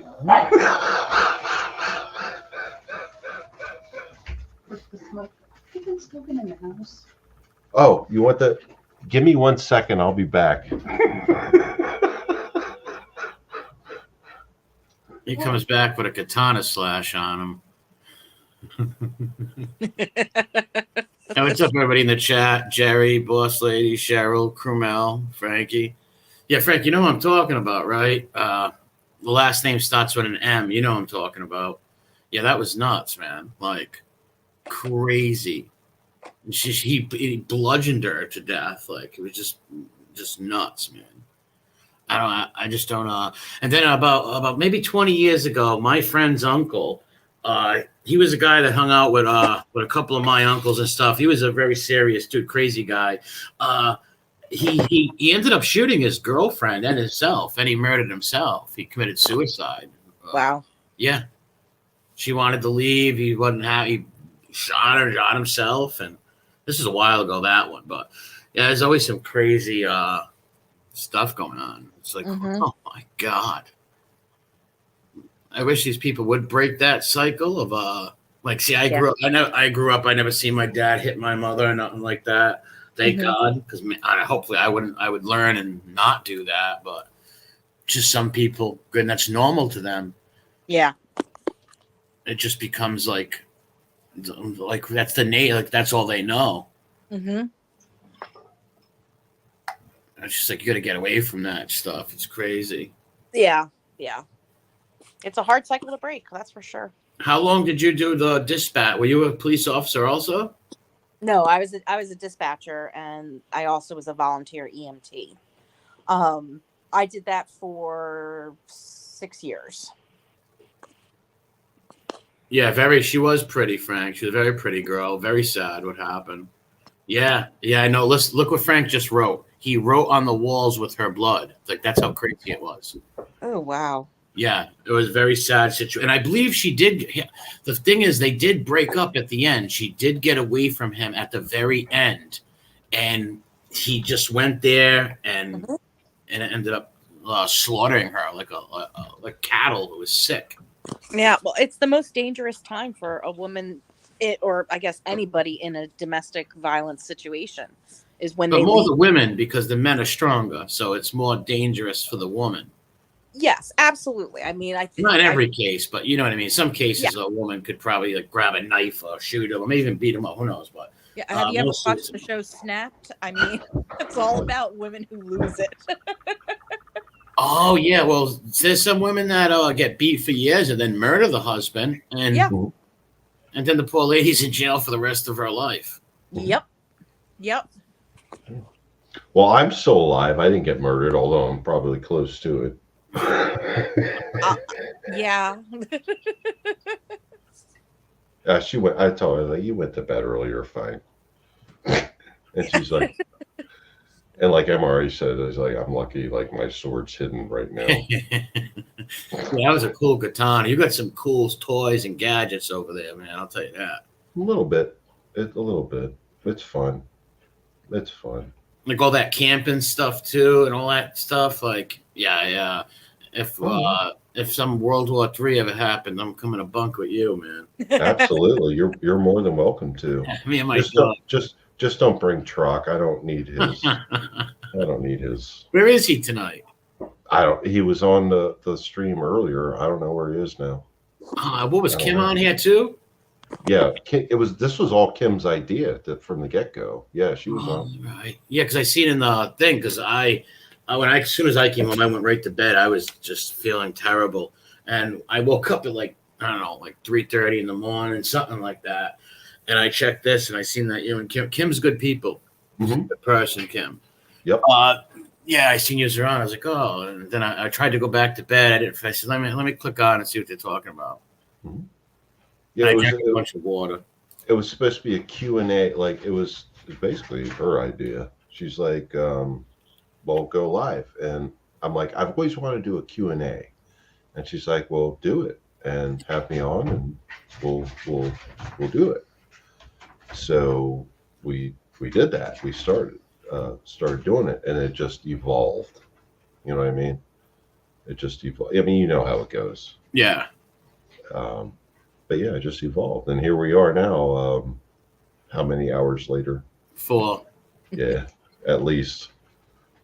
But yeah. But no, it's been awesome. I'm glad you came on. I'm glad Mary came on. There's Carol Mahale was on. Oh, nice. Yeah, it's been pretty cool, productive, very productive. Oh, there's Edwin. Thank you, Mr. Edwin. What's up, Edwin? Yeah, I started just drinking a bunch of water. Because I was like, I hope this ain't like I caught a bug a few weeks ago and I was in bed for like 3 days. I'm like, I hope this ain't it, because my head was thumping. I couldn't find ibuprofens. Yeah. I'm still drinking water too. They call it Coors Light.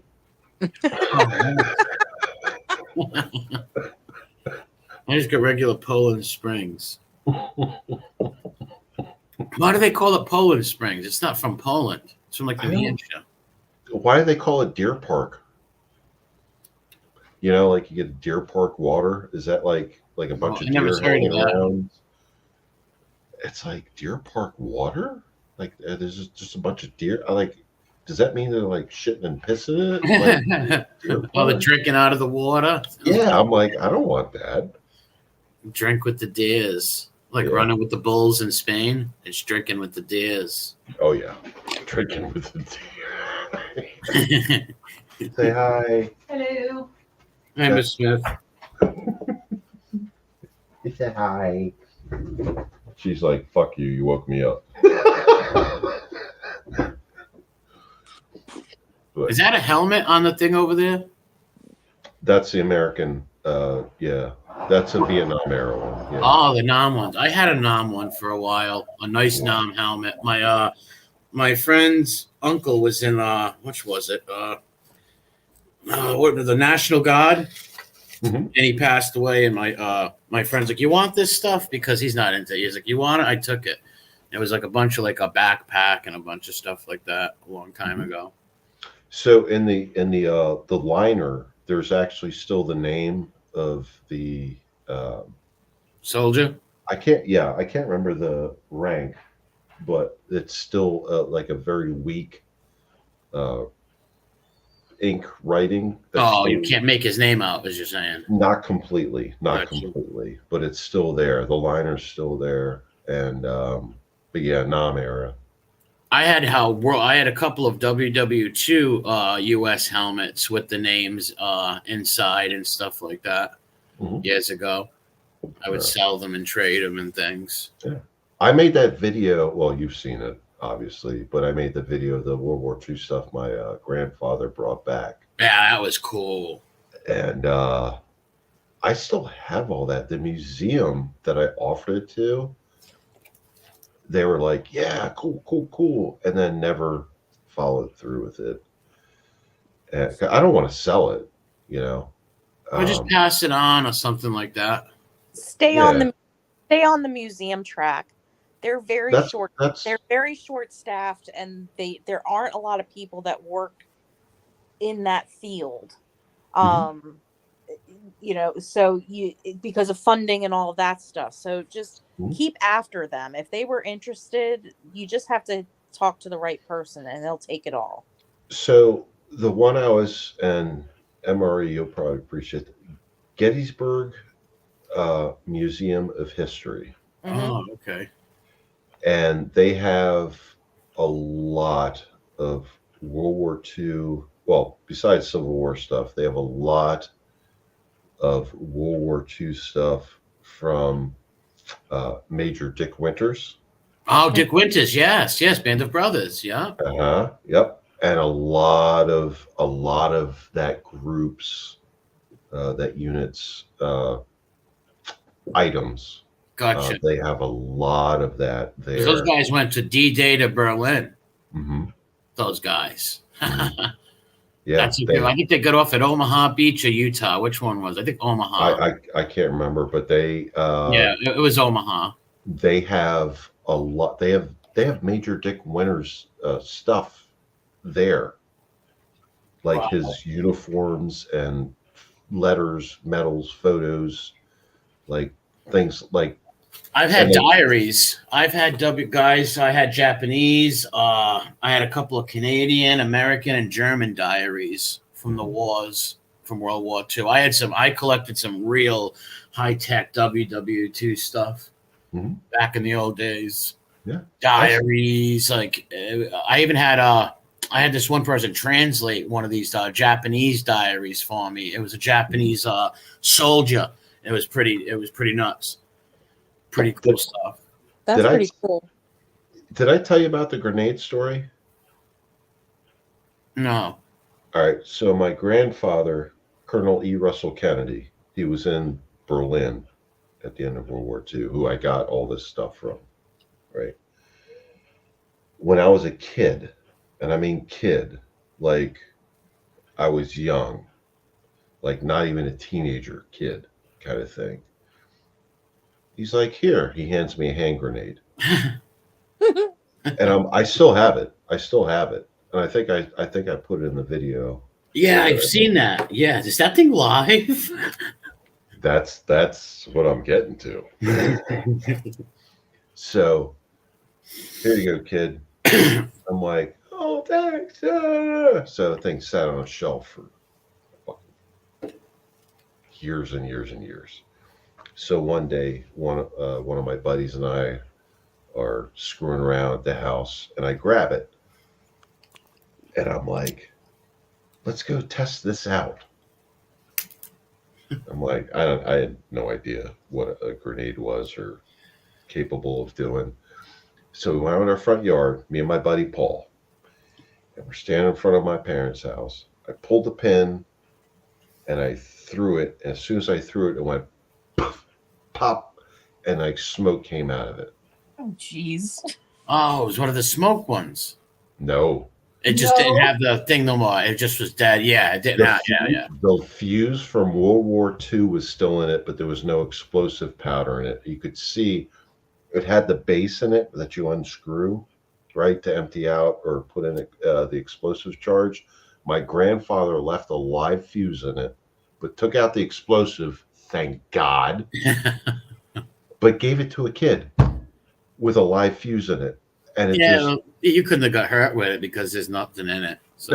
no. But it was just like, it was They one say of you know those. why they made the hand grenades like that because of baseball because every American kid could throw a baseball, so that's why they designed the hand grenades like that. Like in Germany, they had the potato smash and grenade, like they look like Mhm. potato smashes. The pull But string. Yep. But the Yep. Americans were so used to every kid was so used to throwing a baseball that everybody could Mhm. throw one of those.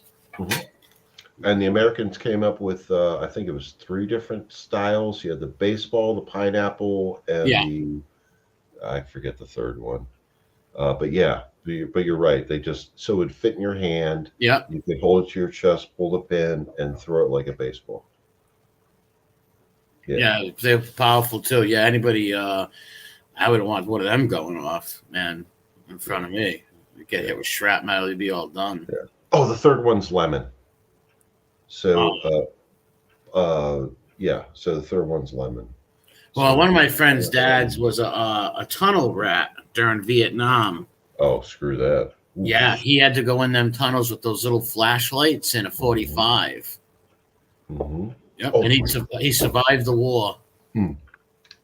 No, keep going. I'm He listening. survived the war stuff, but he'd had to go in these little tunnels, and these tunnels were elaborate too. Like the Ho Chi Minh Trail, people don't understand during Vietnam. The Ho Chi Minh Trail wasn't just a trail; it was many trails. It was many tunnels. It was things that went in Cambodia, Laos, and when they dig in, these Vietnamese, yeah, there you go, there it is. They were very smart. The Vietnamese, very smart. And they would dig tunnels and elaborate tunnels. During the America, what was it, USO with Bob Hope? When he was performing, the Vietnamese were like 100 feet underground having their own party. Mm-hmm. Pretty nuts. Oh, yeah. And those the booby traps in them tunnels, like some of those tunnels, let's say the GIs went in, some of them were like fallout rooms where like you fall right into bamboo spikes and stuff too. Mm-hmm. You have to know what you're doing. Oh, yeah. Yep. Oh, Jerry's still in here. The Australians fought with us. There's a lot of Vietnam vets in Australia. They're one of the very few countries that did come and fight because people think the Vietnamese were fighting the French a long time before they fought us. The French, they couldn't defeat the Vietnamese, and neither could us. They were in their own backyard. They know the land. There's like no way. Guerrilla warfare. Yeah, the French got pretty messed up by the. Oh yes. Yeah, they got pretty messed up. But that's some real tough, crazy fighting over there. And I think they made a big mistake by just taking anybody to. That's where all these atrocities happen. We talked about lowering the standards. Mm-hmm. Someone would go to get in trouble in a fight or something or whatever. They're like, all right, you don't want to go to jail, go to Vietnam. Like you're gonna send all these people that should be in jail, that should be in Nam and stuff. These aren't the World War II guys. Like you're just. It's the same. It's the same thing that Russia's doing now with conscripts and releasing prisoners. Yep. Yeah, people are trying to flee Russia like crazy, Mm-hmm. Mm-hmm. Like that guy's something's gonna happen to that dude and get him out of power. Like, maybe some of his oligarchs will turn on him. I don't know. Who knows? I don't know what's gonna happen, but it's not looking good for anybody. No, he wants the whole Ukraine. I think he's already got the Crimea and stuff like that, or whatever part of it it's called. I haven't really paid attention too much to this war that's going on. So the Wagner Group, which is basically it's a private entity that does like contracting, is working for Russia, and you can look it up. The owner of the company, I think it's actually pronounced Wagner. But it's Wagner. Yeah. Is that right, Mary? Yes. It's Wagner? Yep. Okay. But there's actually the owner of the company talking to a bunch of Russian prisoners saying, here's your choice. Putin is saying, you have a choice to join us as conscripts / mercenaries or stay here. In the gulag in the prison. Yeah, you know what they're gonna pick. Yeah, yeah. Then you're gonna have atrocities. You're gonna have war crimes and all crazy stuff like that, and then they wonder why. Mm-hmm. And now Russia's trying to pick up just everybody that they can to arm them, give them minimal training, minimal equipment. Shit, they're using weapons from World War II. Mm-hmm. Wow, really? Yeah, dude. Check it. That's like, come on, they're supposed to be a big world power over here. They're using weapons from WW2.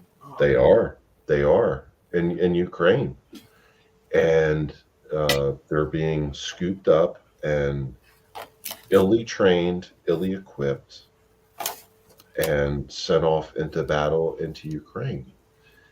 And that's what they're doing now.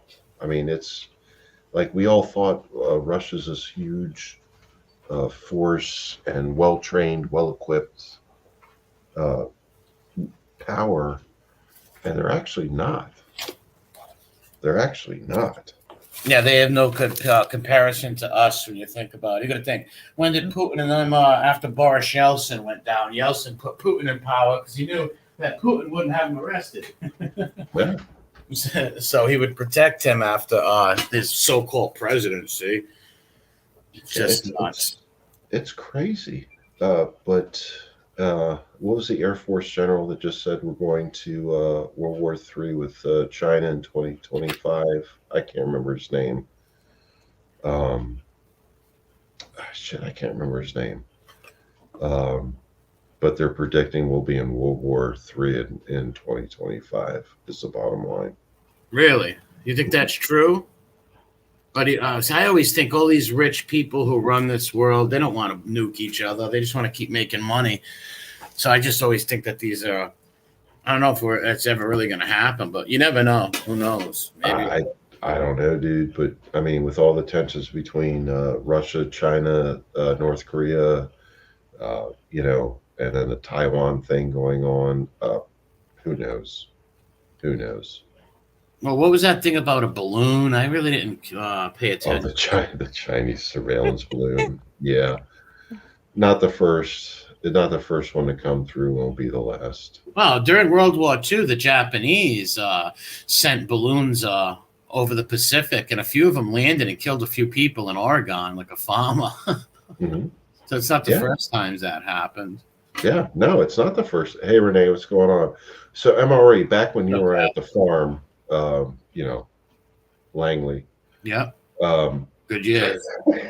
Some of the funnest years. Some of the funnest things to do was the basketball games we used to get. Oh, that was classic. That was classic. Unbelievable. It was so much fun. You remember the time that Larry Bird came there and actually played with us? I was so starstruck. I do, until he hit me in the balls with the ball. Well, it's because you were checking him. I was short. So it's fine. I don't hold that against him. Well, let's not talk about that because we'll both disappear real quick. But it was fun. It was great fun. Times. Yeah. But that's funny. People are like, "What the hell do you always talk? What's that mean?" Yeah. Well, if anybody hasn't been paying attention, that's your fault. Yeah. But yeah, no. So between China threatening Taiwan, and then you get North Korea, now Kim Jong Un. I don't know how you pronounce it. Kim Jong Un. Yeah, he's showing his face again after over a month. And then the Chinese flying their big red balloons over the United States, gathering information. I was thinking, like, they don't need like a balloon to spy. They have spies that are over here. There's so many there need are a balloon to spy. There are Chinese police stations in the United States. Yeah, exactly. I'm like, okay. And my big thing with the balloon is, okay, so they knew it was coming. They saw it coming from the Alaska perspective. Why did they just get rid of it then? Because they'd had previous ones over the past several years. Well, what we were talking about, incompetence. The army too nowadays, like, to just hire bringing anyone in, like, and I don't know what's we need strong generals and strong army people to protect our country. Mm-hmm. Yeah. And we're faltering. We're faltering on that. No, people think, look at Rome. Rome lasted 1,000 years. We're only 300 years old, this country. Mm-hmm. Like people don't understand things. Anything could happen. But nowadays is a different time with all this technology and stuff. You don't know what to believe, who to believe. I don't even really get involved with politics and nothing because Yeah, I don't either. I don't know who do you believe. Like I hate politics. this guy lies one way, this guy lies another way. I fucking hate politics. Yeah, it's just like it's crazy. I'm gonna go. Oh, Pain Like Bane. What am I drinking? Piss water, aka Coors Light. Dear water. Yeah, deer water. I'm drinking deer poop in liquefied form. Yeah, Cheech, you're right. We are babies. Eventually, every empire falls. It sure does. I hope we don't fall. Oh, that's for sure. I hope our country goes on living and does well in all the countries in the world too. But that's just like a pie in the sky thinking. The world's very treacherous. And like MRE says, everything changes. Countries change. Times change. Technology changes. So, is the United States forever? Ask yourself that. Who knows, right? Yeah. Well, look at like I've said before. I said like even like the Republicans nowadays are the Democrats of 10 years ago. It just shows how the goal line and everything's pushing and stuff like that. Like meaning like how America is basically not America no more in ways Right. like the degeneracy and all this stuff. I wish I'd lived in the 50s back then. Oh yeah, me too. Trust me. Me too. I'd fit in better there. And my family were Democrat. Like my family were Pat Buchanan Democrats and like Blue Dog Democrats of the old days. And my aunt was a big patriot. All my family were patriots, loved this country. But she was a Democrat for years. But the end of her life, she became a Republican. Even though I don't really like the Republicans neither. But I don't like any of them. Yeah, and you can't trust none of them. She actually became a Republican. Mm-hmm. Yeah, my parents were Democrats too, and then they changed to Republican, and I was a Democrat too, changed to Republican. I don't care. Either way, it's a lose-lose situation as far as I'm concerned, because politicians. But I register as a Democrat. I vote against them, but I always register as one. And that's fine because they're both sides are fucked up. Both sides are just it's all stupid. It's all stupid. All I know is I just want to be prepared for the worst and expect the best. Well, I'm a religious person, you know, so I do believe in the Book of Revelations and the end of days and all that stuff. Mm-hmm. I believe in that big time, and everything that was talked about in the Book of Revelations is literally. And everybody says, well, every generation says that, and yeah, that's true, but. We got some real cause to believe these are the end of times. Like everything they talk about, from the sicknesses to everything has happened. It's pretty nuts. You never know. It's just be prepared, do what you can, and you know. All you can do in his life is be good to yourself and good to people around you. Try not to hurt nobody, and just try to be a decent person. That's all you really can do. Don't control yourself. That's true. Can't control others. I'm going to turn it over to you, MRE and Mary, for a minute while I smoke. Right. And I think my wife is getting ready to kick my ass, but I'll be back. What's up, Renee? I'm registered as independent. Yeah, I register as a Democrat just to be a little ball buster and stuff. That's all. Whoever the best for the country. Yeah, whatever's going to be the best for the country, I say. But I really don't like talking politics and stuff at all. But yeah, it's just real crazy times we're living in. That's for sure.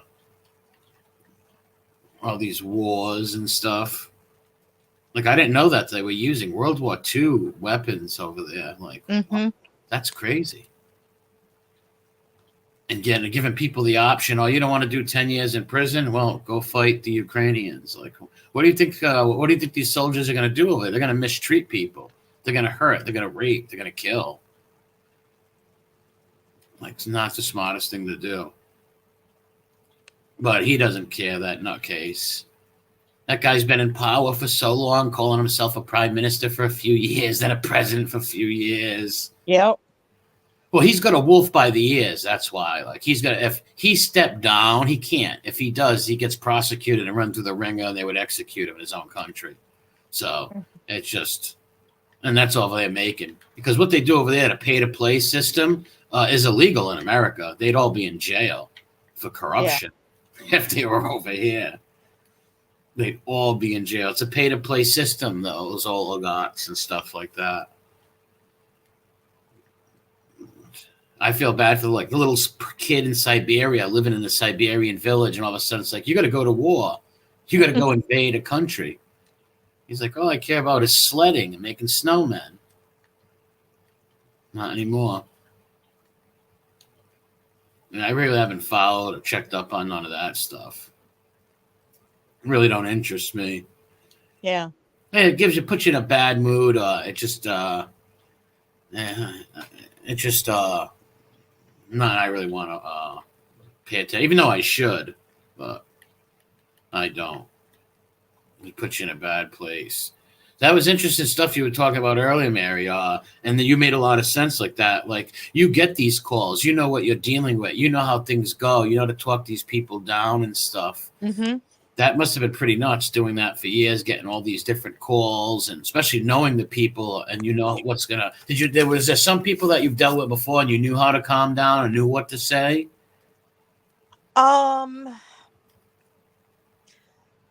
Sometimes yes. Like there was one caller, and it wasn't a domestic situation, but she was very, very sick with MS. But it was really affecting her brain, like, and so she would call in and just be screaming at us about just completely nonsensical stuff.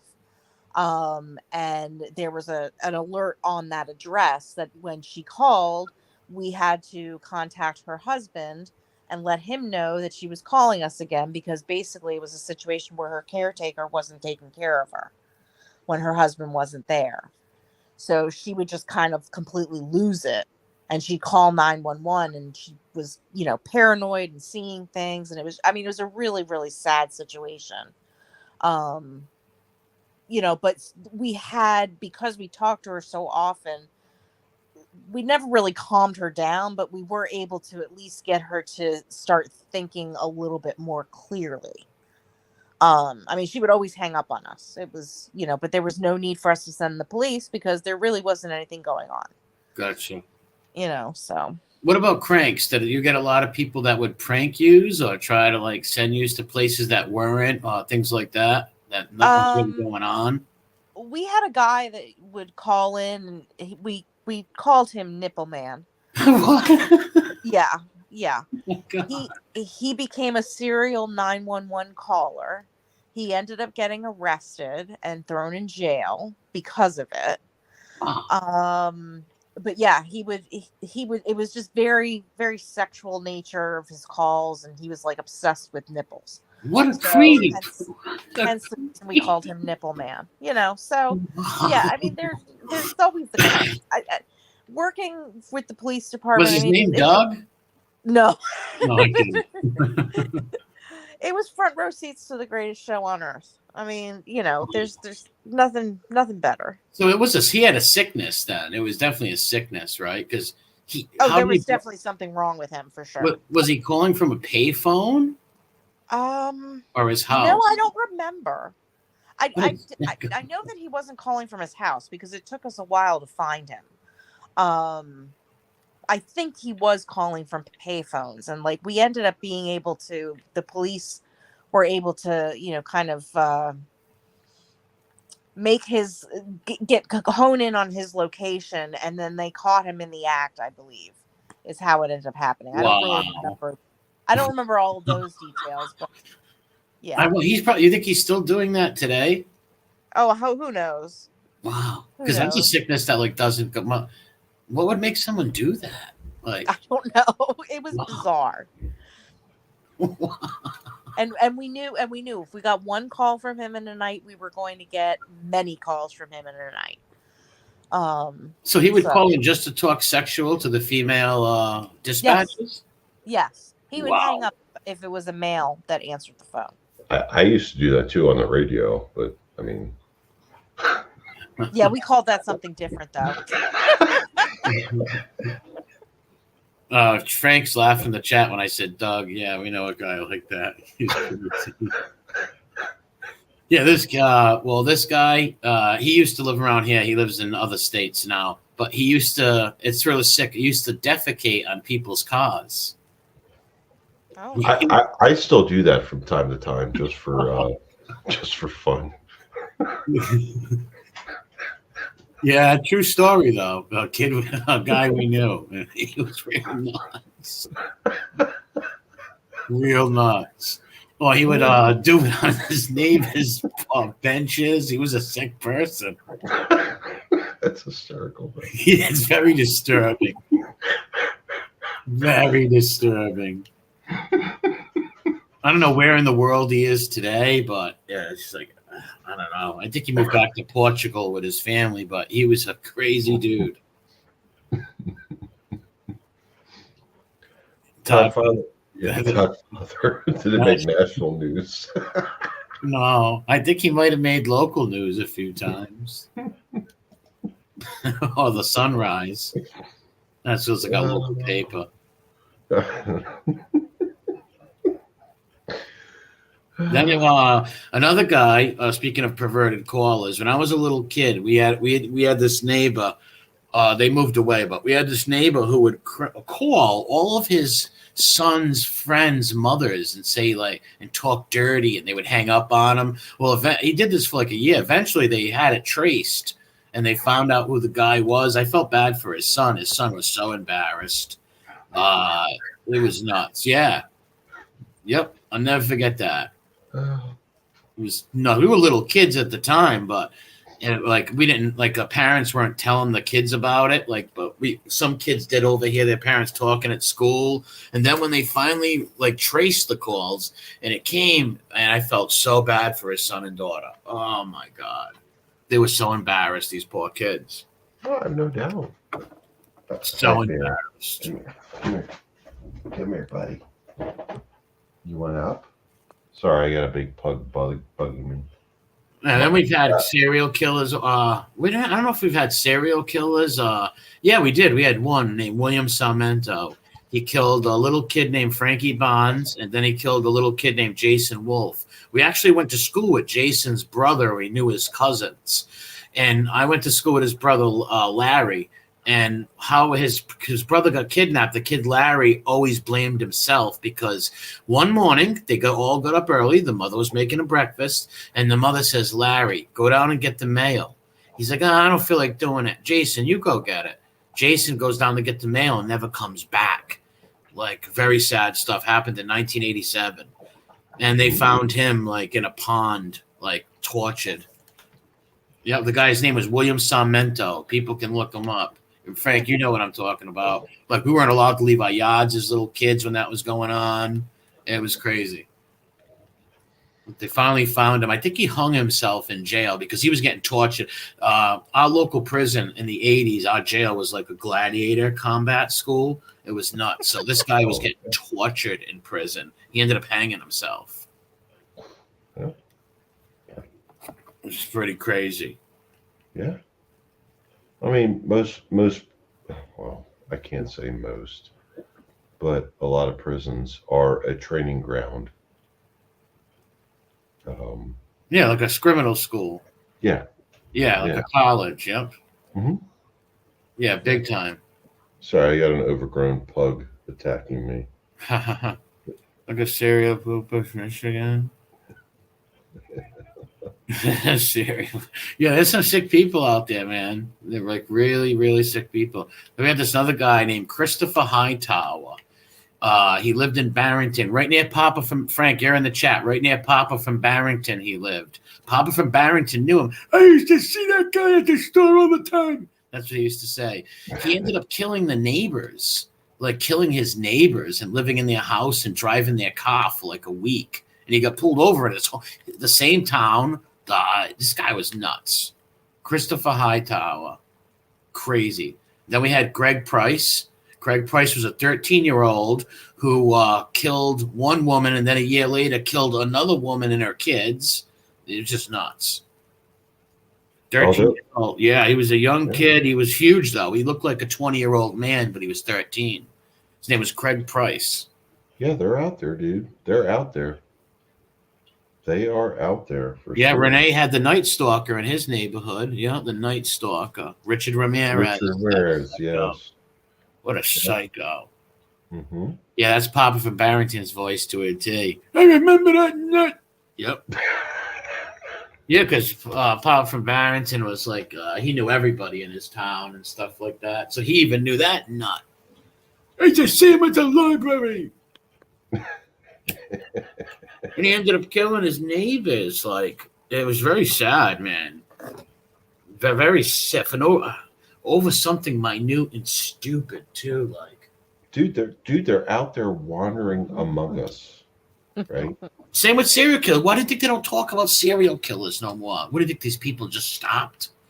Remember in the 80s, 90s, everything was about serial killers. Now you never hear nothing. Mm-hmm. Oh, they're out there, without a doubt. Look at all the missing people. There's a place, I think Columbus, Ohio, where it's like the capital of missing persons in America. Like, there's nothing but pictures of missing children. Totally crazy. And that's why I want to have a good, solid conversation with you about that, like behavioral sciences stuff. Because yeah, that'd be cool. Yes, they are out there, and they are dangerous, and they roam among us. They do. They're there. There's I've been trying to look for this old what was that? Unsolved Mysteries. We had this guy from our town, right? His name was Mafio, his last name was.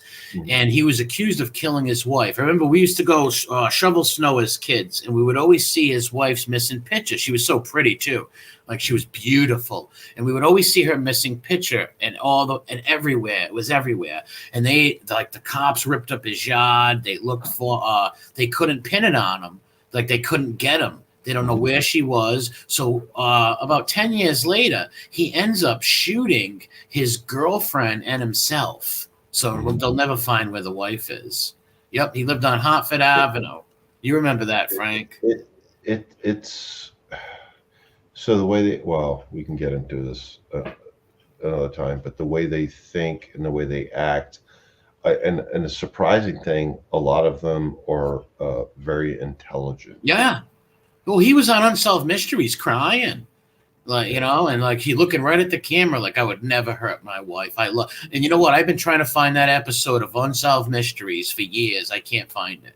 Like, even where they got it on Roku or whatever, like, I'll go through an hour looking and then I'll give up because there's so many. I would love to. I don't know where I could find that, but I would pay money to see that right now. Yeah, like they're out there. They're wandering around amongst us.